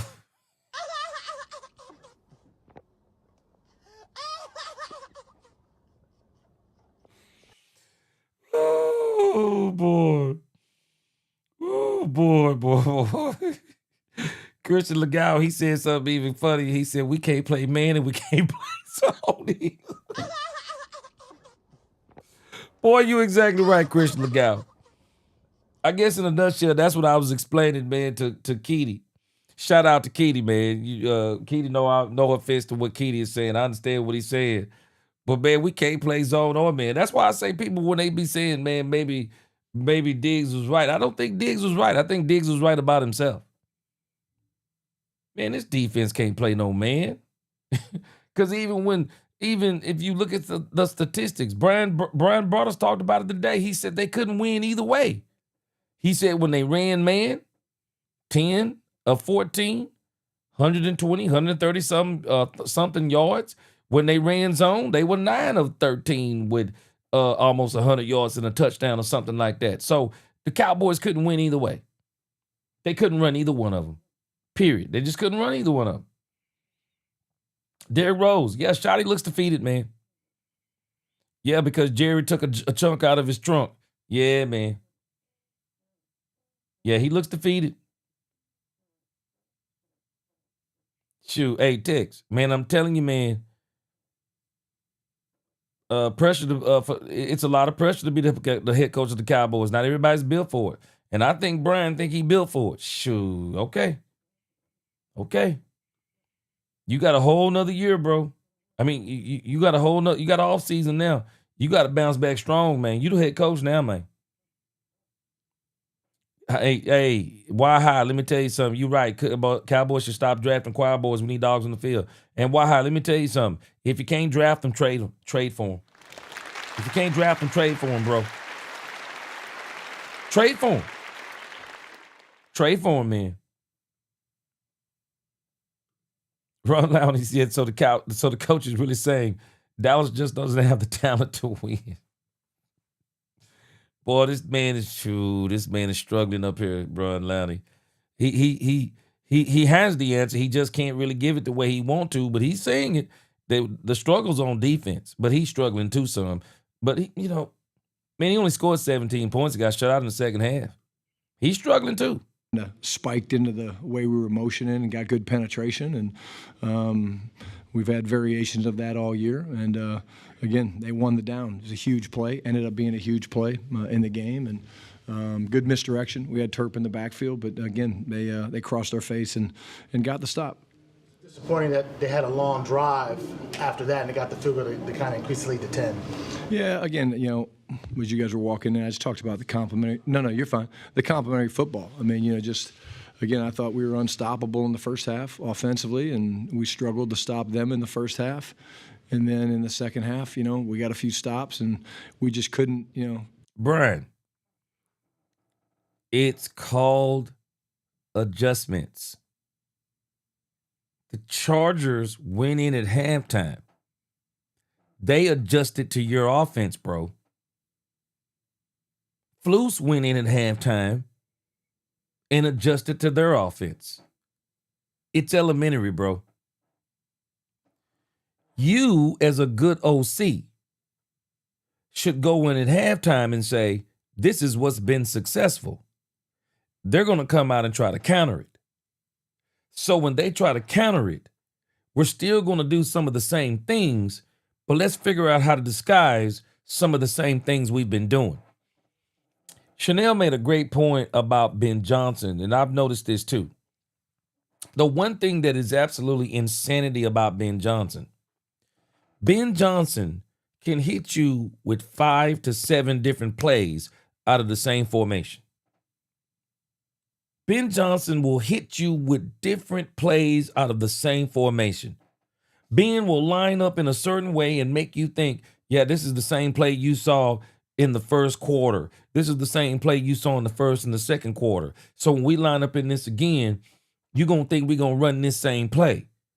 But I got 2 more plays I'm going to run out of this same formation. I got 2 more plays I'm going to run out of this same formation. Because while you were looking at this play, I've been looking at this play saying, wow, we've been running this play and it's been successful running here, here, here, and here. But I'm also seeing if we would have hit this part of this play, we would have hit big here. And we can hit big here on this play. So Ben can run multiple plays out of the same formation. Brian comes out and there's no disguise. You've seen it once, you've seen it again. You've seen it once, you see it again. You know what Brian is doing pretty much from the onset. And even as Dak is audibling and doing certain things, these teams are playing chess with the Cowboys. One of the things I noticed that Brian Flores did to him, and the Cowboys could adopt some of this into what they do. They could show a different look at the line of scrimmage and then run out of it when the ball is snapped. I mean, we're not even smart enough to do some of this stuff. But, man, they adjusted, Brian. That's what it's called. It's called adjustments. But you got to be ready for that counter shot because you got to know what you've been running to and what you've been successful at, because you ought to know that when you come back out, unless you're just an absolute dominant team across the board, and you're so much better and stronger and aggressive than them that you're just basically saying, nah, we're going to keep running this because they can't stop it because they ain't got the horses to do it. But the Chargers got the horses to do it. So you got to be anticipating that counter blow. And even if you, and even if you're not, let's just say you're going to keep running it when you come out, but you still got to be saying in the back of your mind, okay, and when they counter this, I got another counter for the counter. Because I'll show them the same look, but I'll run a different play. Man, this is simple, man. This is simple. You can't help but to expect somebody's going to, if you keep on hitting a person in the head, you don't think eventually they're going to try to dodge and duck and cover their head up? You got to be anticipating that they're going to duck, dodge, and then they're going to try to kick you. And then when they kick you, you step back and say, oh, you're going to try to counter me with a kick. Okay, I'm going to fake you like I'm going to do the same thing. Then when you kick, I'm going to catch your leg and kick the other leg from up under you. I mean, it's like Brian don't anticipate the fact that somebody is smart enough to make adjustments. Brian, you got to learn to make adjustments on the fly, bro. It's just bottom line, man. Rich Lloyd, he said, the holding by the Chargers is ridiculous. They were literally tackling guys to the ground. How does that not get caught? Rich Lloyd, let me tell you something. I was watching the Baltimore Ravens Buffalo Bills game tonight. There is no consistency in calling plays in this league. Man, one of the Baltimore Ravens players literally tackled the Buffalo Bills player before the ball even got there. I have no clue how are they not calling pass interference. There is no consistency in this league, bro. And I still say one of the worst things they did was allow betting in this thing.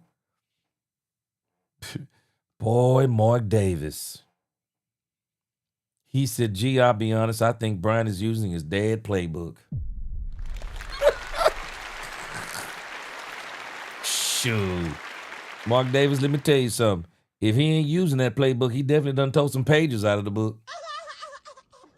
Man, he done tore some pages out of that book. Yeah, JP the Goog, this is one of the things I mentioned earlier. I don't know if you were listening. We do have something to look forward to. When you look at Schotty year over year with Russell Wilson and the Seahawks, he got better year over year. But he got real good in that third year. And, man, he was being held back, man. Shoot, he was being held back in that third year. Man, that's where that let Russ cook came from. Yeah, I think they'll be better next year. I still say he would be better as a head coach and get an OC and not Clayton Adams. I would want them, I want them to get a play caller, somebody who is a bona fide, smooth criminal play caller that can just use a lot of weapons. But I have a feeling it's not going to change as far as him calling plays. But even Brian's got to understand. Pete Carroll is the head coach. He's the sideline coach. It's different when you're calling plays and trying to be the head coach.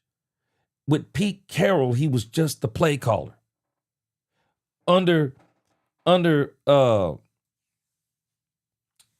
Mike McCarthy, he installed the plays. And then he would talk Mike McCarthy into putting some wrinkles in here and there because he had a better overview. But it's one thing to coach it, and it's one thing to implement and help do this and see things standing back than it is when you're doing things as you're doing them up close. I think he would be better as a head coach only and just get him a great play caller. That's what I think. But again, I think the Cowboys aren't going to change him calling plays. I don't. Gain the momentum back. You know, in the 4th and 1 was a huge play. We're down 7. And as you look back on it, that was kind of the big thing. You know? I'm sorry. How did things go with Flus being up in the box today? I thought it was okay. I thought it was fine. Again, I think we'll watch the film and see how everything went. I know we need to get more pressure on the guy and didn't do a great job getting pressure on him. And I thought both quarterbacks played great today.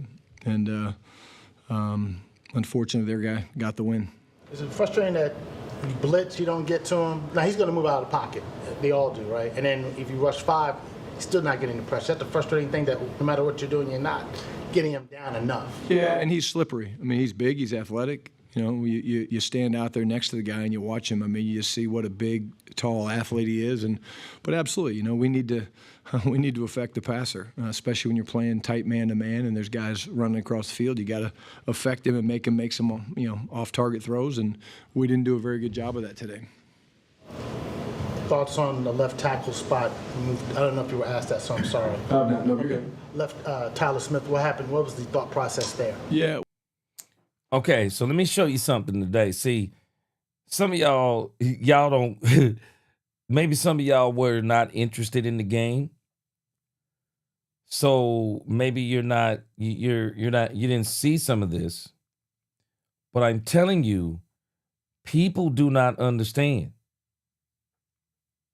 Cowboys did a lot of these things. They just were not successful at it.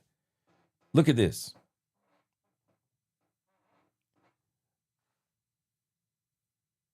The Dallas Cowboys blitzed the Los Angeles Chargers on 16 of Justin Herbert's 29 passing attempts, which equates to approximately 55.2% of the pass plays.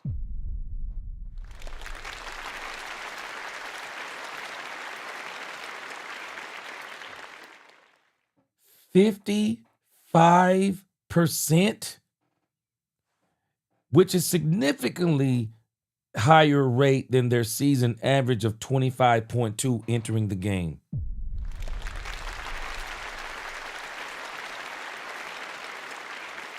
Did I not tell you? Matt Eberflus did a lot of the things that we wanted him to do today. Excuse me. He absolutely did. The problem is, I just think we got to admit some of this. Man, we got the players on defense. Quinnen Williams was not in the game today. Deron Bland wasn't in the game today. Overshown got knocked out of the game today. But in the grand scheme of things, they blitzed 55% of the time. And they still didn't get to the quarterback. Shoot, color me crazy.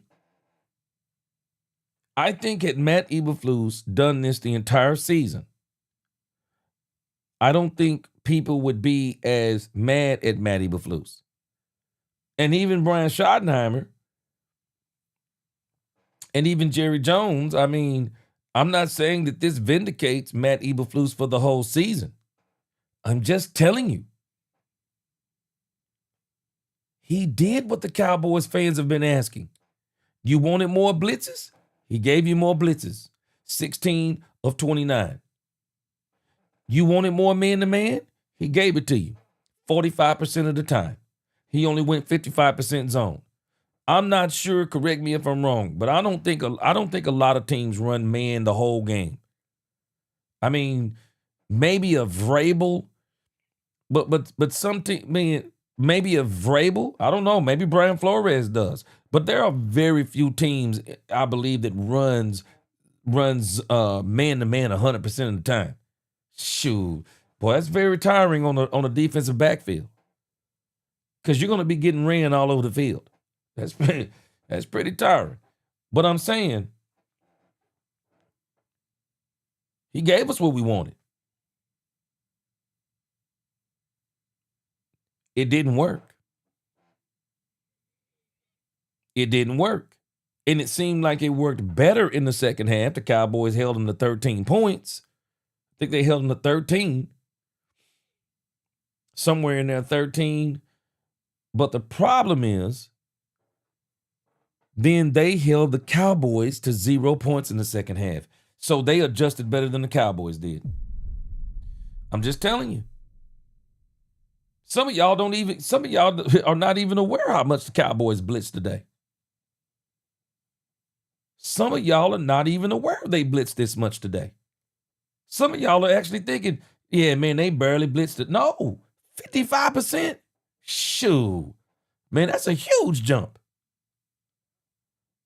That's a huge jump. And not only is it a huge jump, man, that's quite a bit of blitzing, man. That's quite a bit of blitzing. And so I really think today Matt Eberflus really showed. Problem is it might be too little too late.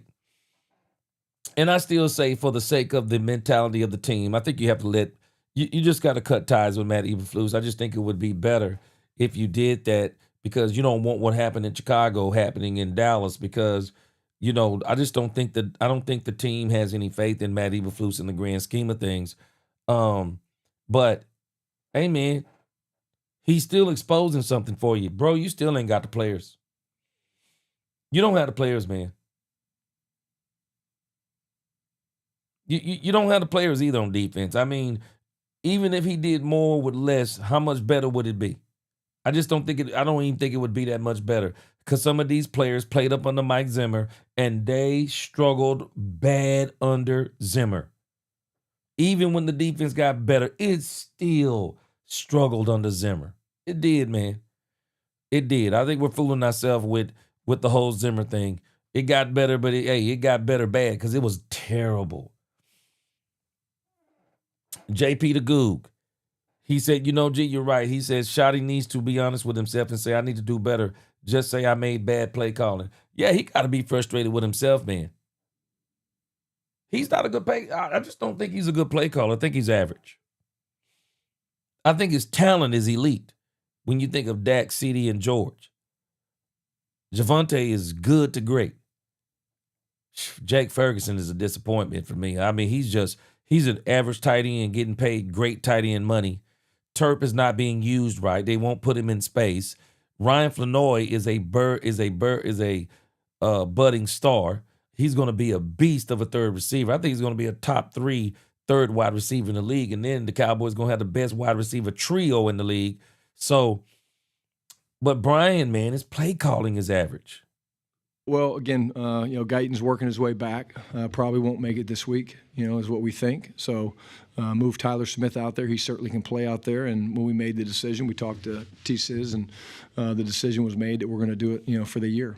And so he'll be the left tackle. And, again, I haven't seen the film, but the fact that, we gave up the 1 sack late in 2 minutes in the first half, I thought we pass protected a really good front. I think 3 of the 4 losses they've had, they've only gotten 1 sack. And so we certainly, I thought, protected Dak pretty well, and he looked very comfortable. Is Guyton out for the year? I know he can't go for Washington, but you said no. I don't think he's out for the year. I just think he's making his way back. And again, Guyton's done for the year. You want to see Tyler there, left tackle, throughout the rest of the season. That's the plan. Yep. Guyton comes back. Is he going to go to the right side? Well, it depends. No, I think Tyler could end up being the swing tackle. And again, you asked Siz in a couple of days to move to left tackle. He can move to left guard. He's such a he's such a luxury to have. Tommy Arsh, DallasCowboys.com. Just overall, how would you evaluate the defense today? You made the move to. See, JP the Goog, this is one of the problems that because we are so out on Matt, some of us don't want to admit some of this, but the play calling today, it wasn't the problem. Matt Eberflus's play calling, JP the Goog, wasn't the problem today. He called the game that the Cowboys wanted him to call. He blitzed 55%, what was this? 55.2% of the time. Man-to-man, 45.5% of the time. Zone, only 55% of the time. When they got to the backfield, they didn't make the tackles on Justin Herbert. He got away from him. He absolutely got away from him. Hey, you gotta give him the benefit of the doubt on this. If he blitzes 55% of the time with Quentin Williams in the game, this game is probably different. The game yesterday would have been different had Quentin Williams been in there. So when you start looking at some of the things, you got Diggs back. Diggs ain't played in weeks. And Savon Revel Jr., brand new. He's out there getting toasted, but I'm good with Savon Revel Jr. He just got to get his lumps.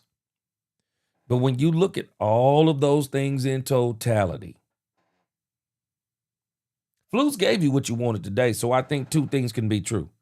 You still need to let Eberflus make it. You still got to cut ties with Eberflus. But you still have to understand, too, don't blame it all on Eberflus and bring these players back next year. No, these players need to go. The only person I'm keeping in that linebacking core is Leofau, Overshown, and Logan Wilson. Those are the only 3 I'm keeping. The safeties, I'm looking for alternatives, including Marquise Bell. Wanye Thomas can't stay healthy. Man, the Cowboys need to do a whole overhaul of the safety position. They got to do an overhaul, man. Wilson and Hooker ain't good enough for me. I'm good with Revel. I'm good with Bland. But I still need to go get me. I'm not even good with Kalen Carson. I'll bring Josh Butler back to camp next year. But I'm telling you what I'm doing if I'm the Cowboys in this draft. I am going to get this safety from Ohio State if I can. If I can't get him, I'm going to get the best edge rusher. I'm going to get the best edge rushing defensive end in college wherever I am. I'll trade back and see if I can get me 2 number 2s. And if I can't trade those number 2s, if I'm going to be forced to use that other first-round pick, well, guess what? I'm going to get me a corner. I'm either going to get me a corner, or if there's some incredible running back there, I'll get him. And then with those next picks, I'll just address what I need. Linebacker, corner, I'll just address all those things. But the Cowboys have got to overhaul this safety position, man. They got to overhaul it. And they got to bring in another couple of defensive backs. But, man, we just got to be real with ourselves, man. 2 things can be true. Eberflus system, it isn't good. But the players aren't that good either. I mean, we just got to be honest with that, man. Derek said, G, based on what you just said about Eberflus calling blitz over 50% of the time, I hope Jerry don't use this as an excuse to keep him. Yeah. Derek Rose, I think 2 things can be true. I think that they probably still need to depart with Matt Eberflus. He's just not good for the team. But they still need to replace these players. Man, the Cowboys need an overhaul on defense. Man, the only thing I'm comfortable with is the defensive line, and some of those got to go. Dante Fowler, he can go. Sam Williams, he can go. They just need an overhaul, man. And no matter what Eberflus would have done, I don't think it would have been much better. But I think Eberflus could have really made a case for himself had he tried to put them in situations to succeed, and he didn't. Yeah, Samuel Johnson, I'm with you. Our players from the linebackers back need to be replaced. Oh, I'm with you. Facts, I'm with you. Christian Legal, I think he gave us the right blitzes. We couldn't get there. We couldn't get there. Missed tackles when we got there. We couldn't get there. Mel said, outcoached. Enough said. I agree. Both sides of the ball.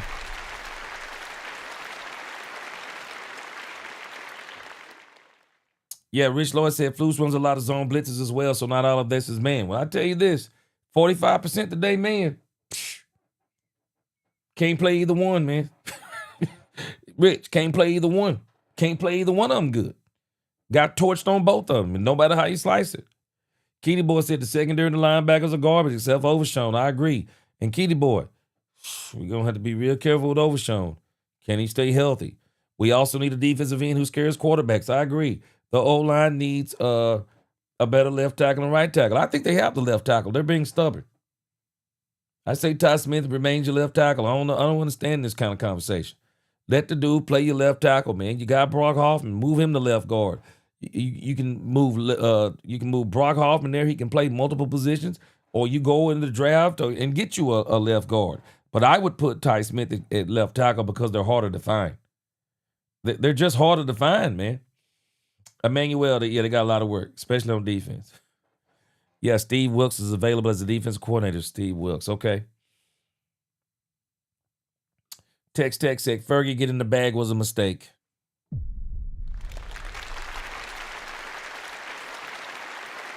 Yeah. Hendershot went to the Super Bowl with the Chiefs. Guess who knows talent better than anybody else? Poof. Yeah. Mm-hmm. Yeah, we paid Ferg too quick, man. Yeah, Chanel, this is the big problem with Eberflus, the body of work. The scheme, I agree with you again. Scheme is outdated. And he would not make the adjustments early enough. He went a long way towards trying to prove his system was the answer. Nah, he got to go. Tex said Carson is an arena player. He might make it in the CFL. Yeah, Carson got to go for me. If I'm the Cowboys, he can't show me nothing else. Cowboys got to start making hard decisions. Jada Goog said, "Gee, we just need you in Dallas." He started watching you this year. You been right, Jerry called G. Hey, man. I just think it's the obvious stuff. Yeah, just like Deion Sanders, when he was hurt, he knew his abilities, man. Deion was a master. Yeah, man. Yeah, I agree with you on that, Christian Legal. You got to run the right ones. But even on some of the ones he ran, man, they just couldn't make the tackles, man. Some of this is players. We got to accept that, because I don't want the Cowboys. I think we're making the same. I think we're saying the same things. Derrick Rose said it perfect. He don't want them to use what he did this game as an excuse to keep Matt Eberflus. But I also don't want them to use Matt Eberflus as an excuse to bring some of these players back. I'm looking at this both ways. Some of these players need to go, and Matt Eberflus needs to go too. That's why I said earlier, Diggs, Matt Eberflus, Kenneth Murray, Sanborn, Wilson, Hooker, Marquise Bell, Wanye Thomas. Man, I'm including all four of them. Wanye can't stay healthy. Marquise Bell, I did not realize he was slow as molasses. Hooker and Wilson are liabilities in the pass game. Bro, let all four of them dudes go. They are not, bro, we are wasting our time with those safeties. I don't know, you know, the scary part is, I don't know how you get all those players in one offseason. That's huge turnover. That's absolutely huge turnover. Send Matt to the booth. What did you, from your vantage point, see from that decision? Yeah, again, I want to watch the film. I think, you know, we certainly didn't get the stops we needed to in the first half. I don't think we did a great job getting off the field on third down. They certainly ran the ball really well. You know, I think that they were kind of, you know, Appreciate your text, they were Ted. hurting us with the run. Herbert hurt us with his legs a little bit. But, again, like we talked about this week, what these guys ended up doing, certainly in the second half, and I think it started in the second quarter, but, you know, they possessed the ball. And I think the time of possession was like 35-25. So, you know, we have to help ourselves with not, you know, having penalties on third down. You know, we shot ourselves offensively in the foot on third down, and some third and manageables went to third and long. And they kind of were making us check it down underneath and rallying and tackling. So, at the end of the day. See, this is the part that Matt Eberflus won't admit. This is the part that not Matt Eberflus. This is the part that Brian Schottenheimer will not admit about himself. If you've ever noticed, Brian kind of gives these other teams credit for stopping the Cowboys on third down. But if you've not noticed, Brian has this same excuse every single week. I told y'all what these teams do to Brian. They don't mind giving Brian Javonte Williams the occasional 10 to 12-yard run. But then what they'll do is they'll stop the Cowboys when they run on first down. They'll turn it into a 2nd and 9 or a 2nd and 8. If they get the stop, they turn it into a 2nd and 10. They'll make the Cowboys try to throw it on 2nd and 9 or 2nd and 10, and the Cowboys don't get the pass play. Or if the Cowboys try to run it on 2nd and 10 or 2nd and 9, if they try to throw it on first down, the teams, what they do is they try to make the Cowboys keep everything in front of them. They know they can beat their tackles, so they know the Cowboys got to get the ball out fast. So you might get an incompletion on first down or an incompletion on second down. You'll either get you'll get an incompletion on the first or a second. You'll get a run on the first or second. Short run on first, short run on second. But what they focused on the Cowboys and how they get the Cowboys in a headlock, they put them in 3rd and 6, 3rd and 7, 3rd and 8, 3rd and 9, or 3rd and longer. And then, because they know then they can crash those tackles and really put the pressure on Dak Prescott, he's got to get the ball out of his hands quick, so they can't throw past the sticks. So they got to throw the ball short of the sticks and try to get that run after the catch. You're not going to get that from Ferguson. Turpin is so short, you don't see him until he breaks past the line of scrimmage. You're running those whack comebacks with George Pickens. teams are taking away the slant play, and then they're taking CeeDee Lamb at certain times. They're taking him out of between the hash marks. And they're making you do all of this so quick. Brian is getting out schemed on third down. You can go back and listen to these losses, and Brian will say the same thing about the offense and the defense. We couldn't get them off the field on third down, and the last game it was fourth down. Can't get them off the field on third down. And we couldn't make third downs. You hear this all the time. Teams have figured out how to stop Brian Schottenheimer. It's simple. It's simple, man. Stop him from running on first down. Get after him on second down, incomplete or a short pass. Keep him all day long in 3rd and 6 or more, and you're going to beat him. You're going to beat him because Dak's going to have to get the ball out of his hand quick, and Brian isn't creative at trying to figure out ways to manufacture an extra second for Dak Prescott to throw the ball. I still don't understand how they fail at 11 and 12 personnel so much. I don't understand it. They're getting out-schemed on third downs, not just on defense, but on offense too. And Brian had this conversation every single week about we couldn't make third downs. You ever notice how they get in the red zone? Same thing happens in the red zone. Once they get close to that red zone, the team's got that 12th man, which is the outside the end zone, or they can play it within the end zone, playing in that red zone, so they can use the back of the end zone as a 12th man. And they really clamp down on the Cowboys. Brian says this every week. We didn't play good enough to win in really any phase. And then at the end of the first half, with how good you guys have been inside 2 minutes, was there any thought to call timeout, see if you guys could hold them to a field goal, give yourself some time to go down the field and score? Yeah, we kind of have a thought there, Tommy, where, it depends on, Jim called one, and then, when they get inside the 10, you kind of want to do that, but there's a little. Hey, JP the Goog, I don't think Diggs is playing bad on purpose. I think there are some things about Diggs where I just think Diggs is not playing with his heart in this thing. I think Diggs is playing for himself, but I don't think he's playing for the Cowboys. I think he's kind of checked out, but I think he wants to put some good things on the field. I just don't know if he's going to put good things on the field. But I can tell you this, he won't get paid again when he's getting paid in Dallas. Yep, why high? He said Justin Herbert outran every linebacker on the field. Yeah. Yeah, JP the Goog, Shotty running high school plays. At first it works, but the NFL learned fast. Man, they caught on to him after them 6 games, bro. Richard Vallega said, should have got Deion Sanders to coach or at least defense for me. Yeah. Yeah, he wouldn't leave Colorado. Mel, if you can see how to stop the team, surely the experts can figure this out. Unbelievable.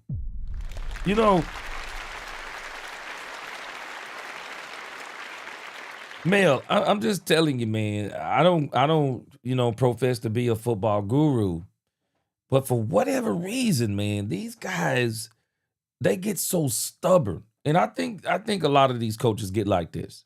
You can be stubborn if you got a superior scheme and attack plan. You get these guys like Kyle Shanahan, Ben Johnson, Sean McVay, Andy Reid's of this game. Bro, they are these kind of coaches. They're like, bro, you can't stop me. Man, I got a counter for every counter. These guys are built different. Man, I got a counter for every counter, bro. We don't have a counter for every counter at this point in time. And that's one of the problems. And when you listen to Brian Schottenheimer, man, I can't tell you how many times I've heard him say, yeah, we didn't play well on third down. Why? Why are you not playing well on third down, bro? Poor at making adjustments, poor at situational football. And I think when you think about teams that are successful on third downs, you got to be creative on third downs. You really do. You got to be creative on third downs, especially when you're talking about 3rd and 6 and above. You got to be creative. You have got to come up with a handful of plays to say, these are unstoppable. These are unstoppable. I don't care what defense they run. These plays are more than likely successful. Man, you got to get you a handful of those plays. Run more motion. Run more trips. Just, you got to do things. Let me tell you, it's strange to me that we don't do to other teams what other teams do to us. Have y'all ever noticed they say the same thing every week? Yeah, they ran some motion on us and we got a little confused at some of the motion. Well, why aren't you doing it? Why aren't you doing it? If it's working on you, why won't you lose it on another team? Fight fire with fire. Oh, you going to run motion? We're going to run motion too. We're not just going to line up George Pickens on the outside. Let's line him up inside. We're going to run trips. We're going to run him all the way inside. We're going to make that slant play even shorter. We'll get him on a linebacker. What I mean, you got to just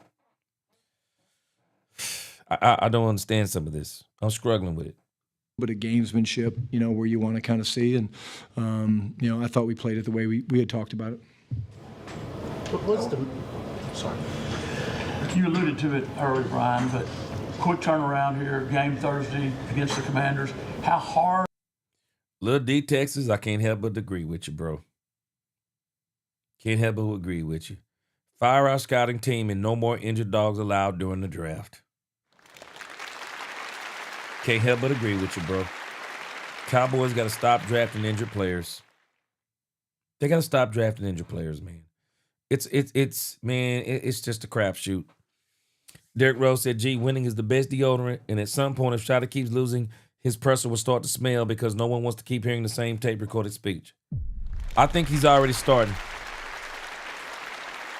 Derrick Rose, let me tell you something.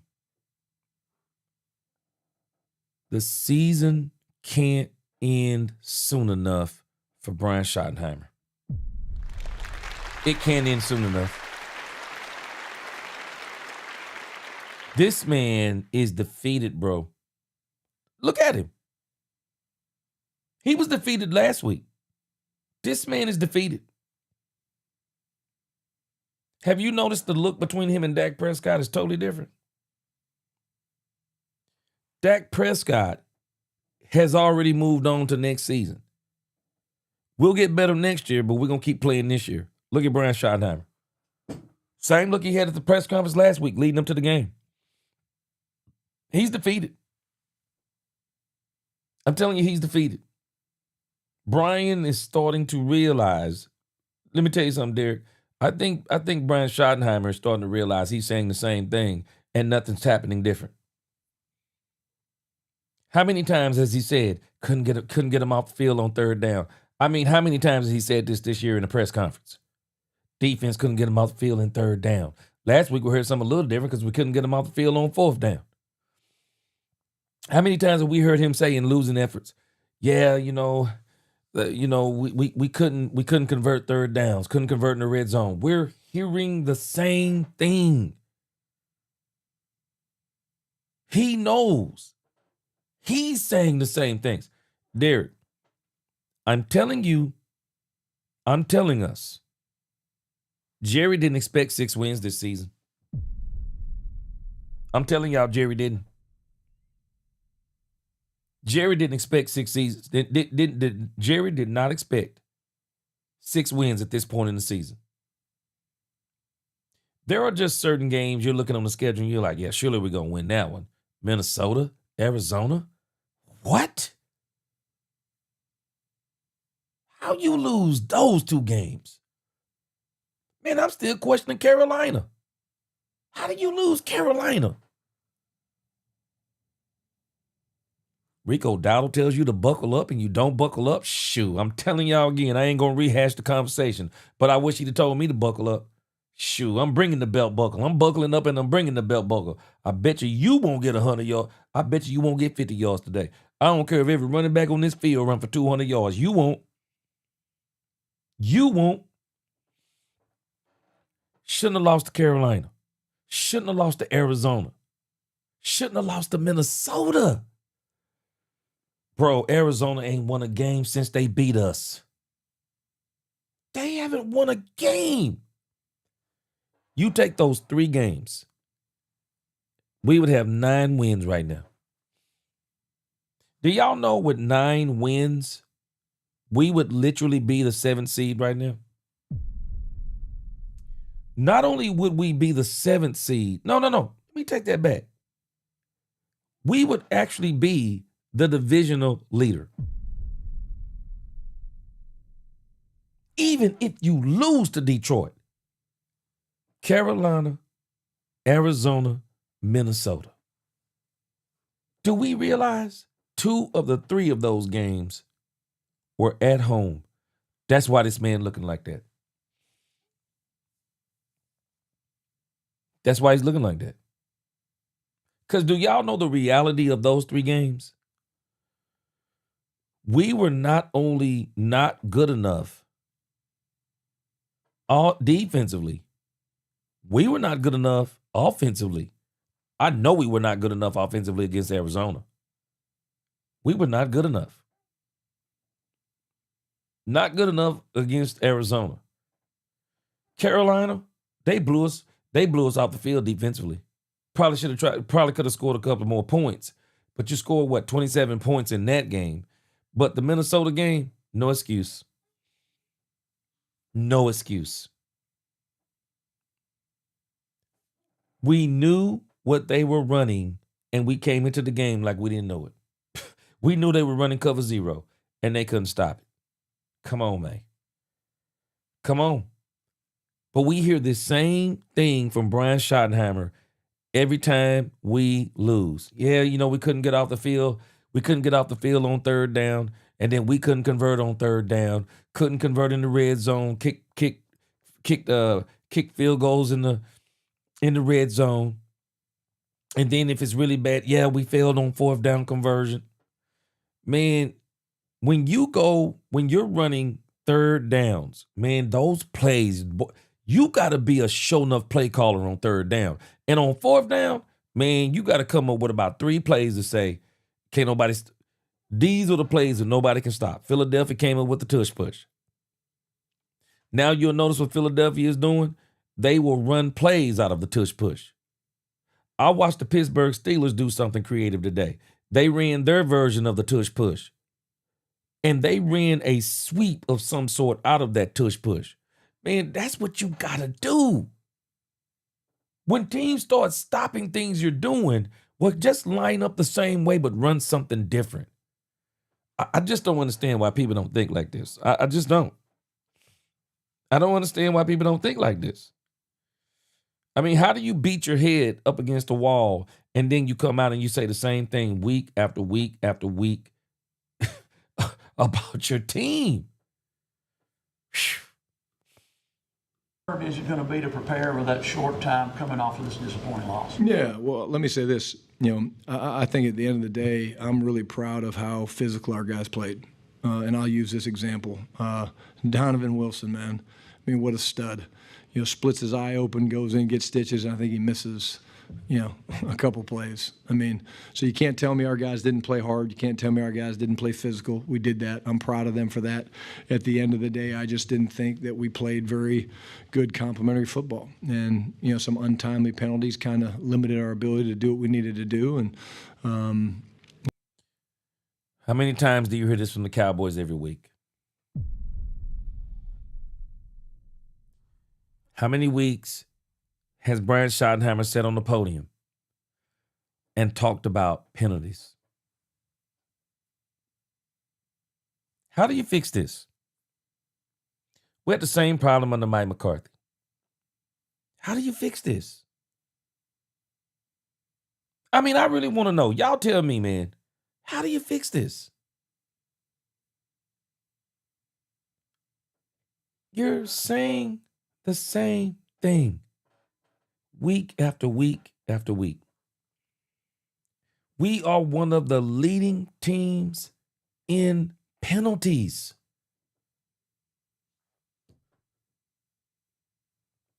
How many weeks, how many games have we talked about this season?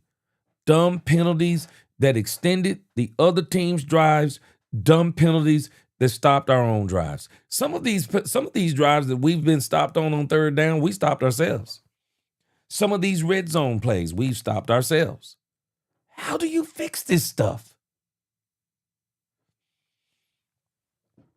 I think Jerry gonna have to really just really give Brian some serious power, which I don't think he's going to do.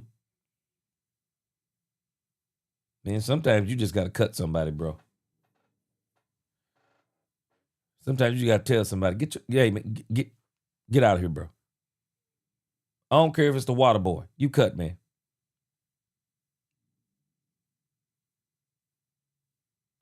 JP, hey, Jerry expected playoffs. You want to know why he expected playoffs? JP the Hog. I'm gonna tell us a cruel reality right now.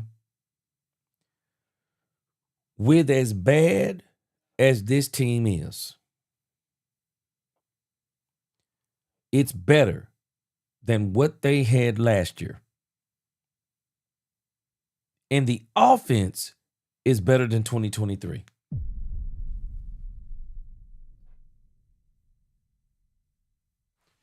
In the eyes of Jerry, this team is better than last year. Some of it is the same. Jerry, in his mind, I believe he thinks this team is better than last year. And I know it is offensively. Man, let me tell you something. I think Jerry knew kind of going around fourth or fifth game. I think Jerry pretty much knows at this point in time. I think Jerry's like, okay, doggone it. This defense is not going to be what I thought it was. Some of these players that we brought in, they're not what we thought they were. I think Jerry is kind of figuring this out by game number 5. But when you look at what the Cowboys were doing early on in the season, and what probably gave Jerry some hope is, hold on, let's look at this season. Let's look at this season. I think this kind of gave Jerry some hope. So, Matt Eberflus called a great game against the Eagles. But then we figured out something. Matt Eberflus actually gave the league the blueprint for beating the Eagles. Jalen Hurts was struggling with zone. And so the Cowboys were able to kind of stop them in the second half. But then when you get to the next game, this is what really gave the Cowboys and gave Jerry hope, I believe. They scored 40 points against the Giants. We went to Chicago, but we kind of blamed that on CeeDee Lamb got hurt on the second drive of the game. We didn't pay attention to how we were getting just beat on defense, outsmarted, making dumb mistakes, fumble by Javonte Williams on the first drive that took away I think it was a big-time drive. George Pickens tipped the ball up to a defender as the Cowboys were trying to make a comeback. But we kind of wrote the Chicago game off like, okay, we probably should have won that game, but we beat ourselves. Then we came back at home against the Packers. I think as Tech, I would agree with you on the tie with the Packers. We should have won that game. I also think the referees cheated us in that game too. But nevertheless, we tied in that game. But what Jerry probably looked at is, I want y'all to think about what the Cowboys did. In 2 of their first 4 games, the Cowboys scored 40 points in those first 2 of the 4 games. And then in the 5th game, the Cowboys scored 37. So Jerry in his mind is like, okay, well, the defense maybe isn't that good, but because we're so good offensively, we probably can beat a lot of these teams. And then they went and got beat by the Panthers. Unexpected loss. They came back and scored 44 against the Washington Commanders. But then they came back against the Broncos. Think about the Bronco game. This is when Brian Schottenheimer went into the defensive room. I think this is a game that the Cowboys also look back on that was a very winnable game. The Cowboys didn't take advantage of CeeDee Lamb on that doggone, I think he's a cornerback, on that cornerback moss. Come on, man. Dude couldn't hold CeeDee Lamb. The Cowboys didn't even start attacking the dude until the game was almost out of hand. And then when Surtain went down, how do you not start feeding George Pickens? See, Jerry is looking at some of these earlier games, and Jerry was thinking all along, well, Jerry's like, well, I know we're not that good defensively, but because we can score a lot of points, we're probably going to be able to still win about 10 to 11 games. Case in point. Y'all want to know why Jerry believed this? Let's go back into history. If you go back into history and you look at the year is 2023, let's go back and look at 2023 and why Jerry probably thought this. The Cowboys scored 40 on the Giants. Cowboys scored 30 on the Jets. Got beat by the Cardinals. Scored 38 on the Patriots. Got beat by the 49ers. Beat the Chargers. Came back against the Rams. Scored 43. Got beat by the Eagles. Came back and scored 49 on the Giants. Came back and scored 33 on the Panthers. Came back and scored 45 on the Commanders. Came back and scored 41 on the Seahawks. Jerry is thinking that even if the defense isn't that good, but the offense is so good, we can probably do a similar repeat to what we did in 2023 because the offense this year is better weapon-wise. It's better weapon-wise than it was in 2023. Man, Brandon Cooks and CeeDee Lamb ain't nowhere close to George Pickens and CeeDee Lamb. And when you figure in the running game of Javonte Williams, boy, Javonte is ran pretty good. I think one of the stubborn things that I also noticed about Brian Schottenheimer ran Javonte Williams in the ground. Point blank, ran him in the ground. Never felt the need to work in another running back. Fell in love with Javonte Williams. Never felt the need to say, and I'm telling you, I don't believe his evaluation on Jaden Blue. And nobody has to agree with me. I just don't buy it. I don't buy his evaluation on Jaden Blue. You want to know why? Because we've seen a great run, a couple of great runs from Malik Davis, and we still see where Shotty didn't increase his carries. Didn't increase his carries. Could have took the workload off of Javonte Williams. Refused to do it. Ran Javonte Williams in the ground. Let me tell y'all something right now. Javonte Williams is wore out.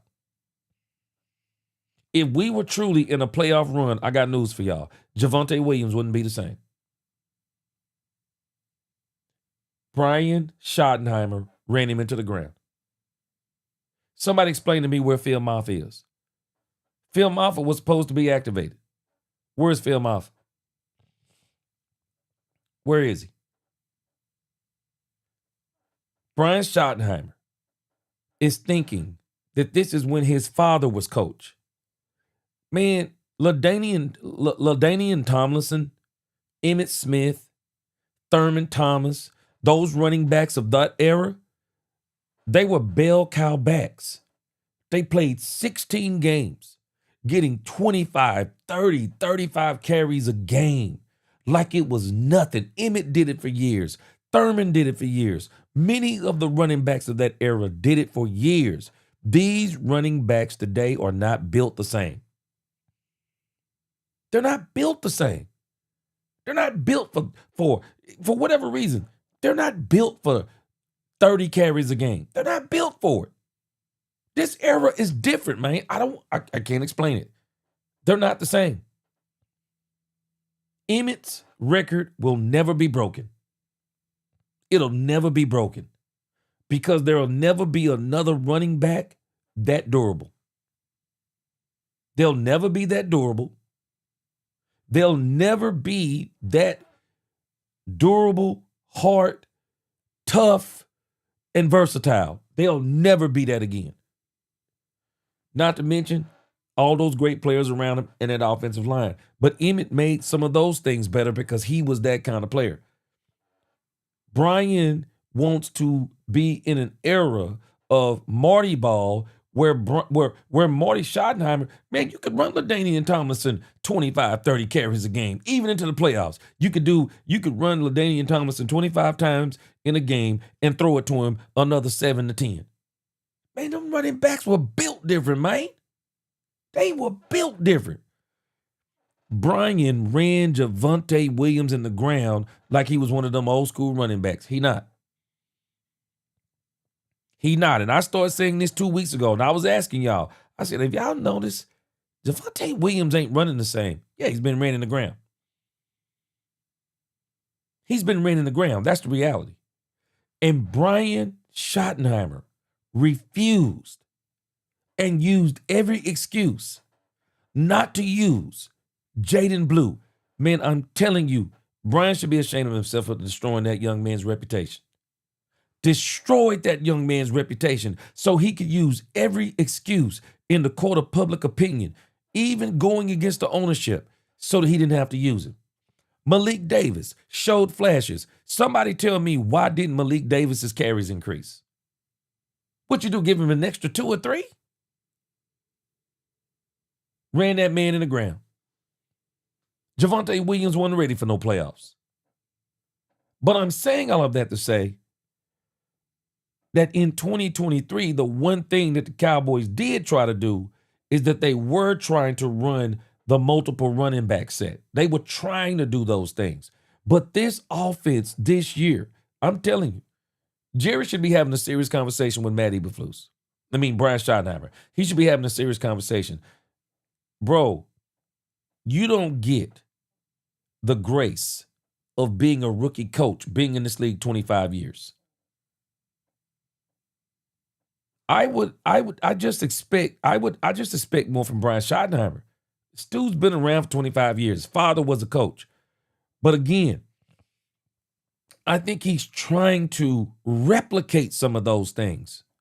But you can't replicate some of those things because for whatever reason, these guys are built different. It's a different era. Bro, you got to modify. Ran Javonte Williams in the ground. But again, Jerry's expectation, because this offense in the eyes of Jerry is better than that offense from 2023. Man, look at the points that Marty, look at the points. Look at the points that Mike McCarthy put up in 2023. Insanity. Insanity. They got beat by the Buffalo Bills. They scored 20 on the Dolphins, 20 on the Lions, who won that. They came back and put up 38 on the Commanders. And then they wound up going to the wild card game, and they got exposed because they couldn't stop the run. And they only had one wide receiver in the grand scheme of things. But that team, man, this dude had safeties playing linebacker. Dan Quinn had safeties playing linebacker. And they still were able to manufacture 12 wins, 5 losses.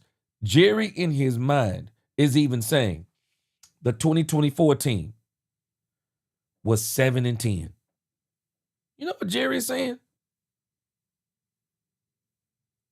This team is better than the 7-10 team.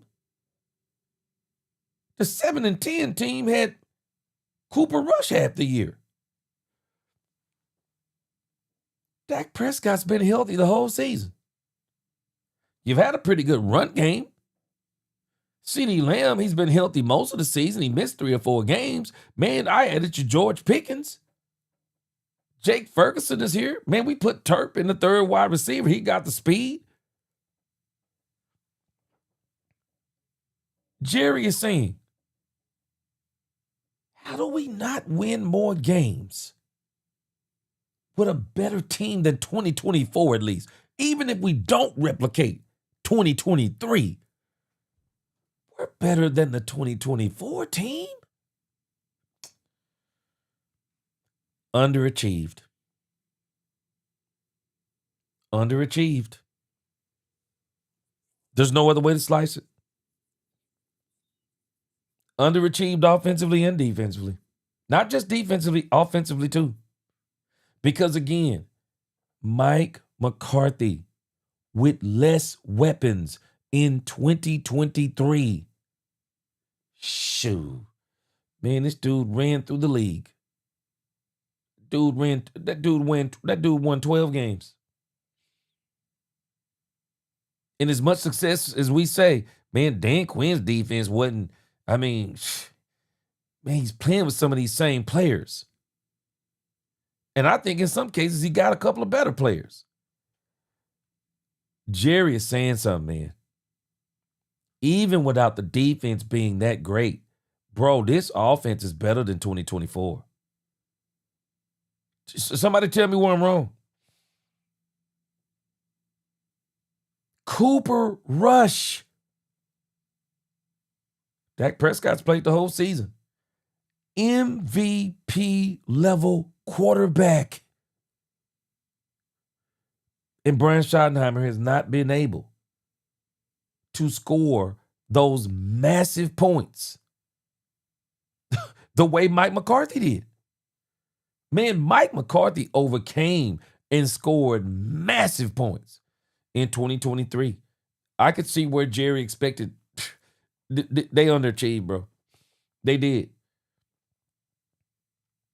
Derrick Rose, G, you've said this time and time again. Shotty's jibber jabber's not translating on the field. It's not. It's not translating. Dominique Pittman, good morning. I sent your stuff out, man. So you should be getting it by the 31st. JP said this year Jerry actually did what he never did before and made a 90s Cowboy team by drafting trades. He felt he had a golden nugget. Shoot, facts. JP, Jerry, even after he saw the defense was bad, Jerry said, saw the defense was bad, Jerry said, but this offense is good enough. They're going to be able to overcome it. They couldn't. JP the Goog, let me tell you something. I think if the Cowboys were winning, Jerry Jones would probably be in the running for the GM of the year. But he, just like Dak's not going to get that MVP, Jerry's not going to get that GM of the year. Because, again, Jerry has been a part of 3 of the biggest trades in the NFL in 2025. Derrick Rose said, with the name brand the Cowboys have on both sides of the ball, the playoffs is not much to ask for. We really need some creative play calling on both sides. Guys, let me tell y'all what's crazy. I need my X-Files music playing. Do y'all know this league is setting this thing up for Josh Allen to get his first Super Bowl? I don't know what else to tell us. I don't want to put my foil hat on. But I'm telling us this. Some kind of way, it seems to me that in the AFC, Patrick Mahomes has been moved out of the way. Have y'all noticed? Lamar Jackson has been moved out of the way. The 2 biggest obstacles for Josh Allen has been moved out of the way. Do we realize that Josh Allen is being set up to go against Bo Nix, Drake May, and other than that, I can't really name anybody else who's going to that should give the Buffalo Bills and Josh Allen problems in the AFC. They have moved away. The Cincinnati Bengals and Joe Burrow, he's not in it. Josh Allen will literally be going against young, inferior quarterbacks. Let that sink in.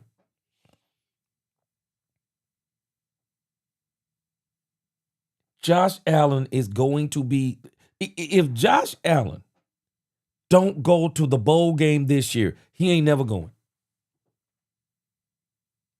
He's never going. And for whatever reason, it seems like this league is setting up Josh Allen to be the face of this league. They're setting him up to go to the Super Bowl. When you move Lamar Jackson and Patrick Mahomes out of the way, who's going to stop him? I think the Denver Broncos are going to give him a run with the defense, but I don't know if they can beat him in a playoff game. I mean, Josh Allen is going to be going up against some pretty just inexperienced. But think about this from the NFC. How frustrating could this be for Jerry Jones? You're literally, if you could get in a dance, how scared of you would you really be of Green Bay? How scared of you would you really be of the Chicago Bears with Caleb Williams? If you just had a mediocre defense, How afraid of them would you be? Seattle Seahawks, Los Angeles Rams. This is crazy. If the Cowboys would have had a good enough team this year, man, the Cowboys could at least got to the second round. But of course, we ain't going to get to no round. What's going on, Poobie D? Good morning. Yeah, defense is horrible. And the defense is horrible, and the offense ain't living up to what they're supposed to either. Mel said if Marty Schottenheimer was in the game today, he would be run out of town. The game has passed most of these old heads, need younger coaches. And even if you're not going to be younger, you got to be like Andy Reid. Andy Reid is a chameleon. He's been able to adjust decade by decade. And Andy Reid has gotten better decade by decade. Andy Reid has been on point. And if you're going to be one of these people, man, you got to learn to adjust with the times, man. Brian ran Javonte Williams in the ground. Richard said, gee, if you learn garbage, you'll be trash. Yes, sir. What's going on, Robert Dully? Yes, sir. I've been saying this, man. It don't translate. It's just not translating and it's not just the defense. Even what he keeps saying on offense ain't translating. JP the Goog said 12-5, 3 years, G. You right on what Jerry thought. Shoot, man. Man, Jerry is looking at this team saying, man, this team is better than last year's team. But it's not. Man, y'all got to explain it to me. How is this team not better than last year? How is it not better? Dak Prescott's been healthy the whole season, playing MVP level ball with CeeDee Lamb, George Pickens, Javonte Williams. How are you not mollywhopping teams? We get predictable and they stop us on offense. Our defense ain't good enough to stop anybody and we get beat. That 2023 team outscored a lot of teams. Shoot, man, let me tell y'all something. They set this thing up for Josh Allen. This year is set up for Josh Allen to win. Even when you look at the quarterbacks in the NFC that he would have to go up against. Come on, man. Sam Darnold. Caleb Williams. Jordan Love. Come on, man. Only quarterback that would be formidable against Josh Allen would be Matthew Stafford. And I don't even know if they're going. Yeah, Robert Dudley, though, you got to think it was time for the Broncos to lose. The Broncos had literally the Broncos had won 10 games in a row? Man, that's a tough out, man. Yeah.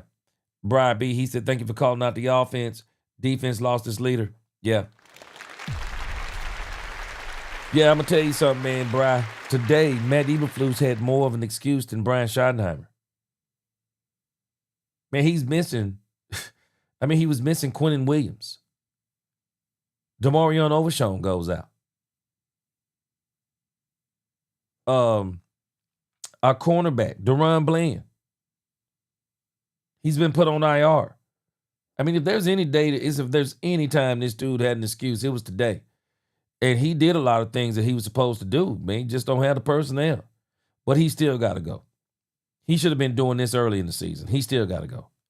Brian said, Danny Dallas Cowboys, let's go. What's going on? He said, Brian Schottenheimer trash like North Turner G. Get Brian off. Mel said, I really think gambling has ruined the game. Oh, man, Mel, I've been saying this. Man. I've been saying it. Robert Dudley said, we abandoned the run again. Cowboys and Chargers. Javonte Williams, 11 carries, 34 yards. Robert Dudley, do you know why we keep abandoning the run? Because we only run one way. Once you crash the nose tackle of once you crash the center of the Cowboys and you take away those between the tackle runs, Brian Schottenheimer is one-dimensional in his run game. and he refuses to try and develop an outside run game, a pitch run game, a sweep run game. He refuses to do that. And once you take away his power run game, he gives up on it. Then he starts. He goes back and says, "Okay, Dak, well, bail us out. We're gonna rely on your arm." And then the defense says, "No, we got one for you. We're gonna rush 4, drop 7, keep everything in front of us, get to the quarterback with rushing 4, or maybe sending one extra player. We're gonna send one extra player. We're gonna make Dak Prescott get the ball out of his hand, throw it quick underneath, and we're gonna beat you.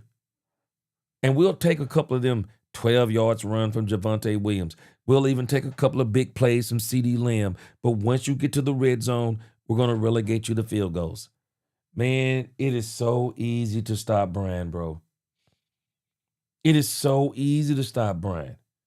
And I'm telling you, bro, if you listen to him every press conference, he's saying the same thing. It's on repeat. Yeah, we couldn't get off the field on 3rd down. Oh, yeah, stupid penalties stopped us here and there. We couldn't convert on 3rd down. Why? We're watching teams with less weapons convert on 3rd downs, bro. Couldn't convert in the red zone. Stupid penalty. He's saying the same thing every week. Every single week. Limited ops for us offensively in the second half. And, again, big swing in the game was the 4th down stop that they got down there in the red zone. Why did they stop you on a 4th and 1? You get stopped on a 4th and 1? Yeah. Was it particularly frustrating defensively? You guys tried. Dak delusional. I agree with you. Offense has failed this season. Yeah. 14 versus the Bears. 14 versus the Bears, 10 versus the Cardinals, 17 versus the Chargers. Yep. Had a lot of different things, and nothing seemed to be as good as you wanted. Yeah, again, he completed a bunch of balls on us, Mickey. They ran the ball pretty well. He extended some plays, so certainly it's things that we have to look at. But again, at the end of the day, when you give up that many yards and there's things that you didn't do well enough, I thought he made some great throws early in the game. Dudley, no consistency in this. Again, I thought we were better in the red zone. No more. But unfortunately, they hit some big plays. They hit the big touchdown to. Ladd over there on our boundary, and the big play in the first half, or the start of the second half, we ended up holding to a field goal there. But that's what this game is going to be. But we'll look at the film, and like we said, we'll make quick adjustments, get ready for Washington. Did you address the team beforehand or even afterwards about he came in today without getting to the playoffs? Did you ever address that with them before? I addressed it with them yesterday. I told the guys after the walkthrough yesterday morning, I said, hey, just so you guys know, there's a chance that we come to meetings tonight, we will have been eliminated from the postseason. I just wanted them to know that. I think most of them probably did. And then, of course, I addressed it last night, and what I told them was this. Don't worry, Brian. The referees made sure. Hey, I'm just telling y'all, if anybody watched that Washington Commanders-Eagles game, if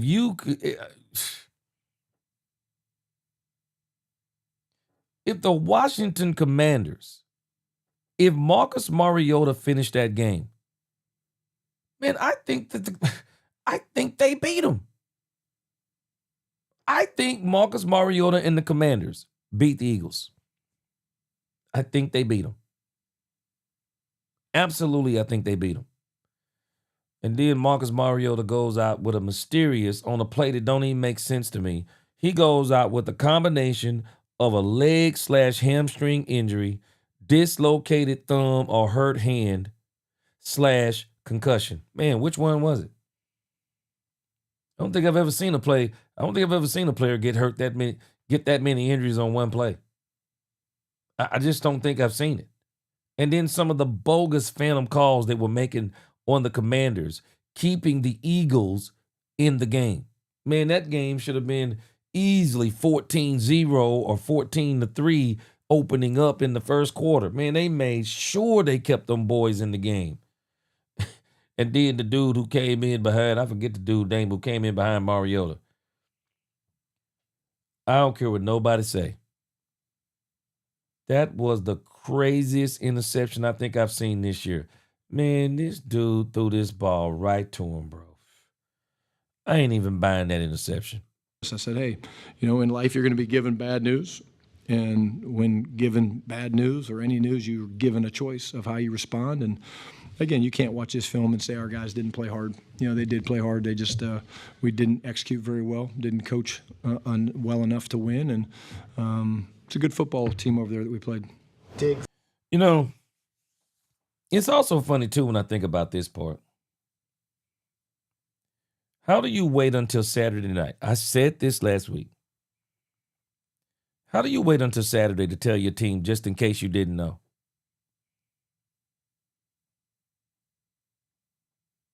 Saturday? I'm telling my team Tuesday, guys, let's be ready. Let's be ready to go. Let's be ready to go. We may have a playoff game coming up. We're going to play hard either way, but we may have a playoff game coming up. Because if the Commanders beat the Eagles, we have got to be focused in this game plan, laser focused. And this game plan is going to be great whether they win or lose. But if they lose, let's be ready. But I'll be honest with you. I think after the Cowboys lost those last two games, I'm not sure if these players' minds and hearts was into this thing. Got a start here for a while. Just your thoughts about getting him on the field. Yeah, again, I thought he had a really good week, in practice and prep and the way that he was working. And again, I want to see the film before I speak, to how he played or really any of those guys played. But yeah, he did a good job this week. Is that just part of being a rookie? Those are stuff you got to live with sometimes. Yeah, I mean, you're a young corner in this league going up against a guy like Keenan Allen that's been in the league for, 12, 13 years. And again, like we talked about, you're out there chasing man-to-man. You got to get pressure on the quarterback to do that. And, we didn't do that well enough today, that's for sure. I don't know if you've been asked already. The 4th and 1, it seemed like the offense was going well. And boy, you are not lying, Derrick Rose. Yep, Mike McCarthy's probably somewhere smiling right now at the failure. Yeah. Danny says, Gio, we're going to get another head coach for the Dallas Cowboys. Not anytime soon. But I'll tell you this, he definitely ain't going to get the 13 game like Dominique Pittman was asking the other day. He ain't getting the 13 season treatment. Dak Prescott's contract will be up in 3 years.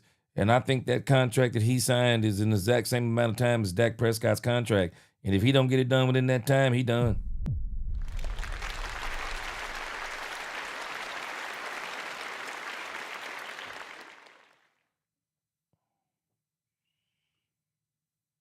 Yeah. Robert Dudley said, gee, I know you all over the running back game. He said with Jaden Blue and lost Sanders after him, they never addressed speed and outside run game. Never did. Never did. Also, gee, no sacks or turnovers. Yep. Yeah. Yeah, Army. I think they, what's going on, Army Mom? Long time no see. Yeah, I think they quit. Yeah. Dak Delusion, let me tell you something. I think Kellen Moore will be having a field day with this offense. And the way he's looking with the Saints, man, shoot, maybe the Cowboys should have considered him as the head coach, but he didn't want it. He didn't want the Cowboys coaching job. And again, guys, I was telling y'all earlier how crazy this is. This league is setting up Josh Allen to win the Super Bowl. When you look at the top 8 teams in the playoffs right now, Josh Allen is better than Sam Darnold. He's better than Caleb Williams. He's better than Jalen Hurts. I don't think he's better than Matthew Stafford. He's better than Brock Purdy. And he's better than Jordan Love or the Bryce Young kid. When you look in the AFC, be honest. Who's stopping the Buffalo Bills? If Josh Allen, do y'all realize Josh Allen is better than every single quarterback in the AFC? CJ Stroud, I don't think he has the team. The Chargers, I don't think they have the team better than Justin Herbert. I forgot who's even playing quarterback for the Steelers, but we know he's better than them. Trevor Lawrence. Josh Allen is better than the Jags and Trevor Lawrence. Drake May. He's better than Drake May. He's better than Bo Nix. Now, these first two teams, they do got a defense. Well, I do think the Broncos have a serious defense. The Patriots have played a pretty easy schedule, but they did play today. Texans defense, it is elite, but I don't think they have the weapons. Guys, they are setting this up for the Bills to go to the Super Bowl. They are setting this up for the Bills. They have moved the two biggest obstacles out of his way. I don't know. I'm just telling you, this stuff is weird. How do you get Patrick Mahomes, Joe Burrow, and Lamar Jackson out of Josh Allen's way in the same season? Man, you can't make this stuff up. You know what? Aaron's been looking pretty good. I just don't have no trust in the Steelers. I don't have no trust in the Steelers. You know, and I don't think, when I think about Aaron, I think if you do the right thing with Aaron, I think Aaron could, man, let me tell you something. I'm just telling y'all, I just think they're setting this up for Josh Allen. In the grand scheme of things, he has to be the favorite in the tournament. He has to be the favorite in the tournament. I'm telling y'all, man. This is frustrating for Jerry Jones. Because when you look in this NFC picture, y'all tell me, we got 7 teams. There is only one team on this list that anybody could argue is as good as Dak Prescott, and it's Matthew Stafford. Do you know how much this has to suck when you're Jerry Jones? You know Dak is better than Brock Purdy. You know he's better than Bryce Young, Jordan Love. You know he's better than Jalen Hurts. You know he's better than Caleb Williams. You know he's better than Sam Darnold. Sam's had a pretty good year too. The only one you could argue is Matthew Stafford. Man, you're not going to be in the dance. Shoot. And I'm going to tell you something. I think Schotty, if he's being honest with himself, I think Schotty thought he was going to do better too. And what happened on the fourth? Yeah, it was asked, but I'll answer it again. Again, they made a really good play. It's a variation of a play we've run, this year. And, we tried to run a little belly, and the guy just spiked across our face and made a good play. But it was a huge play in the game. It stopped momentum. It was a 7-point game at that time, 24-17. And, again, guy did a nice job, and Hunter couldn't really get his pads, square to get in behind the deuce block. The left tackle, can you talk about how he did? And is that a long-term option, or was that just kind of this week? Yeah, no, we talked about it. When you look at Guyton, who's working to come back, it looks like he won't be. Clarence Hill be having me laughing. Clarence Hill asked Jerry Jones the same question. Now he's asking Brian Schottenheimer the same question. Able to make it back this week. We'll see. He's doing better. But we just thought, hey, we're playing to win these games, and we felt like he gives us the best chance right now. When we talked to Sis about it, he was great. He's like, yeah. He was like, I'm fine, which is pretty amazing. It's a testament to him as a competitor and as a man. And the fact that we gave up, 1 sack in garbage time, 2 minutes there at the end of the first half where Dak was actually being smart. I thought we pass protected well. I thought, that was, something that we were worried about coming into this game is the ability to keep Dak upright. We haven't done that in the last, 2 weeks, and I thought we did that tonight. All righty. Thanks, guys. Yeah, man. We'll be back later on today, man, for Overreaction Monday. I'm gonna go in and work on my overreactions. This morning they probably not gonna be overreactions. They probably not gonna be overreactions. So I'm gonna try to figure out some good ones. But man, I'm just telling you, man. Jerry believes this is an underachieving season. It is a conundrum, man. You can't literally, in the grand scheme of things, how does Dak Prescott play this good this season and you don't win? How? Some of it is the defense. some of it is bad play calling. Schotty doesn't make good adjustments, doesn't really call good situational football. His play calling is dependent upon elite level play.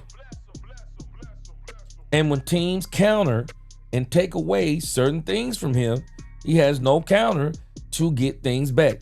He literally let teams take away in two of the most important games of the season. He let them take away George Pickens 2 weeks in a row. And then with nothing on the line, all of a sudden now you get George Pickens back in the game this week. Wow.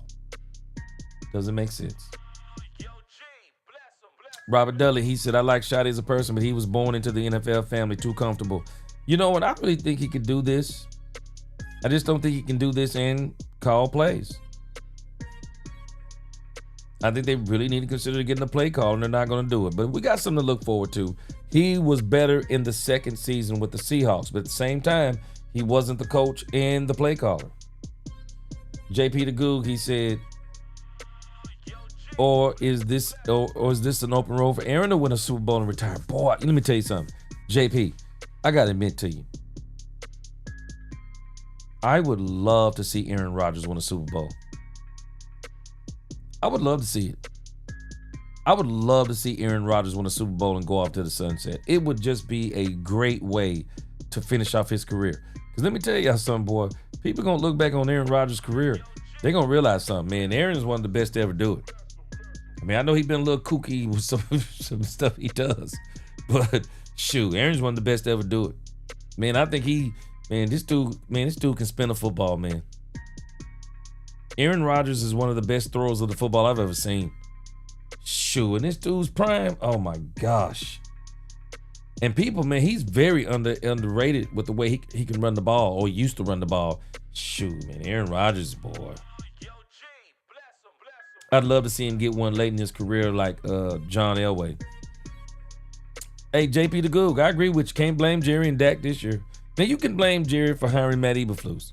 But he still tried to get Matt some pieces. Like I said, but we thought Quentin Williams was Matt Eberflus proof. Not quite.